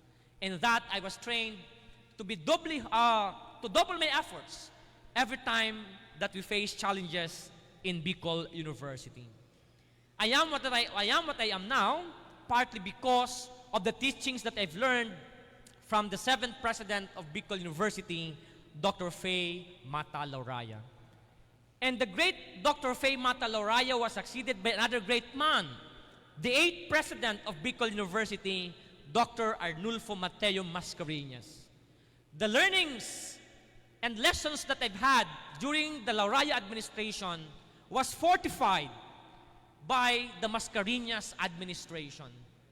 And there, I learned the technical principles of management, and I was able to, during the time of Dr. Mascareñas, I was able to expand my leadership capability because he gave me a number of designations from being the Chief Administrative Officer to Legal Officer and Board Secretary all at the same time. Did I refuse those designations? Firstly, I did, but eventually I learned to, to engage in multitasking, and thank God I did not fail Dr. Mascareñas. Until last year, when we had our 9th president, Dr. Baby Boy Benjamin Nebres III. As his board secretary and as his designated vice president for administration and finance, I continuously learn from the teachings of Dr. Nebres based from his experience as OSS Dean and as a scholar. So taking all these learnings from the 3 leaders of the university, I'm pretty sure that I've had a good grounding in so far as public administration is concerned. Then the second learning that I would like to impart to you is that you are never everyone's cup of tea. Accept it. Just do your best and do what is right. Do not be discouraged by the fact that a number or 2 or 3 of your colleagues do not like you. Kasi hoda kung ayaw nila sa inyo. Ang importante, ginagawa mo ang dapat mong gawin at ginagawa mo na ito ng tama at walang naapakang tao. As you proceed in your public administration life, you will be a subject of criticism. You will be a subject of unfair treatment. You will be a subject of rejection. Take it and use it as a challenge and to be a part of your learning process as public administrator. After all, hindi lahat ng oras gugustuhin ka ng isang tao. Take it from the words of Attorney Gian, the important thing is you are committed. Committed to do your work as a public servant, or in your case, committed to do your work as a student leader. And third, cultivate your interpersonal skill. How do you cultivate your interpersonal skill? Or what strategies could you use to develop your interpersonal skill? Number 1, you have to communicate powerfully and prolifically. Communication is never a one-way process. It is always a more than two-way process. So when you communicate, you listen first before you respond. Because usually, many would respond even without listening first. That is not communicating prolifically. Next is that when you speak of communicating prolifically, it is not simply limited to verbal expressions. It is not simply limited to written communications. Your non-verbal language also matters. Besides, sabi nga nila, action speaks louder than words. So, if you want to communicate prolifically and powerfully, be consistent. Your words and your actions must be consistent. Next is inspire others to high performance. That's part of developing interpersonal skill. Now, how can you inspire others to high performance kung ikaw mismo ay hindi nagtatrabaho? So that if you want to inspire others to high performance, do your work well. Be efficient and be effective on what you do. Practice what you teach. Be a role model. Next, you have to build trust. Importante ang tiwala sa bawat isa. Hindi ka magkakaroon ng magandang interpersonal skill kung walang tiwala sa mga tao sa opisina. And you have to develop others. When you speak of interpersonal skill, it is not simply how you deal with others, but also how do you train others in order for them to develop themselves as well. And collaborate and develop strong teams. In this way, you will achieve your organizational goal with success. Then the fourth one is that we have to be open to new ideas and take initiative. How can we make ourselves open to new ideas and how can we take initiative? The first way to do it is to study the organizational landscape. I came from the private sector before I was engaged in the university. I did not have any background at all on how government offices work. All I know before is that I was paid on a per result basis. Okay?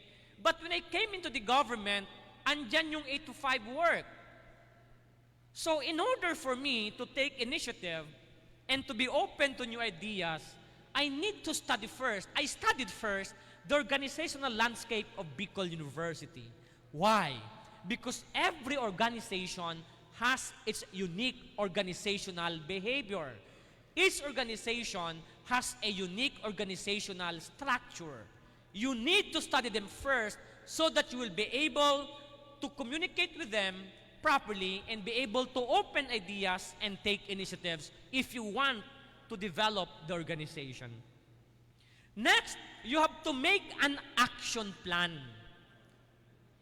Take note, action plan. Hindi lang po lahat yan plan, dapat may action din. Hindi din lahat ng action, dapat may plano din. Planning without action is a failure. Action without failure, action without plan is a disaster. So if you want to continue, you work in public administration to be at peace, always ensure that you have an action plan. In this way, hindi ka mabubulaga kung anumang challenges dadating sa buhay mo. And do not wait for responsibility. Take it. Huwag niyong hayaang mabulok kayo sa isang kanto sa paghihintay ng kung anong responsibilidad ibibigay sa'yo. Kung hindi ka binibigyan ng responsibilidad, edi gumawa ka ng responsibilidad para sa buhay mo. Sabi nga nila, if opportunity does not knock on your door, you should be the one to make an opportunity. Same way with leadership. And number 5, do not stop learning and continue your pursuit for professional development. I did not stop when I graduated from political science. I did not stop when I graduated in the College of Law. I continued my learning until I was able to acquire a number of master's degree. But did I stop learning because I already had my master's degree? No. Even up to this time, I am still a student of experience, a student of law, and a student of life. That's why, hindi po nagtatapos ang ating pag-aaral kapag tayo ay may diploma na. Bilang isang tao na patuloy na nakikibaka sa buhay, kailangan nating patuloy na mag-aral upang malaman natin kung anong landas ang dapat nating tahakin.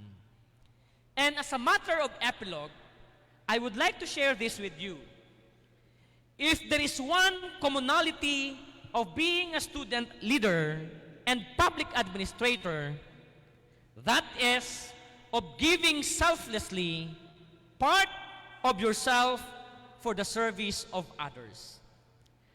After all, as Robert Greenleaf said, the first and most important choice a leader makes is the choice to serve, without which one's capacity to lead is severely limited.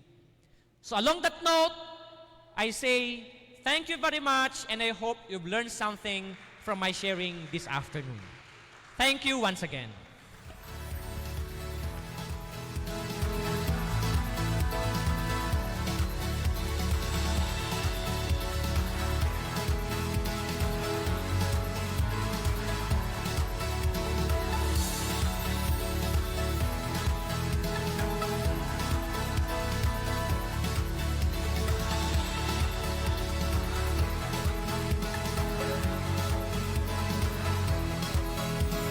Very much, Attorney Norly, for that wonderful speech.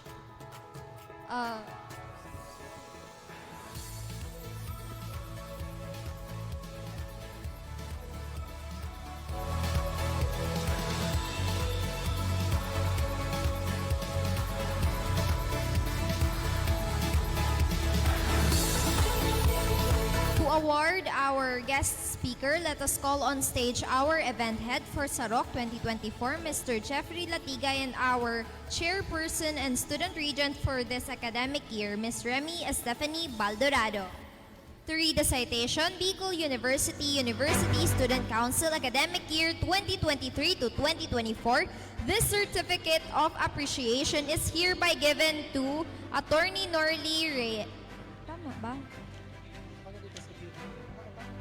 Attorney Norly Reyes for their contributions, exerted effort, and inspiring role as one of the distinguished keynote speakers during the Sarong Pagtiripon para sa Padagos na Pag-uswag ang Pagtrayumpo kan Leader Estudyante nin Futuro conducted this February 26, 2024 at the Student Union Center, Bicol University, Legazpi City, Albay. Given this 26th day of February 2024 at the Student Union Centers, Bicol University, Legazpi City, Albay.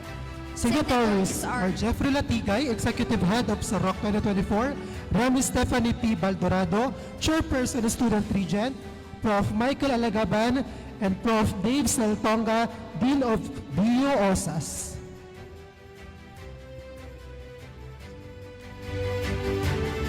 Thank you so much again for allowing us to resonate with your presence, Mr. Attorney Norly Reyes. To proceed, let us switch the mood as we arrive to the next part of our afternoon session, the panel discussion. With the theme, Critiquing Leadership, Navigating Ethical Media Practices, and Cultivating Ethical Responses in the Media Landscape. For this panel discussion, may we call on the BU-USC Internal Vice Chairperson along with Justin David Reynoso, Internal Affairs of BU-USC. Let's give them a big round of applause, please. Hello. Maraming salamat. Mary Lourdes. Hello. Maraming salamat to our host, Mary Lourdes and JR Toscano.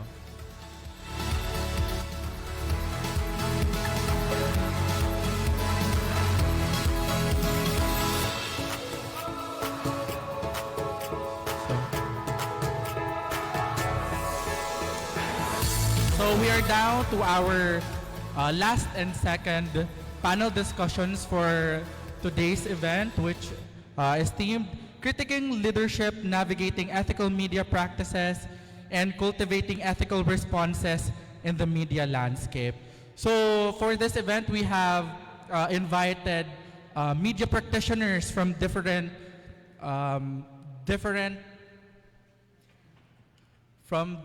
medias like CNN Philippines and Bombo Radio. So before we move on introducing our guest, gusto ko lang kamustahin ang nanginginig kong partner dito. Kumusta ka naman, Justin? Okay naman. Kanina actually bumaba ako kasi Arts Month celebration din ngayon. So just how art is celebrated sa first floor, we are also celebrating the art of leadership, kumbaga, and how leadership fosters creativity and innovation among us. Ikaw po ba, Mr. IVC? Why do you think leadership is an art?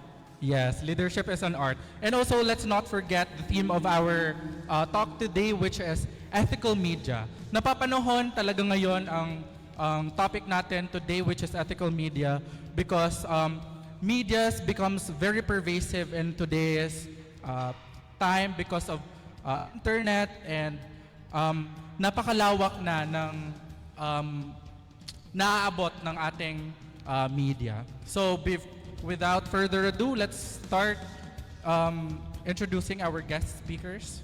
Okay, so for our first guest speaker, we have the online content editor of the Bicol Universitarian, the Bicol University official student publication. He is none other than Summer John Forrest Untalan.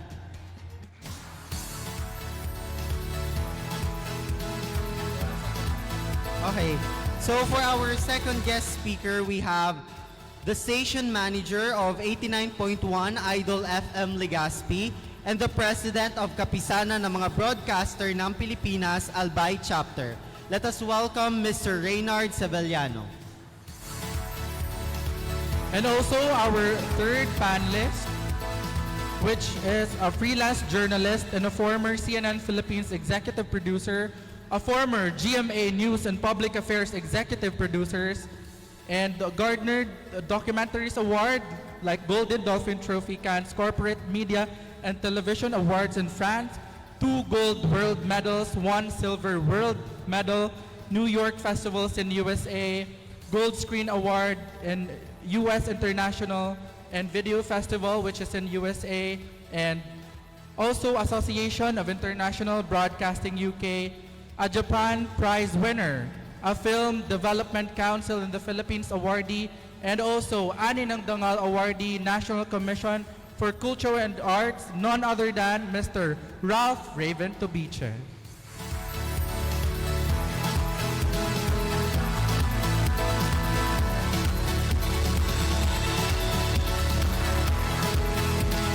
So again, may we call on stage Mr. Summer John Forrest Untalan, the online content editor of Bicol Universitarian, Bicol University official student publication. Maraming salamat. So palakpakan naman natin ang ating guest panelist for this afternoon. So before we proceed to our discussion about critiquing leadership, kumustahin muna natin ang ating mga guest panelists. Let's start with si Sam. Ay, wag na muna kay Summer kasi hinihingal pa siya. Kay Mr. Tobiche na muna tayo. Ano ang tanong? Kumusta ka po, kuya? Kumusta? Okay naman. It's good to be back here at Bicol University. It's my first time na magsalita sa harap ng mga BUNyos after 8 years. So yeah, it's good to be back. Thank you for having me. Ayun, good afternoon. Actually, matagal na rin akong di pa nakakabalik dito. So, last ko ata was 2013. Nung ganito rin, humarap ako sa mga students and very nostalgic kasi galing din ako ng BU. So, ayun. Okay, and then we have Summer. Si Summer, kumustahin naman natin si Summer. Ayan, sorry. Hinihingal pa ako. Ayan. Hi, good afternoon everyone. I am Summer Untalan. I'm the online content editor of the Bicol Universitarian, the official student publication of Bicol University. Hinihingal pa ako ngayon kasi aside from being a campus journalist, I'm also a student leader. I'm the external vice president of our department-based organization, the Communication Student Association. So we have an ongoing event sa New Cal. So back and forth ako dito. Anyway, I'm grateful to be part of this event, although I wasn't the one who was invited actually, but I'm still grateful to be here. So maraming salamat sa ating mga guest panelists. So I think we're ready to proceed to our talk for today, the critiquing leadership, navigating ethical media practices, and cultivating ethical responses in the media landscape.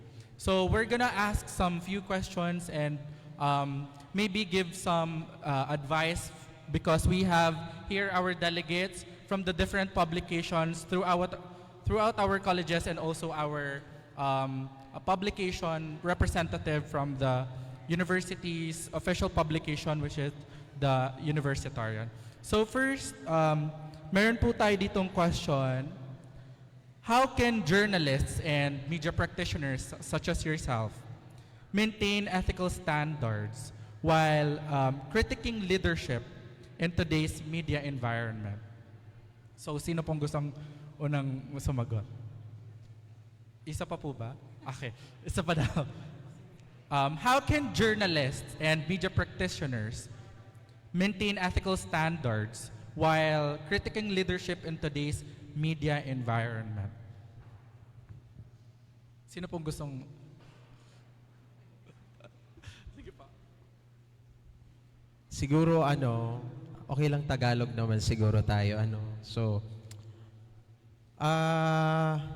actually, kasi ko muna yung experience ko nung student ako. Very enthusiastic ako na maging media practitioners. Pero to be honest, natagalan akong pumasok sa industry.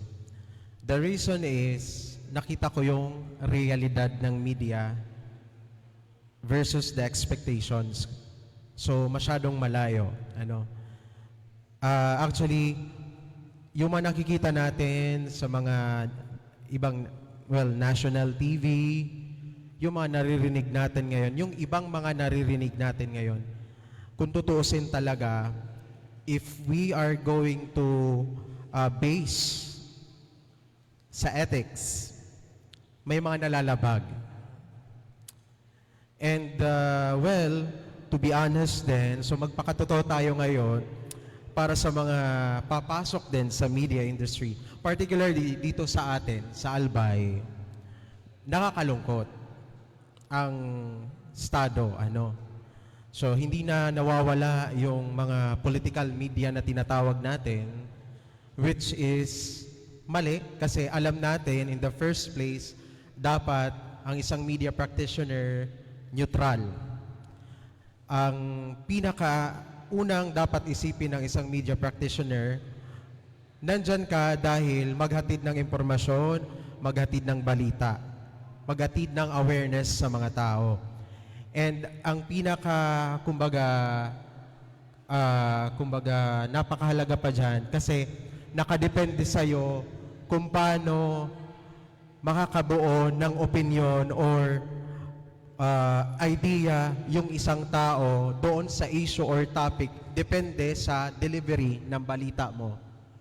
So, kumbaga, in a way, parang nakokontrol nakokontrol ng media ang tao base sa inilalabas nilang impormasyon. So, ako naman, yun nga, at first, parang hesitant akong pumasok kasi yun nga ang nakikita kong sitwasyon. Pero, nung una kong pagpasok, natakot ako kasi yun nga, ganun yung environment. Pero, eventually, yung nagtagal ako, hindi naman pala. Hindi ka dapat matakot kasi nakadepende pa rin sa'yo. Hindi mo kailangan sila sabayan kasi ngayon, let's say for example, yung ibang sabihin natin na political media, madali yung connections, pag-establish ng connections, madaling nakikilala ng tao, pwede mo naman siyang gawin in a right way. Kumbaga, alam mo yon, hindi mo kailangan, tawag nito, magpalamon sa sistema para lang makasabay ka sa kanila. Pwede mo silang sabayan, pero basta't alam mo, yung basic na, kumbaga, mission and responsibility mo as media practitioners. Ayun. I think one of the ethical standards that us as campus journalists do in the context of a student journalist or inside the university or within our university is fairness. We have to be fair of what we write, of what we put out there, especially on social media. So in the context of, for example, university conflicts within the student council, we don't just write a biased story. So, hindi lang tayo kumukuha ng perspektibo or point of view ng isang bahagi lamang ng istorya. We have to get every sides of the story. That's how we became fair as a student journalist. Right, so the question is yung how to be ethical, right? I think it's very vague, masyadong vague ngayon kapag pinag-uusapan natin paano maging ethical ang isang journalist and at the same time staying true to your principles. As for me, parang medyo controversial, but yeah, it's kind of true what Kuya Ray said and with what he said, what fairness and neutrality. But as for me, kasi parang sometimes, contemporary journalists, feeling ko fairness and neutrality, and most of all, objectivity, it's kind of like a myth. Kasi, how do you say it? If you're a writer, if you're a journalist, if you're a photojournalist, once you decide kung ano yung angulo nung storya mo, hindi ka na hindi ka na nagiging objective by that. So to obtain neutrality and to obtain fairness, I think what we should, kasi wala namang istorya na dalawa lang yung side. Many stories have multiple sides. Hindi lang siya two sides of the same coin, whatever. No, it's not that. It's it's knowing all sides of the story and putting out kung ano yung sa tingin mong kailangan ng mga tao. So by that, hindi ka na nagiging objective. So it's kind of like a murky water, if you ask me. If you want to stay ethical, yun. Ayun, just to add lang sa sinabi ni Sir, while we don't have or parang hindi natin kailangan ipakita yung both sides ng story, but we also have to be accountable then. That's one of the ethical standards that we have to follow as journalists or even as campus journalists. Now, whatever we put out there, whatever we write, kunwari, we give an information that we cannot corroborate, or we give information that is an error or a mistake, we have to be accountable on the things that we do, the things that we write. So isa yun sa mga ethical standards na sinusunod natin or dapat nating i-uphold as journalists. So indeed, I appreciate how each and every one of you highlighted different principles that are in line with really journalism and how journalism impacts the views of the people. And it has been said that in journalism, we need to consider all, if not all, the perspectives of the story. But in the digital age, where information spreads rapidly, especially yung breaking news and such things, how can journalists ensure they uphold ethical standards again while responding to urgent news na developing story pa siya and the pressure to publish quickly and battle ongoing rumors about that story? So, right, it's called recency bias. So recency bias, it happens more often than not sa mga media organizations. It's always paunahan kung sino yung maglabas nitong balita, paunahan kung sino yung magbabalita nitong certain. But there's certainly a pressure, but I think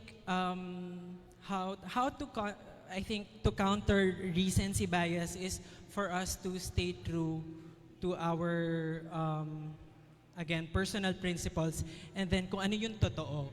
So, gusto ko i-highlight yung sabi niya kanina ni Summer. Gusto ko i-highlight yung sinabi niya kanina na kailangan accountable ka. So, yes,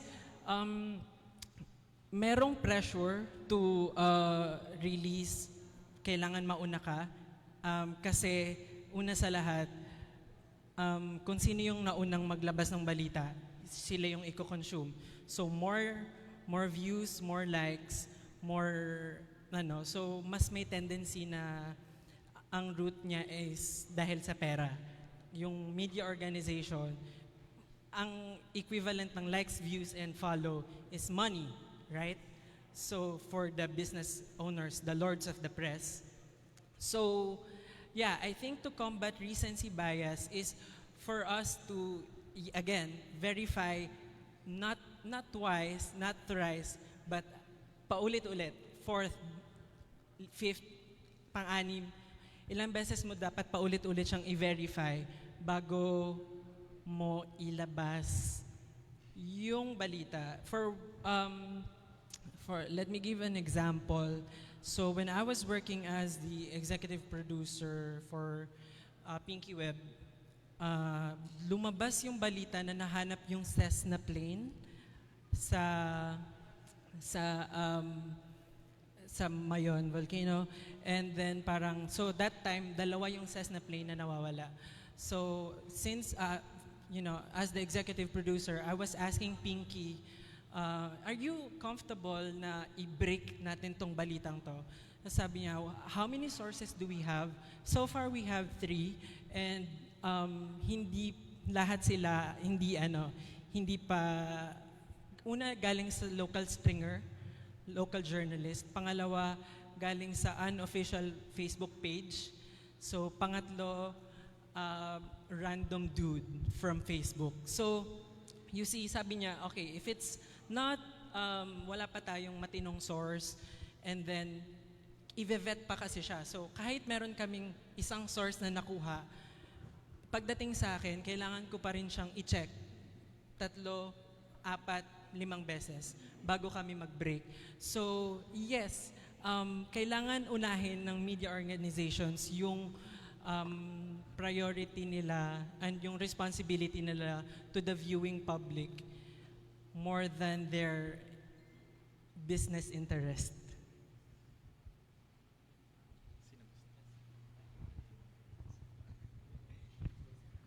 Yes, it's true actually na whenever there is news, syempre kailangan natin itong i-deliver as quickly as possible, but at the same time, factual. So you cannot give an information that is incorrect or that you cannot corroborate. So if it's still a developing story, you just have to be honest that it's still a developing story.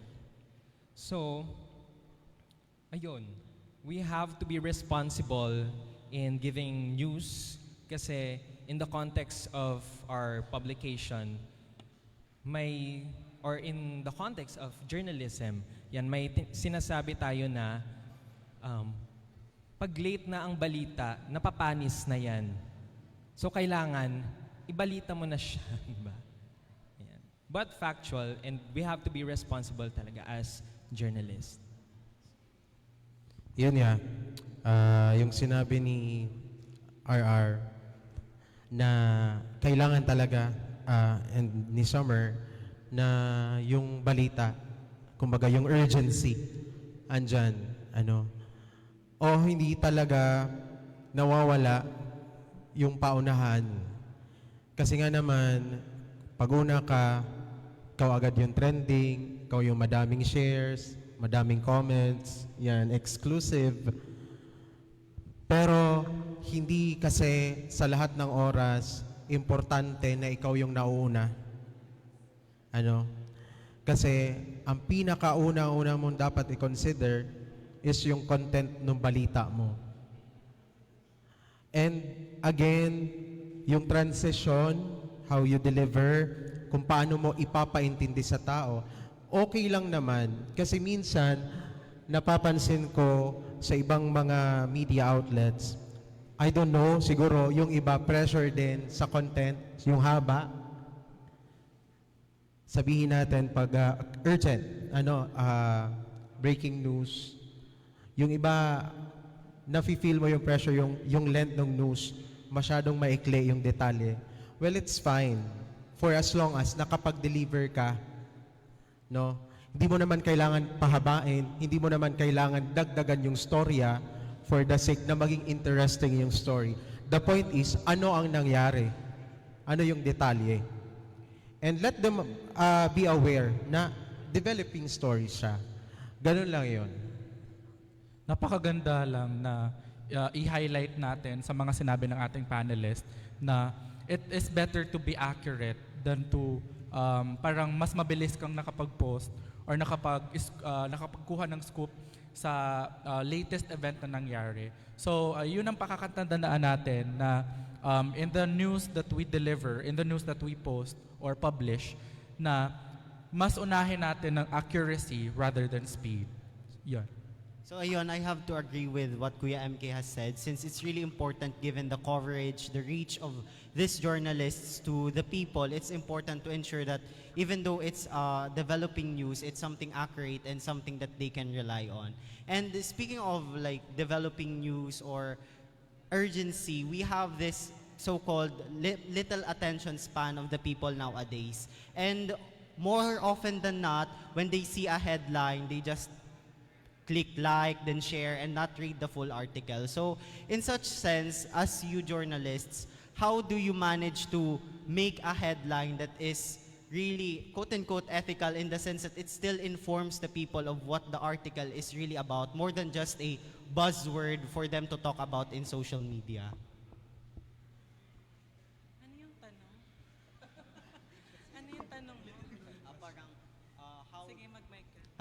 The question is, how does journalists make headlines that are not only for buzzword in social media? Since more often than not, when people have low attention span, they just read the headline, they click heart, and then just share whatever it is, and they do not read the full article. And sometimes it leads to confusion, miscommunication of what the context of the story is really about. So as you journalists, how do you manage to make a headline that is really comprehensive and informative of what the people need to know, more than just a topic for them to talk about in social media?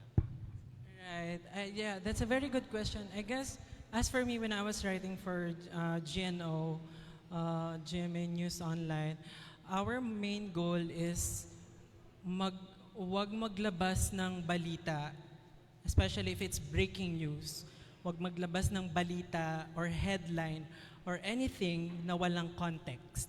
So, mahalaga yung context sa mga social media posts. Let's say, for example, meron kang nilabas na balita, headline pa lang yung meron ka, wala ka pang sinabi mo na developing story ito, and this is a breaking news, whatever. Kailangan mag-provide ka ng links ng mga past articles mo to give context doon sa doon sa headline na nilabas mo.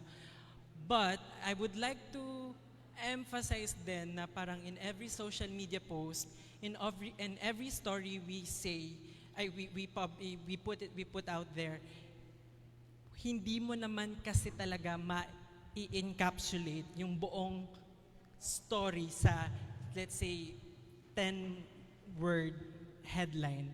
Mahirap siya.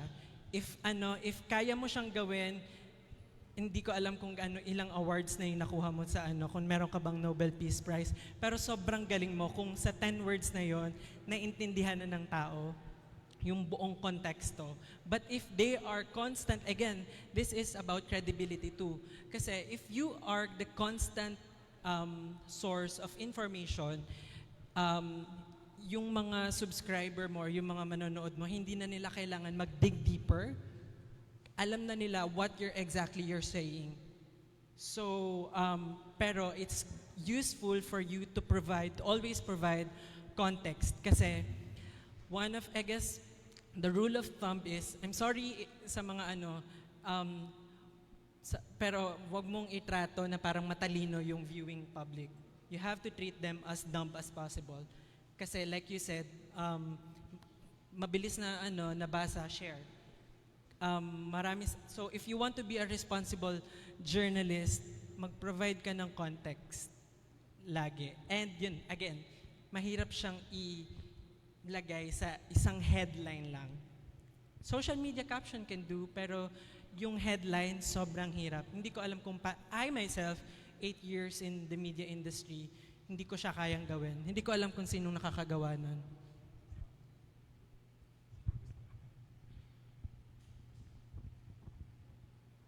I'm speaking in the context of university-wide publication, because unlike other media outlets, as a student publication, it's actually not our obligation to cover news outside what is happening in our university. However, as the student publication, we also do community news aside from the relevant news that is happening inside our university. So when we come up with stories, we make sure that it is relevant to the student body. It has relevance to the student body.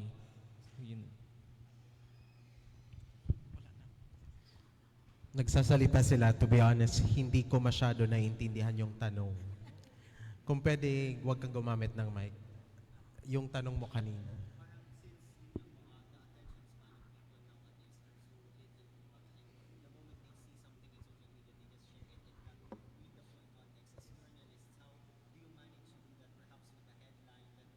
Okay.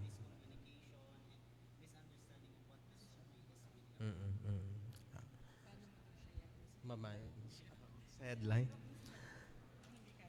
Oo, naintindihan ko na yung question. Kasi yung ano ngayon, madami tayo ngayon sa social media na clickbait, for the sake na madami lang na mag-like or mag-interact doon.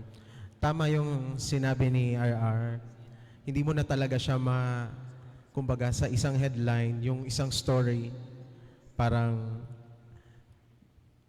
kumbaga, enough na yung headline para maintindihan yung story. Ang main goal nga, actually, baliktad. Yung main goal, gumagawa ka ng headline, hindi mo kailangan sabihin lahat. Ang goal mo is, from headline hanggang sa pinakababa, pagtapos ng story mo, yung reader mo, sasamahan ka pa rin. Ganun yung, kumbaga, usually, na gina-aim mo sa story. So, hindi ko rin siya masasagot. Oo. Kasi, hindi ko yun gagawin. Kung ako yung magpo-post for the sake of likes and everything, hindi ko siya gagawin. For the sake of story, hindi ko pa rin magagawa. Kasi kung alam mo kung paano gumawa talaga ng story. Nasabi kanina ni Sir Seveliano na how risky it is for media practitioners and journalists. We have a question na how do journalists or media practitioners navigate conflicts of interest when reporting on entities with whom they have personal or professional relationships with, and what measures can be taken to ensure transparency?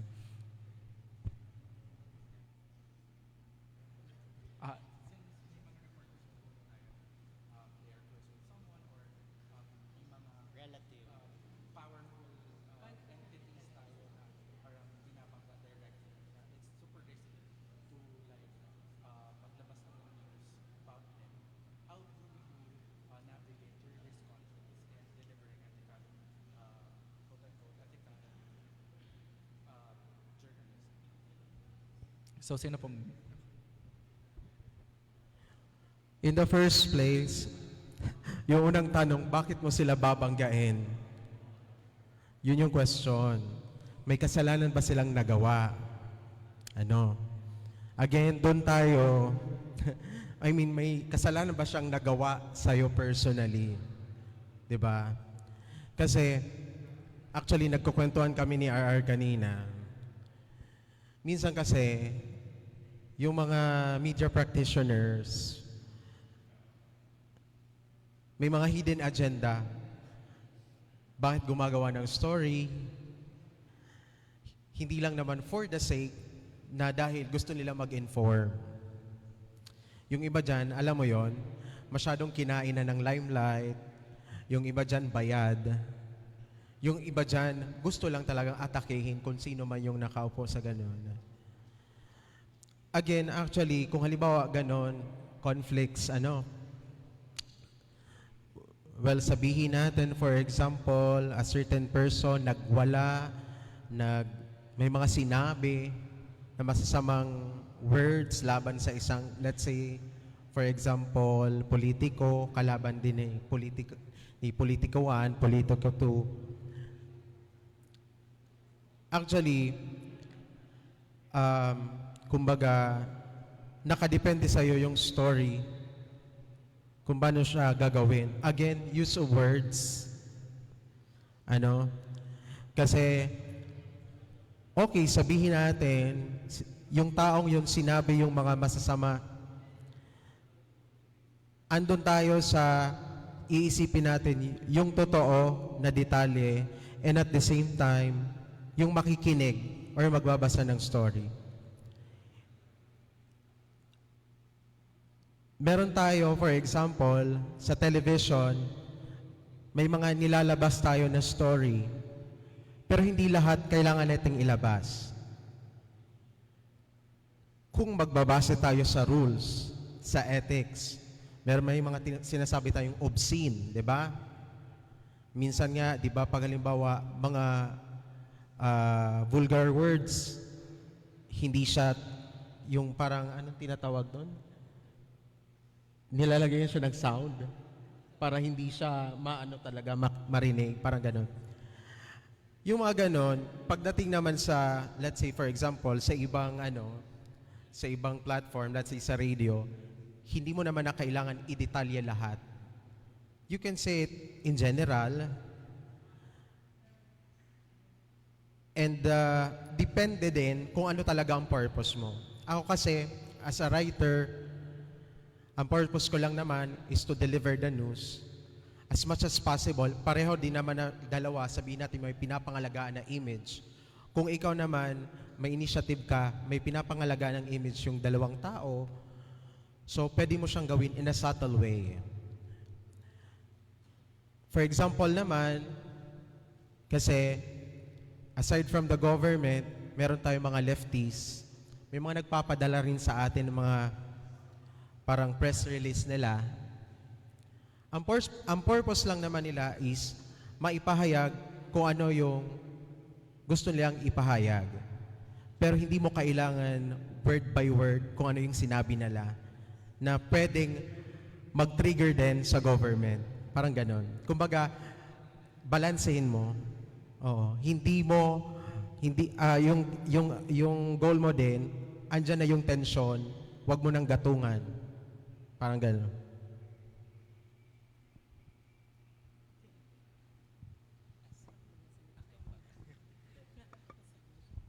I will speak again in the context of a university publication and let's say for example the University Student Council. So as a publication, we have this sort of independent entity.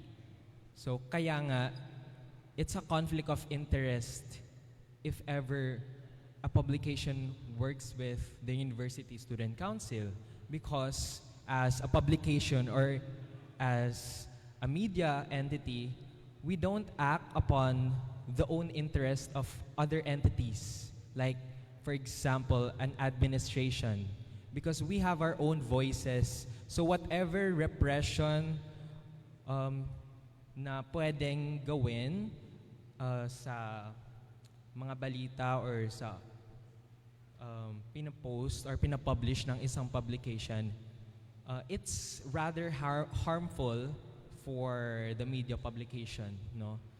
So, ayun. Ako siguro, to make it short na lang, I have never encountered conflict of interest as a journal. Parang wala akong na-encounter na ganun.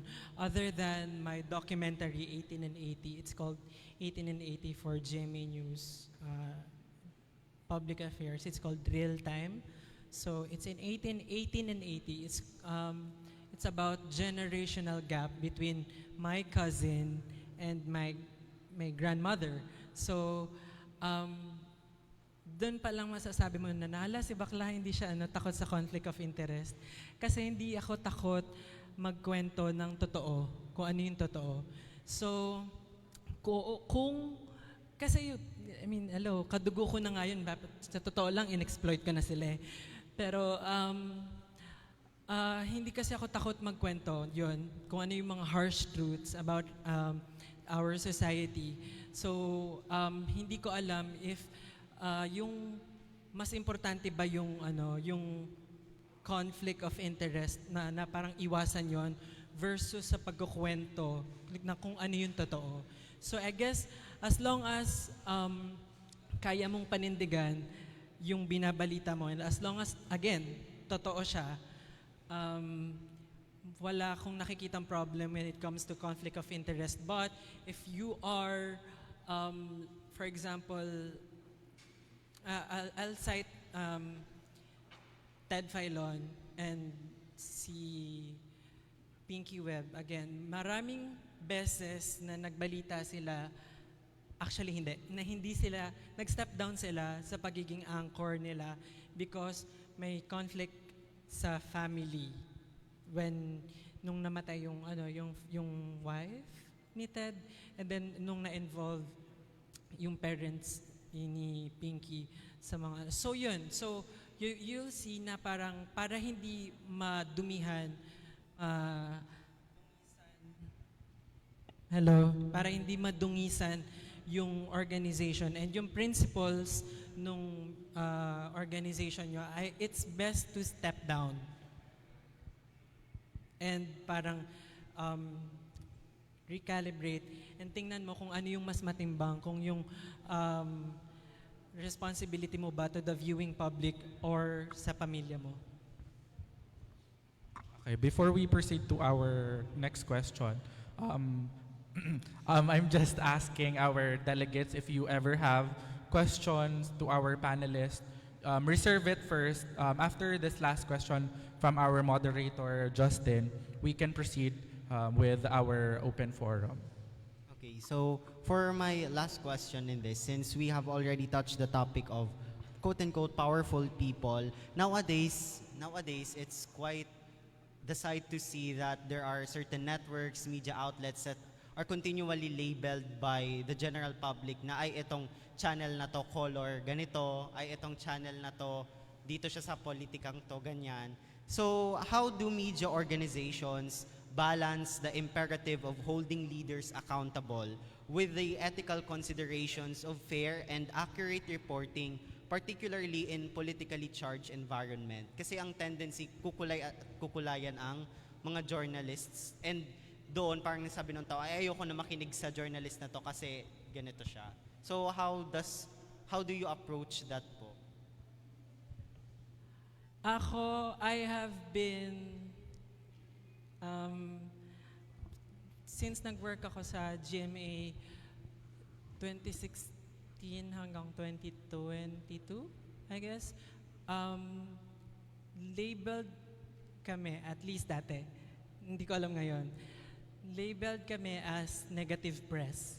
So we are against Duterte, and hanggang, no, I guess, how do we manage?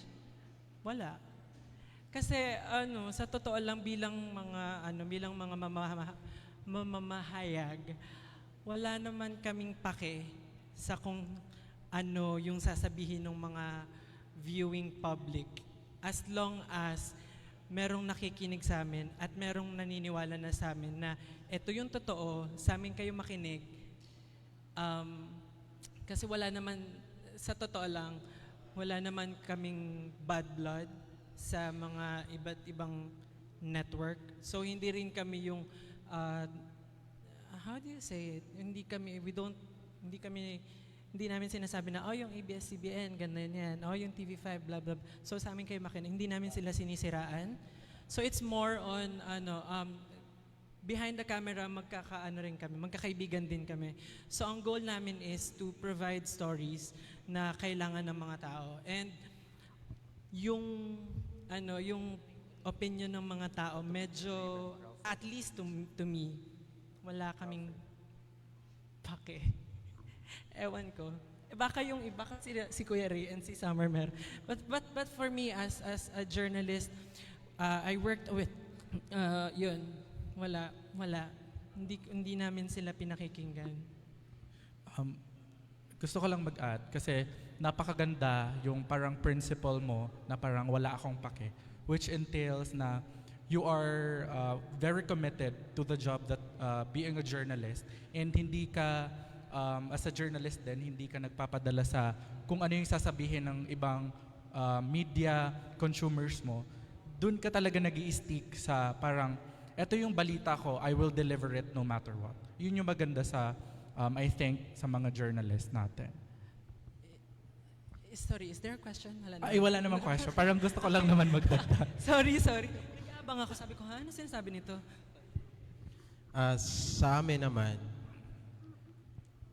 siguro sa amin talaga na sinarili. Simple lang naman, para hindi ka makulayan. Kasi lahat naman, lalo na kung halimbawa may yung mga nakaupo dyan, sa araw-araw ng ginawa ng Diyos, for sure may mga balita yan. Simple lang, kung ano yung accomplishment nila, kontra ka man or hindi, acknowledge.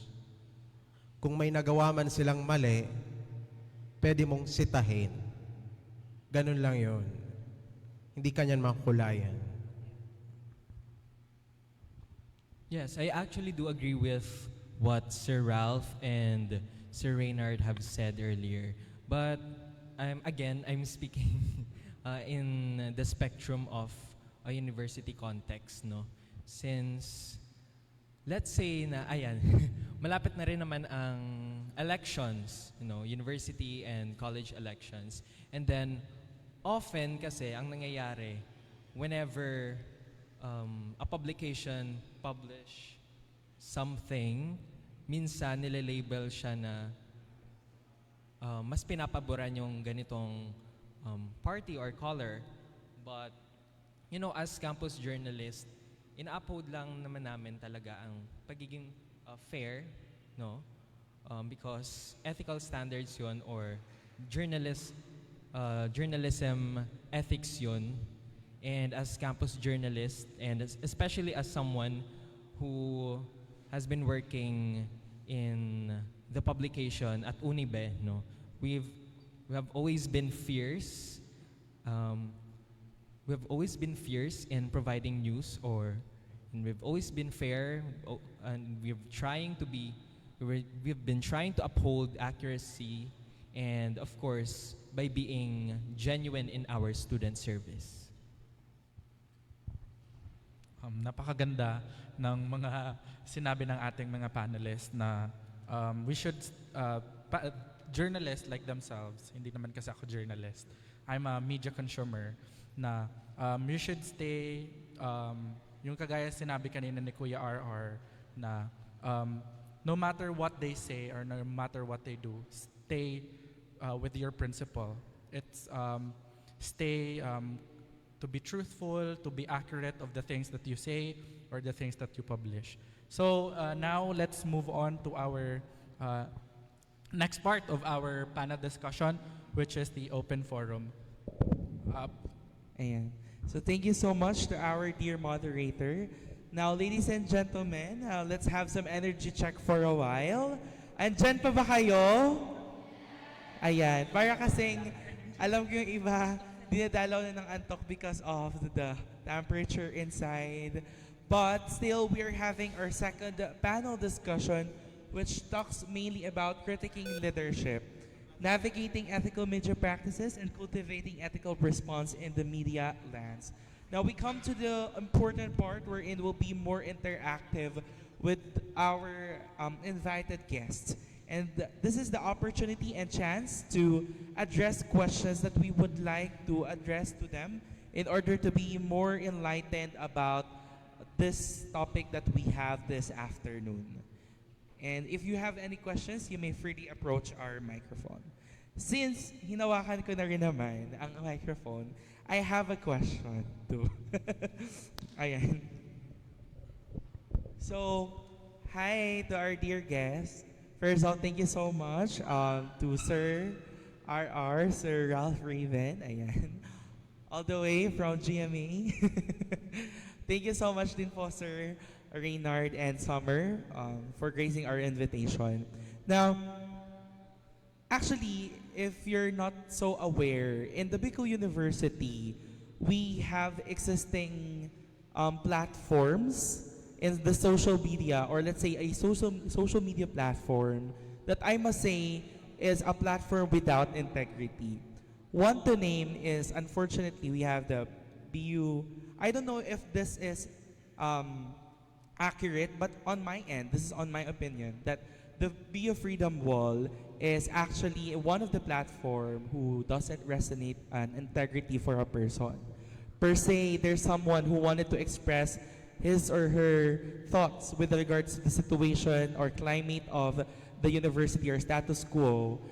They're just posting the context but not actually revealing themselves. So technically, I can try to lie or I can try to, just put some random thoughts I want kahit wala naman siyang katotohanan. Also, may existing din tayong Facebook group na kita recently, which is the Bicol University students, na may way of putting anonymous to the person posting the different details they wanted to share to the whole BUenos. Now, as a media practitioner, my question is that how can we try to navigate an ethical practice wherein we will try to, guide our dear media consumers that this kind of media platform shouldn't, shouldn't be patronized, or in some ways, mas nagiging active kasi yung nagiging take ng mga estudyante dito sa mga social media platforms na to. And unfortunately, it's way of putting down someone, it's way of giving character assassination, probably false accusation. And this is actually one way that we wanted to really resolve bilang mga estudyante leader at bilang parte ng media. What we wanted is to guide our dear media consumers. Now, what can you try to, and what resolution we can try to uplift about this case? Yeah.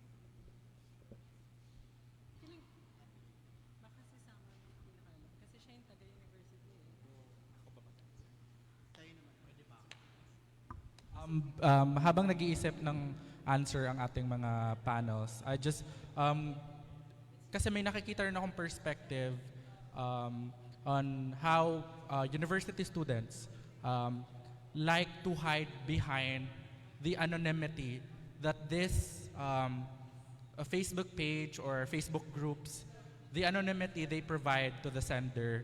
And I think there's a bad side and good side to it na kailangan natin talagang mag-traverse and navigate through this anonymity, parang nagkakaroon na sila ng lakas ng loob para manira ng ibang tao, which is bad. Anonymity is good kung gusto mo lang halimbawa, magbigay ng praise to other people that you are shy to give it directly to them. But yung iba kasi ina-abuse na rin yung anonymity that these pages gave them, and nagre-result din sa mga fake news, and mas lalo pang nagiging parang way of giving the social media consumers fake news. May naisip na ata si Summer.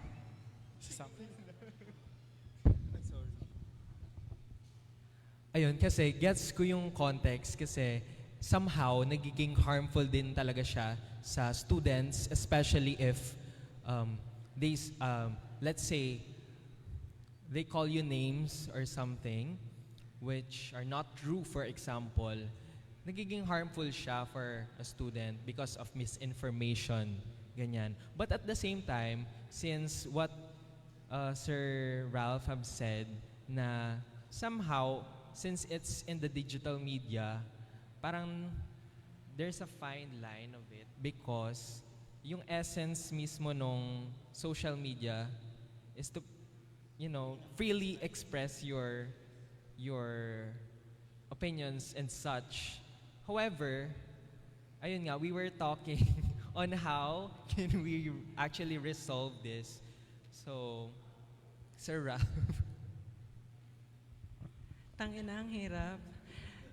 Hindi kasi, guys, ganito kasi yan. I-explain ko lang ha. Yung BU Freedom Wall kasi, if you take a step forward into combating it, mahihirapan yung mga tao na i-interpret siya as something productive.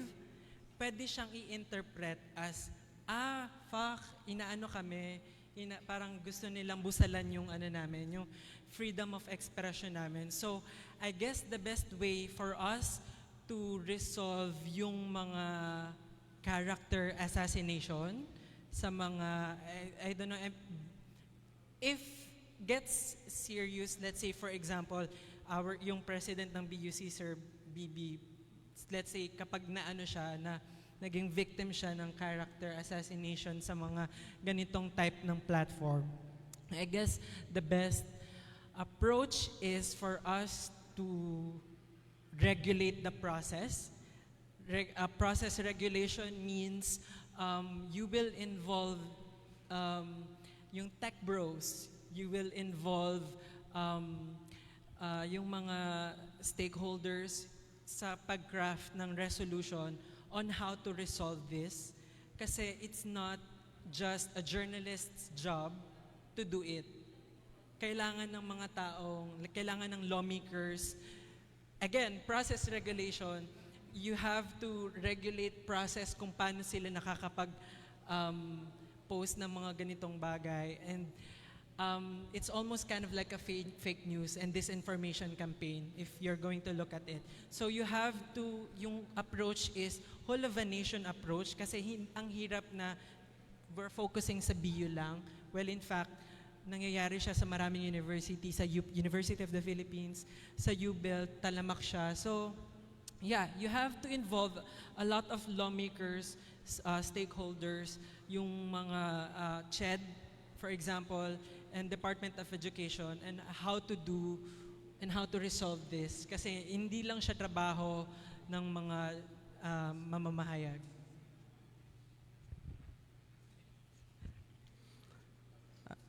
Yung issue, yung sa na madami yung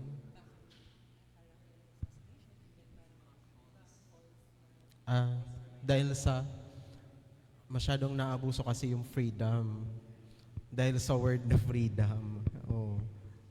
Kung paano siya mariregulate, mariresolve.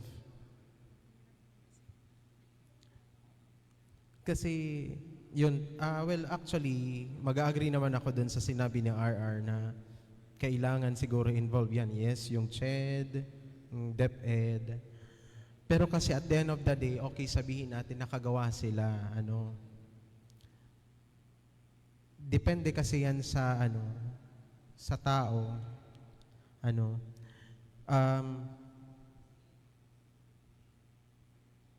Paano ba? Parang yung freedom kasi masyadong alam mo yon, siguro doon yung hold ng mga student na I can say whatever I want regardless kung makakasakit or hindi. Pero dapat kasi talaga maging responsable yung mga students din. Kumbaga, hindi mo siya ika na muna. They ka man mapagalon kaya't aramon so word. Bako man siya karapatan. Actually, tinawan ka lang nga ni Kiano na uy, pwede ka mag-share or mag-disclose ka sa imong namamatian. Pero di mo siya pag-abusuhon. Yun lang.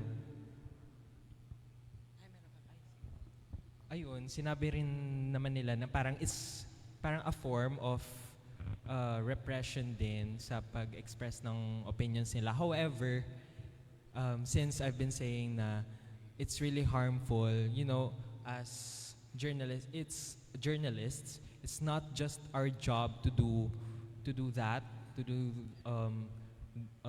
concern. However, such entities like the council should take an action for it as well.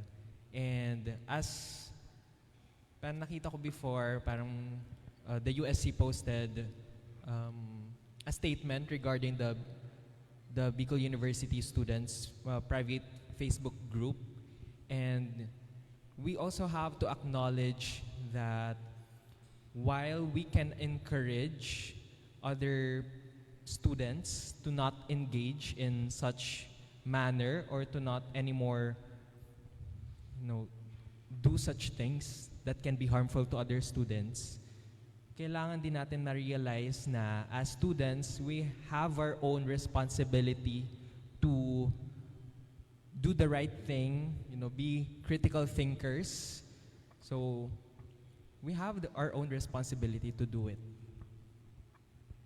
Yeah, so siguro add ko na lang, just a short, if we really want, marami sa inyo student leaders, if you really want to combat yung harmful ways ng BU Freedom Wall, I guess the solution is, aside from bago kayo mapunta sa process regulation, you need to gather data first. So, as long as meron kayong enough data and enough proof that indeed this platform is harmful and medyo subversive siya when it comes to the quality of student freedom, baka meron kayong panlaban para makagawa ng action para ma-resolve yun.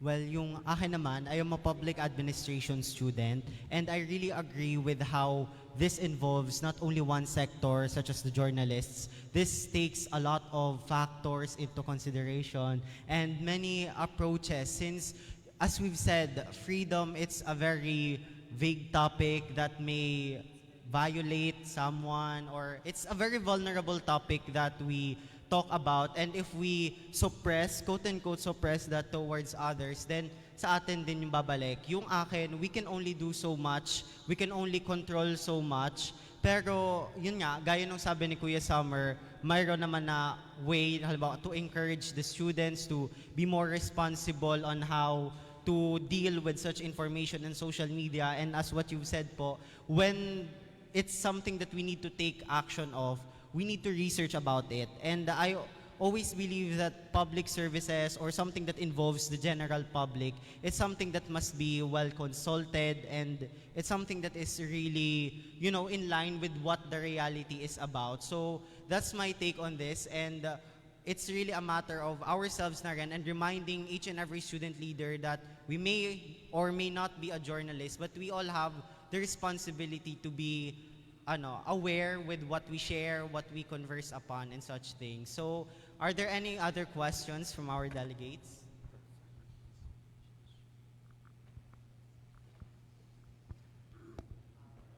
Hello po, good afternoon. So, good afternoon also to everyone. Para po makarelate yung lahat na non-members of the publication, I have a question that encompasses all mga organizations natin and also the free entities in the school. So in the digital world, information dissemination is crucial in organizations. And this is led by mostly the PIOs and the executive officers of the publications. They serve as the leaders of that information dissemination. The question is, what should they learn from professional media practitioners like you in terms of ethical media practice and performing accountability? I mean, di ba po, mostly publications, they disseminate information. But organizations also disseminate information. And minsan, since they are not, organizations are not fully aware of the extent of journalism or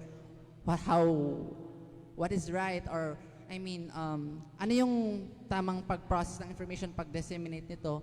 Ano po yung pwede nilang matutunan, parang a tip, kumbaga, like in terms siguro in technical writing, in formulating the gist of a story, kasi pwedeng malaki, pwedeng maliit lang, or paano po nila mas ma-reach pa yung target nilang audience po. Ganon. Or pwede rin po kapag kunyari naka-receive sila ng complaint kasi may missing information, or like yung crucial information na miss out nila kasi di nila na parang, di kasi baka di nila aware yung double cross or cross matching ng information. So ano, tas naka-face sila ng parang comments from others kasi may na-miss silang information for just for an instance. Siyempre kailangan nilang maging accountable for that, but they don't know how if they are not aware of how to do that. So what can you share about it? What are your thoughts on it po? Siguro po sige, thank you. Alam mo kasi yung problema namin yung speaker, hindi nyo namin maintindihan kayo. Talagang dito ako nagreklamo sa stage. Sorry guys. Hindi, okay, so I'll try to answer best practices sige, baka ipasira natin para maintindihan. Hindi, I guess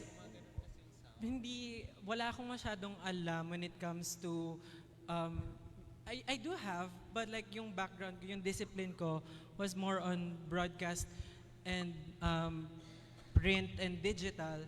So siguro for you guys, ang masasuggest ko, if you really want to target the right audience for your information is for you to create an avenue. Marami na ngayon sa Facebook. You have yung messenger, what's a broadcast channel? Yeah, try to include everyone lang, yung mga target audience nyo doon. And gawa kayo ng sariling, kung hindi kayo kunyari, let's say for example for Cal CSC, merong the publication Budyong. Let's say hindi binalita ng Budyong kung ano yung achievements nyo, pwede nyo siyang gawin actually on your own. Pwede kayong gumawa ng sarili nyong publication. Well, not really. It's pwedeng ano bang tawag doon? Not literary folio or something, a newsletter, yun. Pwede kayong gumawa nun, and then pwede kayong gumawa ng online shows to produce that. So, I guess yun yung best way. But when it comes to technical writing, I don't think you guys will ever target the right audience or mai-engage nyo sila with just technical writing. Changing times, changing needs, maiksi na yung attention span ng mga tao. So, lagi ko tong sinasabi sa mga university students. So, the best way to create, let's say, a PR material is first be clear sa isusulat nyo. First be clear and then be clever. So, yun na siya. Hindi na siya yung plain na, okay, ito yung nangyari, 5 Ws and 1 H. No, hindi na siya, medyo gas-gas na siya. So, hindi kailangan nyo na, kailangan nyo yung asinan yung uod para makuha nyo yung kiliti niya. So, example, let's say, binabasa akin na information is 920 pesos na yung presyo ng sibuyas, kada sako ng sibuyas. So, sasabihin mo siya sa PR na, oh yeah, okay, sige, mahal na yung presyo ng sibuyas. Pero if I'm going to write it and I want the people to be engaged and ma-target yung right audience ko, I would use clever writing and creative writing. So, I would say it as halos umiyak na ang mga tindero o halos maluha na ang mga consumer dahil or balde-balde pero balde-balde na ang luha ng mga magsasaka dahil ganito lang ang presyo na binenta na yun. So you have to be creative also para ma-engage nyo sila and ma-target nyo sila.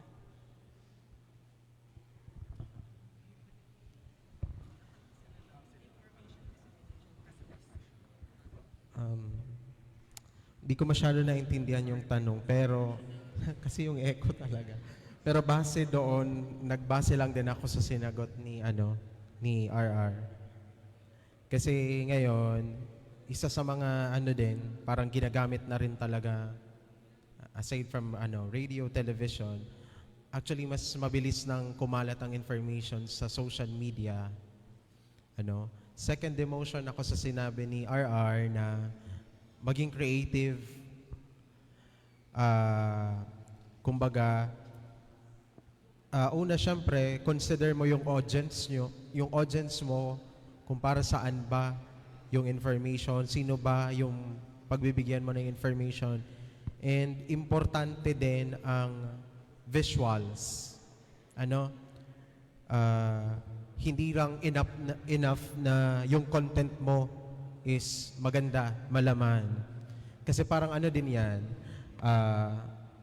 sa attraction sa tao. Well, napaka-hypocrite naman natin na sabihin natin na, nagustuhan ko siya kasi ganito yung ugali niya.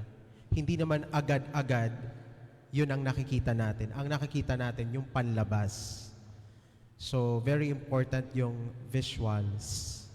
Yun lang. Professionals lang. May mga questions pa po ba? Okay. We're going to, na lang po, one last question. Okay, Hello po, dalawa. Hello po, good afternoon. what I got from this panel discussion is that parang the media has the responsibility, the ethical responsibility to deliver complete information. My question is, what is the ethical media responsibility, or how can we hold the media responsible when there are stories na na hindi na-deliver fully? For example, developing stories na walang closure, or other news na incomplete tapos nag-cause ng uproar or harm to the consumers, the media consumers. So, kumbaga, how can the people hold journalists accountable?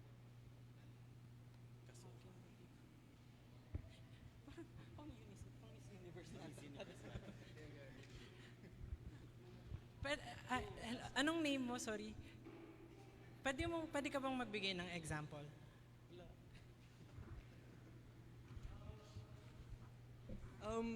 The example, kunwari, developing story, tas wala nang follow-through dun sa story. Parang hindi siya nag-close, parang nag-post, kunwari, ang isang media ng developing story. Tapos, yun lang, wala nang kasunod na nangyari. Anong ethical responsibility ng taga-media for those scenarios? Right, and meron bang na-harm? Like, for example, meron bang nasagasaan yung story na pinublish nila before? Yeah. Meron? Apo. Okay, sige. Thank you, Homer. I guess, the solution is, on that part, may mali yung media outlet, kung sino man yun. Let's say, may mali siya in terms of hindi siya actively kumuha nung side nung isang tao, I guess, or kung sino man yung binabalita nila, kung sino man yung nabangga nila. And then, what if nagbigay na siya ng statement? Ganun ba yung situation? What if nagbigay na siya ng statement at hindi inere nung certain media outlet? Wala nang habol yung nabangga doon. For me, dahil nabalita na nung media outlet yung, again, I would like to emphasize na yung mga broadcast channels, print, and digital media, mga tao lang din to. So, kung ano talaga yung gusto nilang ilabas, kung ano yung gusto nilang malaman nyo, yun lang yung makukuha nyo. Ganon yun madalas. Pero, gusto natin ibalik din yung responsibility sa mga journalists na they have to actively look for statements and yung other side nung stories. So, yeah, I guess for us, kailangan natin paulit-ulit, kanina nag-uusap kami ni Kuya Ray, paulit-ulit natin dapat nire-remind yung mga journalists natin ng ating code of ethics and ng ating, kahit pa taon-taon yan, minsan nakakalimot and tao lang din yung mga mamamahayag. Nagkakamali sila. So, yun. Ang question.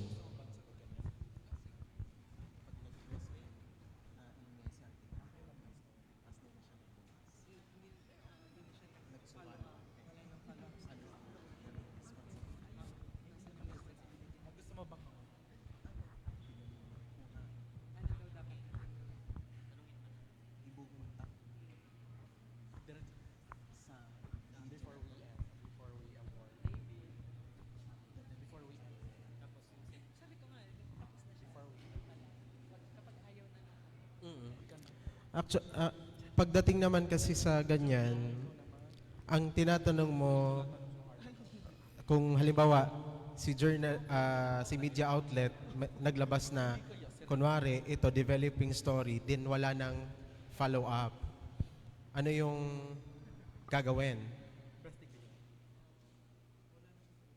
Tama si RR kasi wala ka nang habol doon. Hindi mo naman pwede siyang i-enforce na, asa na yung follow-up nito? Hindi natin alam ang rason. It's either baka si upper management, hindi na siya pinaano na, oh, wag mo na yan patulan na story. Hanggang dyan ka na lang. Oo. Wala naman naka-harm, pero ang punto kasi doon is, kung yung nilabas niya naman na story, is sinasabing developing story, malinaw naman sa tao, hindi naman siya masasabing harmful kasi totoo naman yon. It's just that hindi lang nailabas yung full story or follow-up. Kumbaga, ano ba yun? Panis na, and kumbaga yun lang, nagawa niya naman ng tama yung una na naisabi naman sa kanya, sa readers, na developing story. Wala naman sigurong, di naman, paano ba, matatawag bang kasalanan yun? Parang, depende kasi sa tao eh. Ikaw na, nahirapan din ako sumagot. Pang Miss Universe kasi mga tanong pala dito. Anyway, kasi naalala ko, I did a story about the mental health here in the Philippines, specifically sa Camarines Norte. Tapos, it kind of like, nag-garner siya ng maraming attention. Tapos, kaya siya nanalo ng maraming awards kasi medyo controversial yung documentary ko na yun. But one of the parang effects nun sa akin is yung governor, meron ba ditong ano? Wala naman yung governor ng Camarines Norte that time, safe space naman to guys, no? So, that time, we were assuming, GMA News and Public Affairs, we were assuming na merong pinadalang death threats for me. And parang, and I had to wear yung helmet and then yung bulletproof vest every day in and day out of GMA News Compound para lang ma-protect ako. Kasi after namin ilabas yung documentary, naglabas ng statement si Governor, hindi ko napapangalanan, pero si Governor, joke lang. Naglabas siya ng statement niya about my documentary, pero hindi siya nag-release, hindi siya nag-reach out sa akin. So, again, wala akong responsibility to air his side of the story dahil tapos na yung storya ko. Wala akong responsibility na, of course, meron akong, on principle, kailangan ko siyang gawin. Pero I am also constrained by, of course, budget, whatever. But siguro sa setup ng college and university papers and mga media production organization, kailangan i-remind, I guess, yung mga campus journalists na if this person, na meron silang responsibility na i-air yon, pero hindi sila required to do it. And kailangan magkaroon, maybe, I'm not sure, Unibe ba yung dapat na kailangan meron bang, or College Editors Guild of the Philippines, meron ba silang Code of Ethics? I'm not sure. But the point is, if meron silang sinusunod sana na Code of Ethics, it would have been easier for yung para dun sa mga nabangga to counter the issue. Pero kung wala naman, walang habol yung student leader or kung sino man yung natamaan sa Yun, just to add lang kay Sir Ralph, yan, bilisan na raw. But in the context sa university, as the student publication, syempre meron tayong responsibility na mag-deliver ng news na relevant nga sa student body. So kung kunwari, ang reader ay nakulangan sa statement from a certain individual na parang involved sa story, tapos wala siya doon, again, parang wala na rin hawak yung journalist if ever na ma-publish yun kasi let's say, hindi pumayag yung certain individual na yon na magbigay ng statement niya, but kailangan na ma-publish yung story or yung news. Kasi pag may balita, dapat i-deliver, ma-publish na siya kaagad because or else mapapanis siya, just like what I've said earlier and just like what you've said. So ayun, ano pa ba? Sige. Siguro yes, additional lang. Although, yes, wala kayong habol doon, but I guess the best, dahil, meron ba ditong mga college publications aside from Unibe?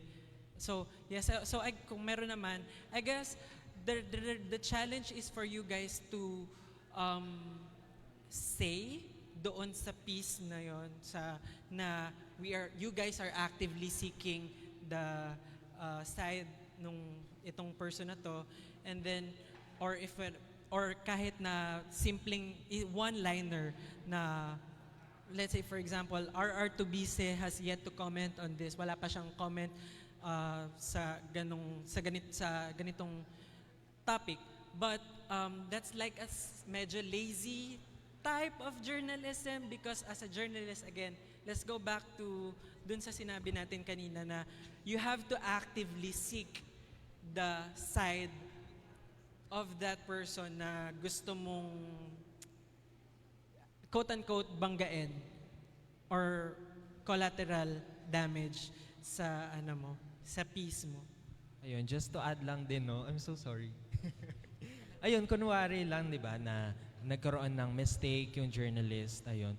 Siyempre, meron din naman na responsibility ang journalist na maging accountable doon. So, usually, hindi na natin mababago kung ano na yung nasulat, kung ano na yung na-publish, but we can publish an erratum, for example, an editor's note, ganyan. So, ayun, yun lang. Okay, I think we have last question coming from address to, okay. Hello. Good afternoon po. Anyone can answer this first question. Talking about accountability, if you have reported something erroneous, how do you rectify that mistake, considering that there might be people who have been greatly affected by such news? Or what are the standard or the protocol that you follow after posting an erroneous news? I-issue ba agad ng public apology? Do you turn down the post? Or what's the standard that you follow po? Go, Kuya Ray. Pag erroneous daw na pwede ko ba magbigay ng example ng erroneous? Kasi medyo subjective yung natin.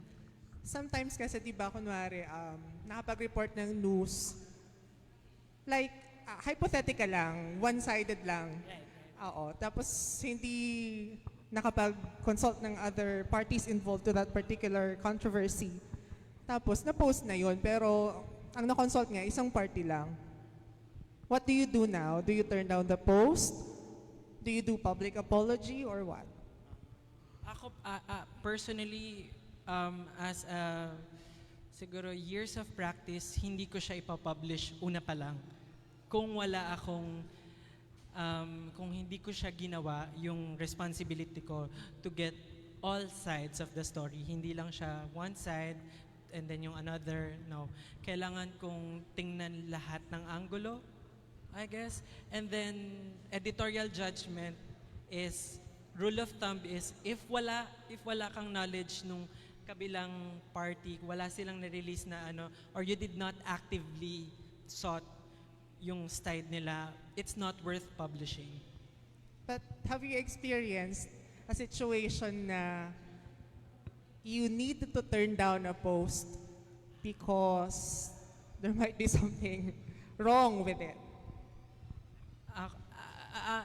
Ako wala. Personally, wala akong ganon. But,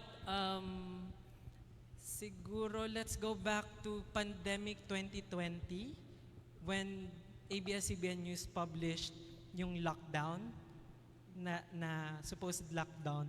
Tapos wala pang announcement from Malacanang or anyone, wala pa. So what they did was, like I said, I have friends there, mga kapamilya. what they did was they really did, tinake down talaga nila yon. And you know what's funny about internet? It's not forgiving kasi. Yeah. It's not forgiving. So that itself should be like a reminder for all of us na whatever we put out there, mali man yan or tama, it's already there. And parang no matter gaano man kaganda yung erratum na inilabas mo, hindi talaga niya, it will not fix your credibility.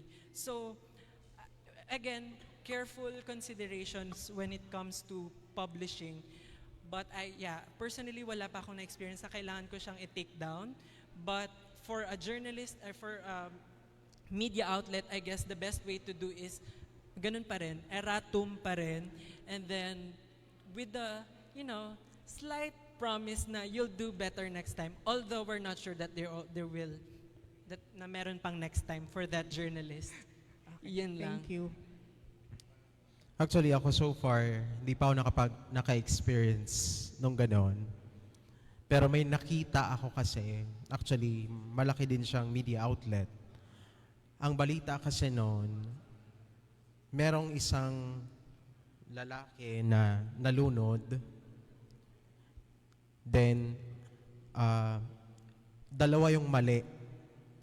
Una, yung mga personnel, yung pangalan ng personnel, ay hindi pangalan. I mean, yung law enforcement, tama, pangalan ng law enforcement na nag-rescue. And pangalawa, yung biktima na tag as suspect, yung nalunod. Kinorek naman. Kaso, sabi nga, yung social media kasi, alam naman natin, di ba? Lalo na yung mga Pilipino mahilig sa screenshots. Kahit siguro i-correct mo siya, hindi mo na mariredeem yung credibility mo. And then, meron din akong kilala na media practitioner, nag-post siya ng information. I don't know exactly what it is, pero nag-post siya ng information, kumbaga siguro trigger happy, gusto niya mauna, then eventually mali. Ang pangit kasi, isa sa mga listeners niya, na pag-usapan namin kanina, sinabihan siya na next time kung magpo-post ka, make sure na credible ang source mo. Avid listener niya yon. So, yun ang lesson doon. Para at least kasi ako so far, hindi pa naman ako nagaganon. Kasi dapat talaga, yon, tama yung sinabi niya RR, halimbawa may pinag-uusapan tayo, two sides yan, alamin pareho yung statement ng magkabila, kung ano yung information, walang labis, walang kulang, ilagay doon. Ganun lang siya. Kahit nga andun ka na, papost na. Ako, pag ganun papost ka na, babasahin mo siya ulit bago mo siya i-post. Ultimo picture. Meron pala sa amin, nangyari, picture. Ang nangyari is, dalawa yung suspect. Although blurred yung picture ng suspect, isa lang yung naisama naming picture. May nag-comment doon, bakit siya lang, kamag-anak nung suspect, bakit siya lang yung pinost nyo? Di ba dalawa yung suspect? Ganito, ganyan. So, ang ginawa ko na lang, wala akong choice. Inalis ko na yung story. Oo. Tapos, kinausap ko na lang yung nag-apologize naman ako. Hindi naman siya kabawasan. 'Di ba? Ganun lang 'yon. In case siguro kung ma-encounter nyo yung ganun, yun na lang yung tamang gawin. Apologize kung kailangan nyo i-turn accountability. Then, huwag kang umasa na dahil doon sa nakapag-apologize ka na okay na. So, nakadepende pa rin. Yun na lang ang ikakatahimik mo siguro na the point is, na itama mo naman. Oo. Pero hindi mo na hawak yung magiging ano nila, reaction about it kahit naayos mo? Yes. One final question, specifically addressed to Unibe. Taking from the discussions a while ago, you have emphasized that publications are neutral, that you always exercise fairness. I just want to raise this concern because last year in the BU presidency elections, the Unibe actually released a statement endorsing a certain candidate, while I understand the fact that the publication or the Unibe also has the responsibility to voice out the sentiments of the students. I'd like to give you the floor now to at least enlighten all of us why Unibe did such action. Actually, this is just to clarify, for clarification purposes. For everyone na hanggang ngayon ay nagtataka at nagdududa pa rin because may ganong statements from the Bicol Universitarian. Thank you. Well, yes, thank you, Mr. Earl. And as I remembered, you already asked me about it before, but for the information of everyone, I'm going to answer your question. So for the BU presidency election last year, the Bicol Universitarian endorsed Dr. Ophelia Samar C. for president. And it was based on the votes of the General Legislative Council, if I'm not mistaken. So it was endorsed by the GLC, hence Unibe. I don't think there is, or it violates the journalism standards if the Philippine Collegian, the university publication of the University of the Philippines, Diliman, endorsed someone for presidency, then why Unibe can't do it? Okay. If Philippine Collegian endorse a particular candidate, then why can't you? If that's the case, I think it's not proper to say that Philippine Collegian endorse a particular candidate and it's the right thing to do. Is Philippine Collegian the standard now, or do you think that whatever Philippine Collegian does is the protocol or the standard that we have to follow? Yun lang. Thank you. Maraming salamat po, Mr. Earl Vista. So, maraming salamat. I would like to take this opportunity to thank our guest panelists para sa panel discussions natin today. So, palakpakan naman natin po sila. So, congratulations and thank you. Now, to proceed with awarding of tokens and certificates, may we call Jeffrey Latine and Remy Stephanie Baldorado or anyone from the Executive Council. To read the citation reads, Certificate of Appreciation is hereby given to Summer John Forrest Ontalan, Ralph Raven Tobiche, and Reynard Sevillano for their contribution, exerted effort, and inspiring role as one of the distinguished keynote speakers during the Sorok Pagtiripon para sa Padagos na Pag-uswag ang pagtrayumpo kan Lider Estudyante ng Futuro, contacted this February 26, 2024 at the Student Union Center, Bicol University, Legazpi City, Albay. Given this 26th day of February 2024 at the Student Union Center, Bicol University, Legazpi City, Albay. Signed, Jeffrey P. Latiga, Executive Head, Remy Stephanie P. Baldorado, CSR, BUUSC, Prof. Michael A. Alagaban, Senior Advisor, and Prof. Dave L. Tonga, Dean Office of the Students' Affairs and Services. Muli, maraming salamat po. Thank you so much.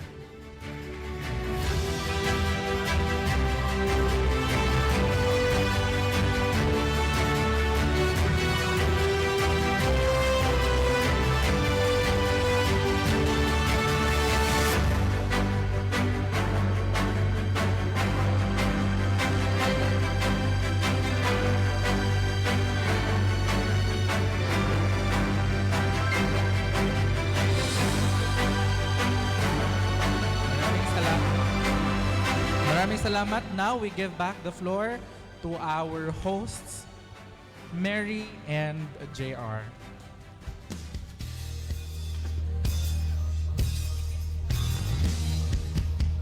Thank you so much for our moderators as well as our panels. Thank you very much. For this afternoon. Now, moving on to the exciting part of our afternoon session. But before that, kamustahin mo muna yung audience natin. Nagising pa ba ang lahat? Ala, wala kaming marinig isa pa. Gising pa ba lahat? Okay. So, for the next part of our afternoon session, we will have the Phase 1 Roundtable Discussion and Problem Tree activities and Phase 2 Synthesis and Sharing of Resolutions and Learning Experiences. For this part of our program, may we call on our event head, Mr. Jeffrey P. Latigay. Let's give him a round of applause, please. Thank you so much, Mary Lourdes and JR. So technically, we are, kumbaga, papatapos na talaga tayo, and I hope you had a lot of learnings with all the panel discussions, all the speaking engagements, all the research speakers who shared their insights and experiences along with their topics given. Now, with regards to the Phase 1 and Phase 2 workshop activity, mabadaliin na lang natin siya since we are targeting that at exactly 5 or probably just 5:15, we are done with the whole event or program. So with the Phase 1 activity, we have the roundtable discussion and a problem tree activities. With this activity, we would like you to please occupy the seats vacant in front of you. Kumbaga magkaroon tayo ng congested group.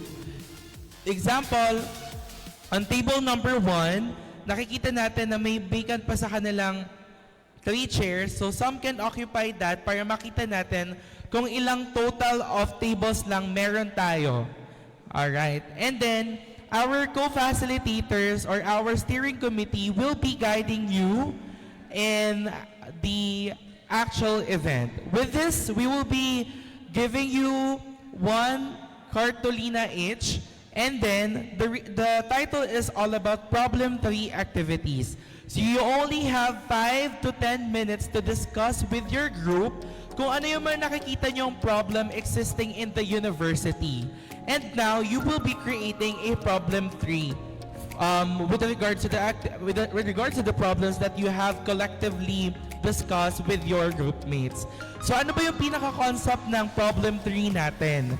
Example, di ba, ang structure ng isang tree ay may roots, may fruits, at syempre may stem. So we need to check kung ano yung mga nagiging roots ng problem ng university, ano yun naman yung mga nagiging bunga nun, and then afterwards, ano bang pwedeng i-lead niyang indications na syempre mas ikalulugmok ng situation. So the problem here, the situation here is actually just identifying the roots of the roots of the roots of the problem. So example, may isang situation tayong financial constraint, isa sa mga roots. So, yung financial constraint, bakit siya isa sa mga root ng mga problema in the society or in the university? Kasi meron tayong mga unemployed, di ba? Ang roots ng financial constraint is because the person is unemployed. Ano naman yung pinakamagiging roots kung bakit siya unemployed? Hindi siya nakapagtapos ng pag-aaral because hindi siya nabigyan ng opportunity or wala siyang capacity to do the education. So yun yung tatawag nating roots by roots by roots. Root of the tree, root of the problem. Nagigets ba ng lahat? Pataas ng kamay kung nagigets ng lahat. So technically, we have 1, 2, 3, 4, 5, 6, 7 tables na nandito. And our facilitators, MK, JJ, and others, please distribute 1 cartolina each. So magdodrawing po kayo ng 3 and ilalagay nyo po as many roots as you can. So kunyari, may na-identify tayong isa na mga problem in the university like lack of focus in ganito. Bakit siya, roots niya kung bakit ganon. Roots kung bakit merong ganon. So see, parang there are pattern on the situation. Then afterwards, after creating the actual problem tree, each table will be presenting their synthesis and sharing of resolutions and learning experiences. Along with the creation of the actual output and doing the activity, ano yung mga naintindihan nyo at ano yung mga gusto nyong i-propose na resolution sa universidad. We will just give you around 1 to 2 minutes to present, and then afterwards, we will proceed to the last part of the event, which is signing of the commitment board at the right part of our venue. Lahat po tayo dyan pipilma. And then afterwards, magdidistribute na kami ng seed packets sponsored by IFO and outsourced from the University of the Philippines, Los Baños. And then we'll be having a photo opportunity and video shoot as we conclude sa ROC 2024. Ayan. Thank you so much.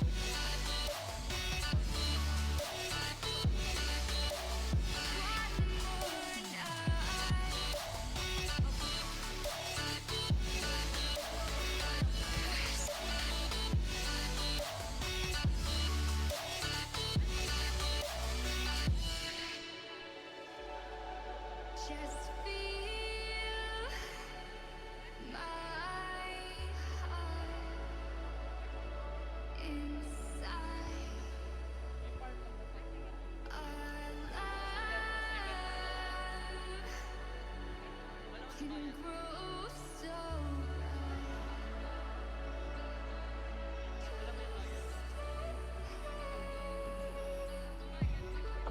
we found a way into the grace again. Let's not pretend our hearts have life again.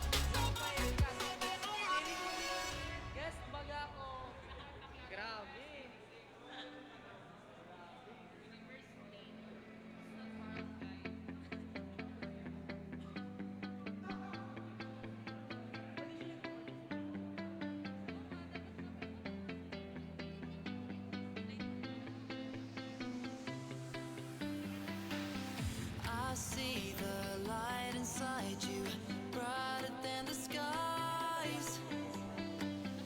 Hold on, just let us escape and fly away tonight. We have the world in our sight, and I know together we'll be alright. Can you see forever we will go?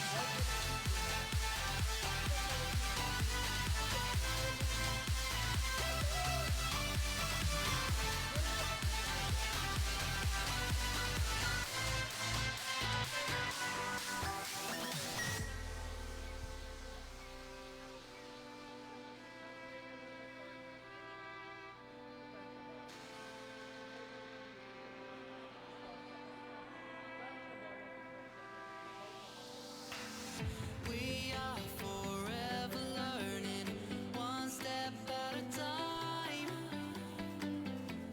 As long as the world is turning, I'll be by your side. We'll keep the fire burning, I'll never see you hurt. You know I can't explain it in a way of words. We both know that you'll understand, and you'll see if you take my hand, and I'll go out of my own way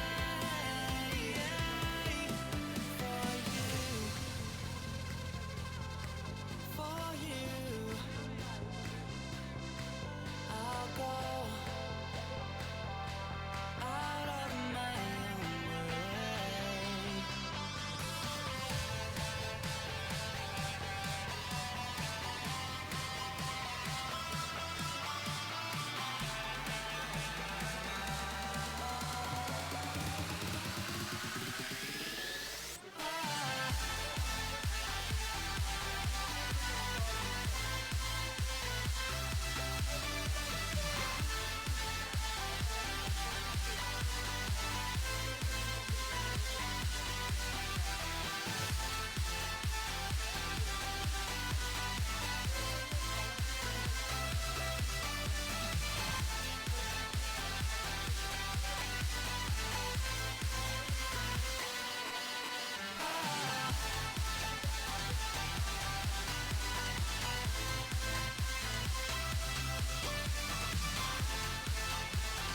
Test.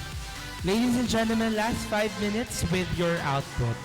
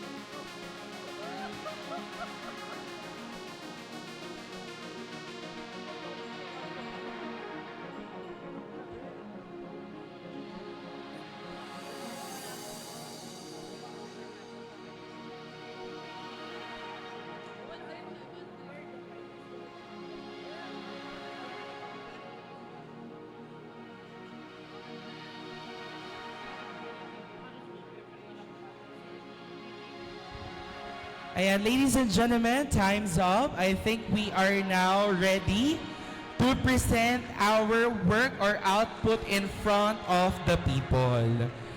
Naiintindihan ko that we wanted to put more problems so we can see.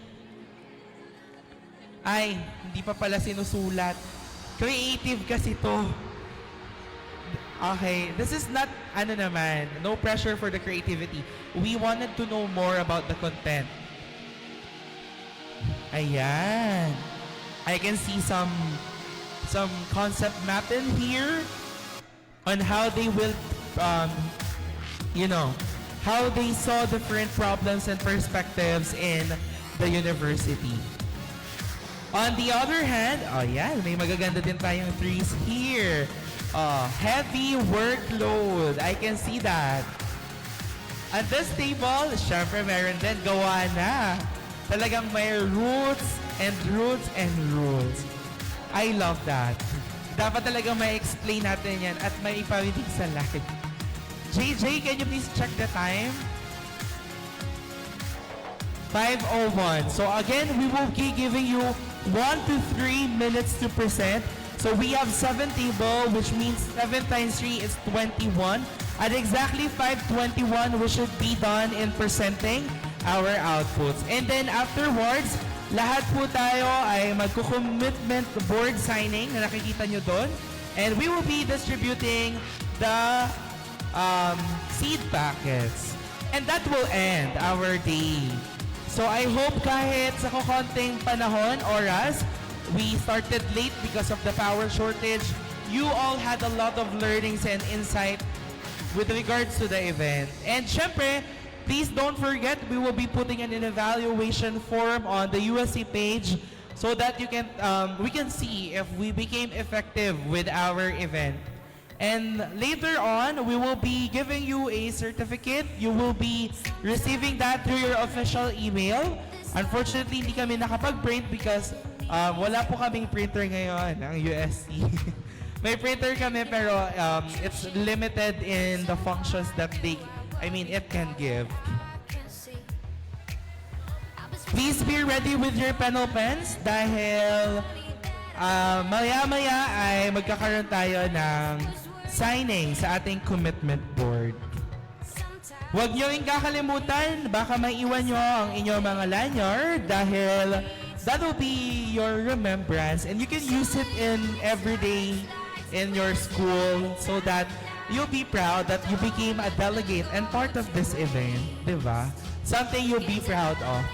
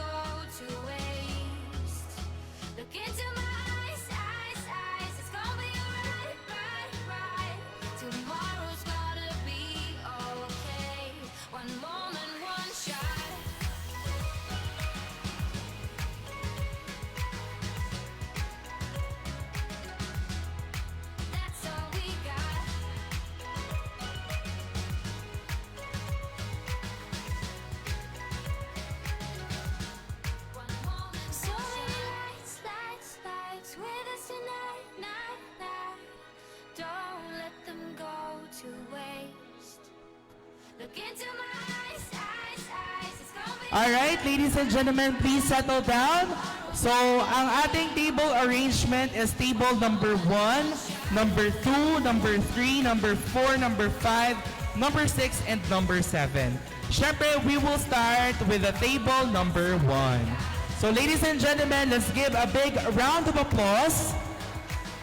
Sino po ang inyong representative to explain, to synthesize your learnings in the whole afternoon? And once again, please share your resolutions with the identified problem roots. Sino po ang representative? Yes, Anro. Thank you so much.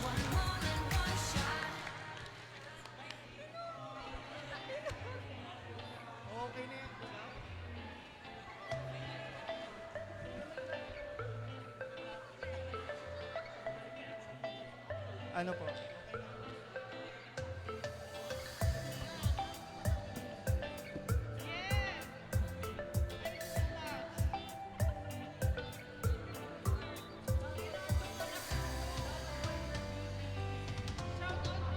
Ayan, may I invite everyone, bawal na po tayo mag-work sa ating mga kartolina. Idikit na po natin dito sa wall. And let's have some words from the group 1. Palakpakan po natin. Good afternoon to all the student leaders who are with us today. But our problem tree is as simple as we have a lot of things we approach with the problems. I think there's a lot of problems here, but we have also a solution with that regarding with that. So we stick for one problem, which is the college-based publications are unable to distribute tabloids. We all know that the college-based publications, we don't have the publication fee on our college's space kasi natanggal siya when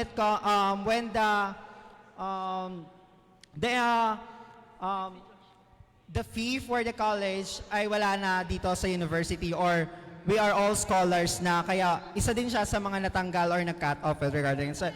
But the main problem with that is that the information we need from this university ay hindi natin napaparating sa ating mga estudyante. Yet, we are in a social media or the digital era, but still, hindi siya nare-reach kung sino nga ba dapat yung ma-reach natin, especially the students of our colleges or the campuses. And we come up with the root of the problem with the tabloids is the lack of funding, which is one of the reason bakit walang tabloids na nadidistribute ang the college publications. And when it comes of lack of staff naman, syempre, hindi naman papasok lahat ng students sa isang publication kung wala talaga siyang fund. Kaya konti din yung papasok. Kasi kaya nga tayo nasa Bicol University kasi free yung tuition. Syempre, hindi tayo laging maglalabas ng pera regarding with that. And also, lack of equipments. We all know that kapag wala din talaga tayong funding, wala din tayong mga materials and mga equipment na kailangan natin to earn or to have tabloids in the publication, which is the most important thing as a publication.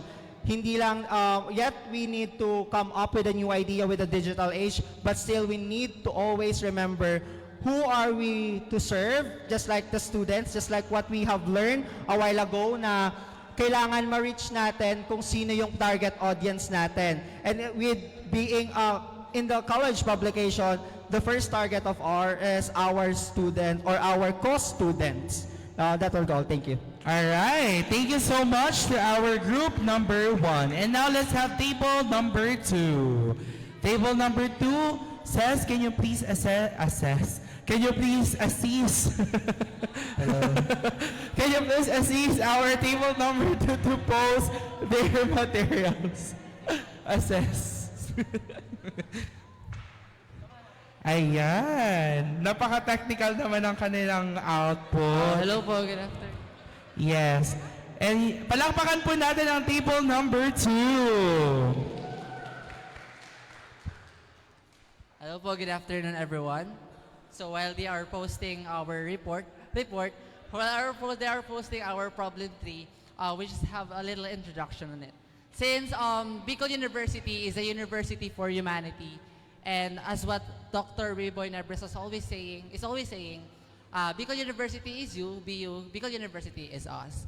But the main question is, how can we achieve a university for humanity if the facilities itself does not meet the needs of the humanity, us? So the problem is on the facility availability and maintenance. So after rigorous discussions, we have chosen several facilities or like that needed elaboration of the concerns. So we have the classrooms, laboratories, the canteen, restrooms, and pathways. So to further discuss on the classroom, laboratories, and canteen, let's have Mr. Carl from Budyong. Thank you. Let us identify the general problem that was identified by our group, which is the facility availability and maintenance.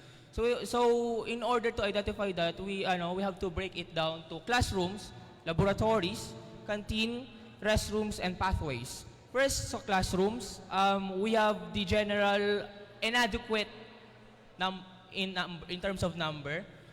Then, because of inadequacy in number of classrooms, there is a congestion, inadequate ventilation, and outdated and dilapidated. In terms of yun nga, kung mapapansin nyo, we have night class, we have kinakailangan din nating mag-adjust sa professor, etc. Kung kaya may mga night class tayo and may problema sa scheduling na irregular than nung nakasanayan natin ng high school o elementary tayo, it is just because inadequate yung classroom natin. Kung kaya, imbes na magdagdag ng classroom, ang ginagawa, ina-adjust siya sa pag-schedule by blocks, sa professors, etc. Then second is the Last laboratories. We have the equipments and other materials. Then another general is tulad doon sa classrooms, we have the inadequate in number. Then the canteen, same lang, inadequate in number and congestions. Kulang tayo ng canteen. We have canteen in CS. We have student lunch pero hindi na utilize. And we have restrooms. Hindi siya usable. Although may allocation, hindi siya effectively used for PWDs, for the third gender or gender neutral. Naglalak din tayo sa water supply. In terms of sanitation, naglalak din tayo. Although we have the utility persons, yung sanitation hindi pa rin nakikip. Yung mga inidoro, etc. The sanitation kits itself para mag-clean yung mga gumagamit ng restroom. Then it can cause health issues. Then the pathways, the traffic itself, the parking, which is unregulated, kung saan nagkakaroon ng problema, both sa paggamit ng yung pagpasok mismo ng mga sasakyan, mga private vehicles within the university, and kung accessible ba siya, walkable ba siya ng mga tao. Ayan. So with these problems at hand, we have come up with at least two resolutions. Number one, of course, since how can we achieve availability and maintenance of these facilities? First, we need funds. So we need to urge the Bicol University administration to allocate funds for the availability and maintenance of these facilities. And siguro most probably, kailangan natin talaga ng rehabilitation plan kasi ang mga facilities na to, for long-term baga siya. So kailangan, kahit paunti-unti baga, kahit papaano na i-improve yung mga environment natin kasi hindi na siya conducive talaga for learning. In terms of canteen, siyempre, as I can observe, wala tayong maayos na canteen talaga. Di ba, meron tayong canteen doon sa may library and the problem daw is mataas daw po yung renta doon. So siguro, we can, the University Student Council can talk to the Bicol University Administration para doon may makapagtayo ng mga stalls para malinis ba kasi doon and maraming ma-accommodate na students both from Daraga Campus and sa IPASR. And also, I think we can also have like free water stations doon sa canteen. Tapos, ayan po. So, that's all. Thank you. Ayan. Thank you so much to our number 2 presenter. Ayan. despite alam natin na they are suggesting a lot of solutions to resolve the situation of the university, we only have limited time to present. But at least we've heard. Ang pinaka-purpose kung bakit tayo nag-discuss at nag-identify ng mga root cause problem para makita din ng syempre the university itself kung ano yung mga kailangan pang resolbahin na floating in the actual staff of the university. So, ang pinaka-goal lang talaga natin dito is to identify the problem. And then, syempre, in conglomeration of all the organization existing in the university, pwede po tayo mag-come up for a solution or again, pwede tayo mag-stress sa administration. Now, let's welcome table number 3. Let's give a round of applause. Hello, mic test. Good afternoon, ladies and gentlemen and non-binary friends. We are from Group 3, and we are here to present to you our problem 3. So, our identified problem, the symptom of the problem is inconsistency in providing service to the student 3. This is applicable to USC, CSC, CBOs, and DBOs. So now, why is there inconsistency in providing service to the students? So we have identified two root causes. The first one is financial constraints. This is caused by ineffective budget management. Now, why is there ineffective budget management or lack of budget management? Because of lack of initiative and skill of the people inside the organization. Now, bakit walang initiative or kulang sa skills ang mga tao when it comes to budget management? Kasi maybe because hindi lahat ng tao nakaka-acquire ng financial knowledge or say for example, budget management, kaya nangyayari ito. And the second root problem would be inactivity of other members, diba? Sa isang organization, hindi mawawala yung mga missing in actions that causes inconsistency in providing service to the studentry, to kung sino man yung students na under ng inyong organization. Now, bakit may inactive member sa isang organization? Una, dahil sa lack of time, as student leaders, we are students first. So, minsan may iba tayong pinaprioritize other than org matters. And then, also, there's a lack in the fulfillment of assigned duty. Gets naman kapag student leaders, we are willing to commit sa ating mga organizations. Maybe not in love. Say for example ako. Charot. Anyway, we have come up with one resolution, which is the mandatory training in budget management. Naisip pa sana namin na magkaroon ng resolution sa impeachment to inactive members. However, this is already stated in your constitution and bylaws. So, hindi na namin sinama. Now, bakit ang resolution namin is mandatory training and budget management?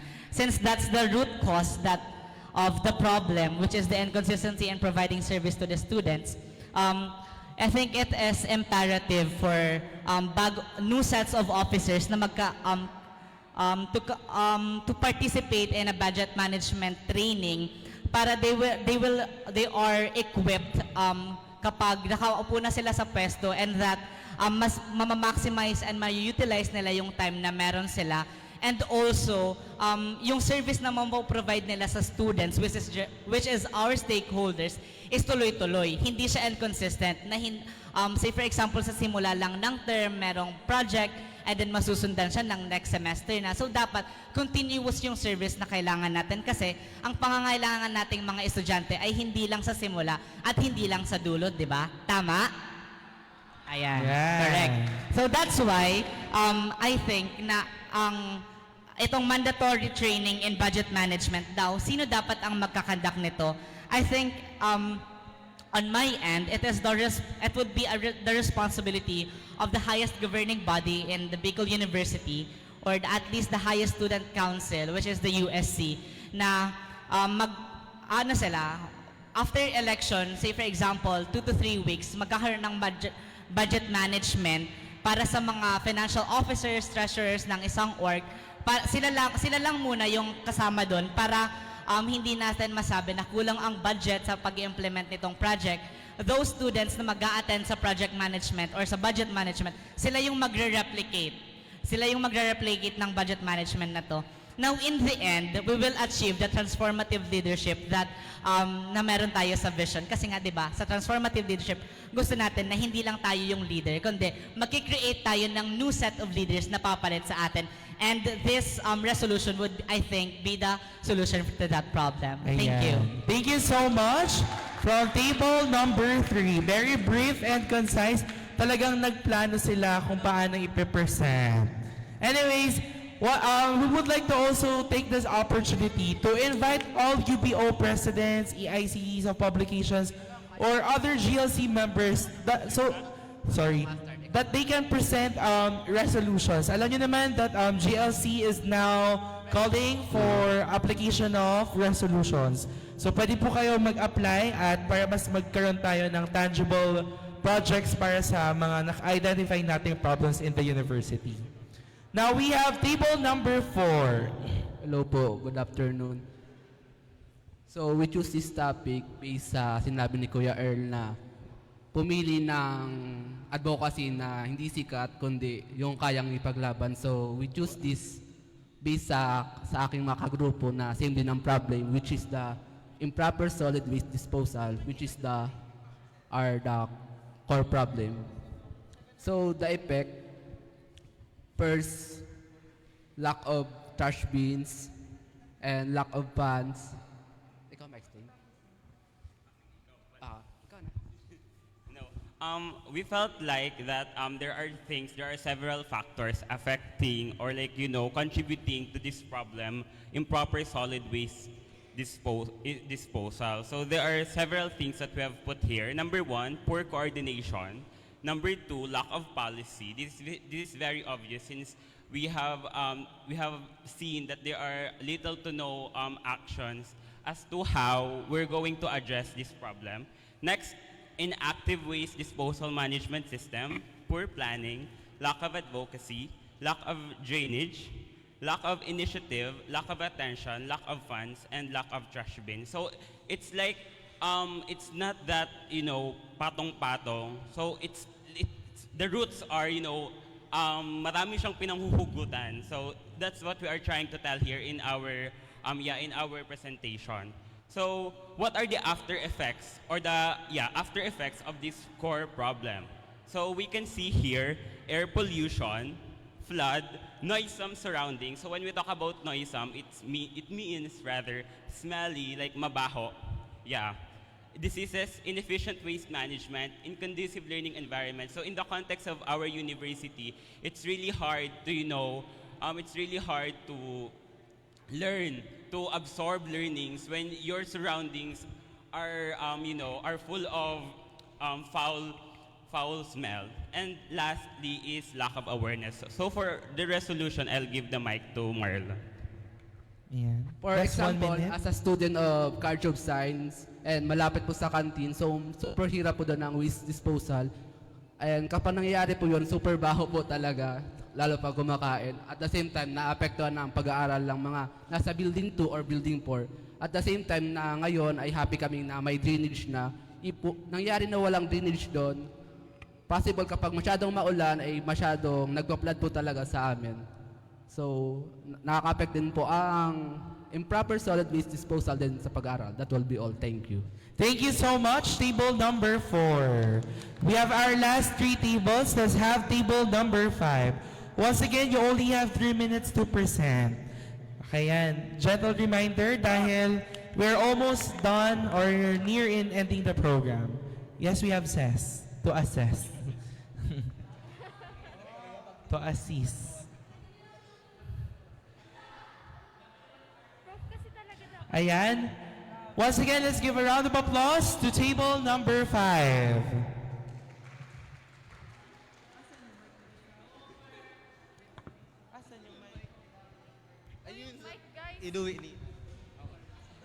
Hello, we're group 5 and we're going to present. And the main problem that we have Tagalog ko na lang. The main problem na napagkasunduan namin is the increased rate of dropouts, shifties, and transferees in our Bicol University. Exiting to ha, hindi entering the Bicol University, but rather exiting the Bicol University. So we've noticed that in our university there is an increased rate of dropouts, shifties, and transferees, most especially in major board courses. Bakit? From the sentiments of students we know, major reason is either may bagsak sila or INC, which is basically poor academic performance, right?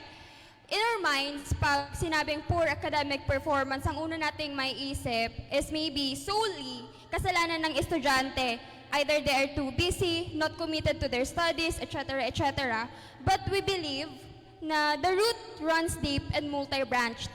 While we acknowledge na factor din talaga ang attitude ng student towards their study, I think it's time we widen our lens of view on this problem.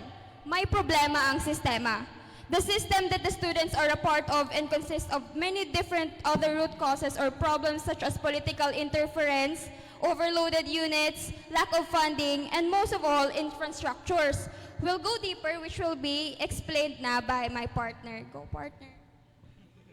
Okay, so yung poor academic system, nag-identify kami ng root causes pa niya, which na-identify namin na meron tayong poor academic system on these three factors, which are the unjust treatment. By unjust treatment, we're meaning na parang there are professors na unjust, yung hindi naman na fair ang treatment nila sa students. They're thinking, they're putting so much pressure, they're putting so much admin pressure to the students just to reach the quota of maintaining the rate of board passers and just maintaining the name of the school.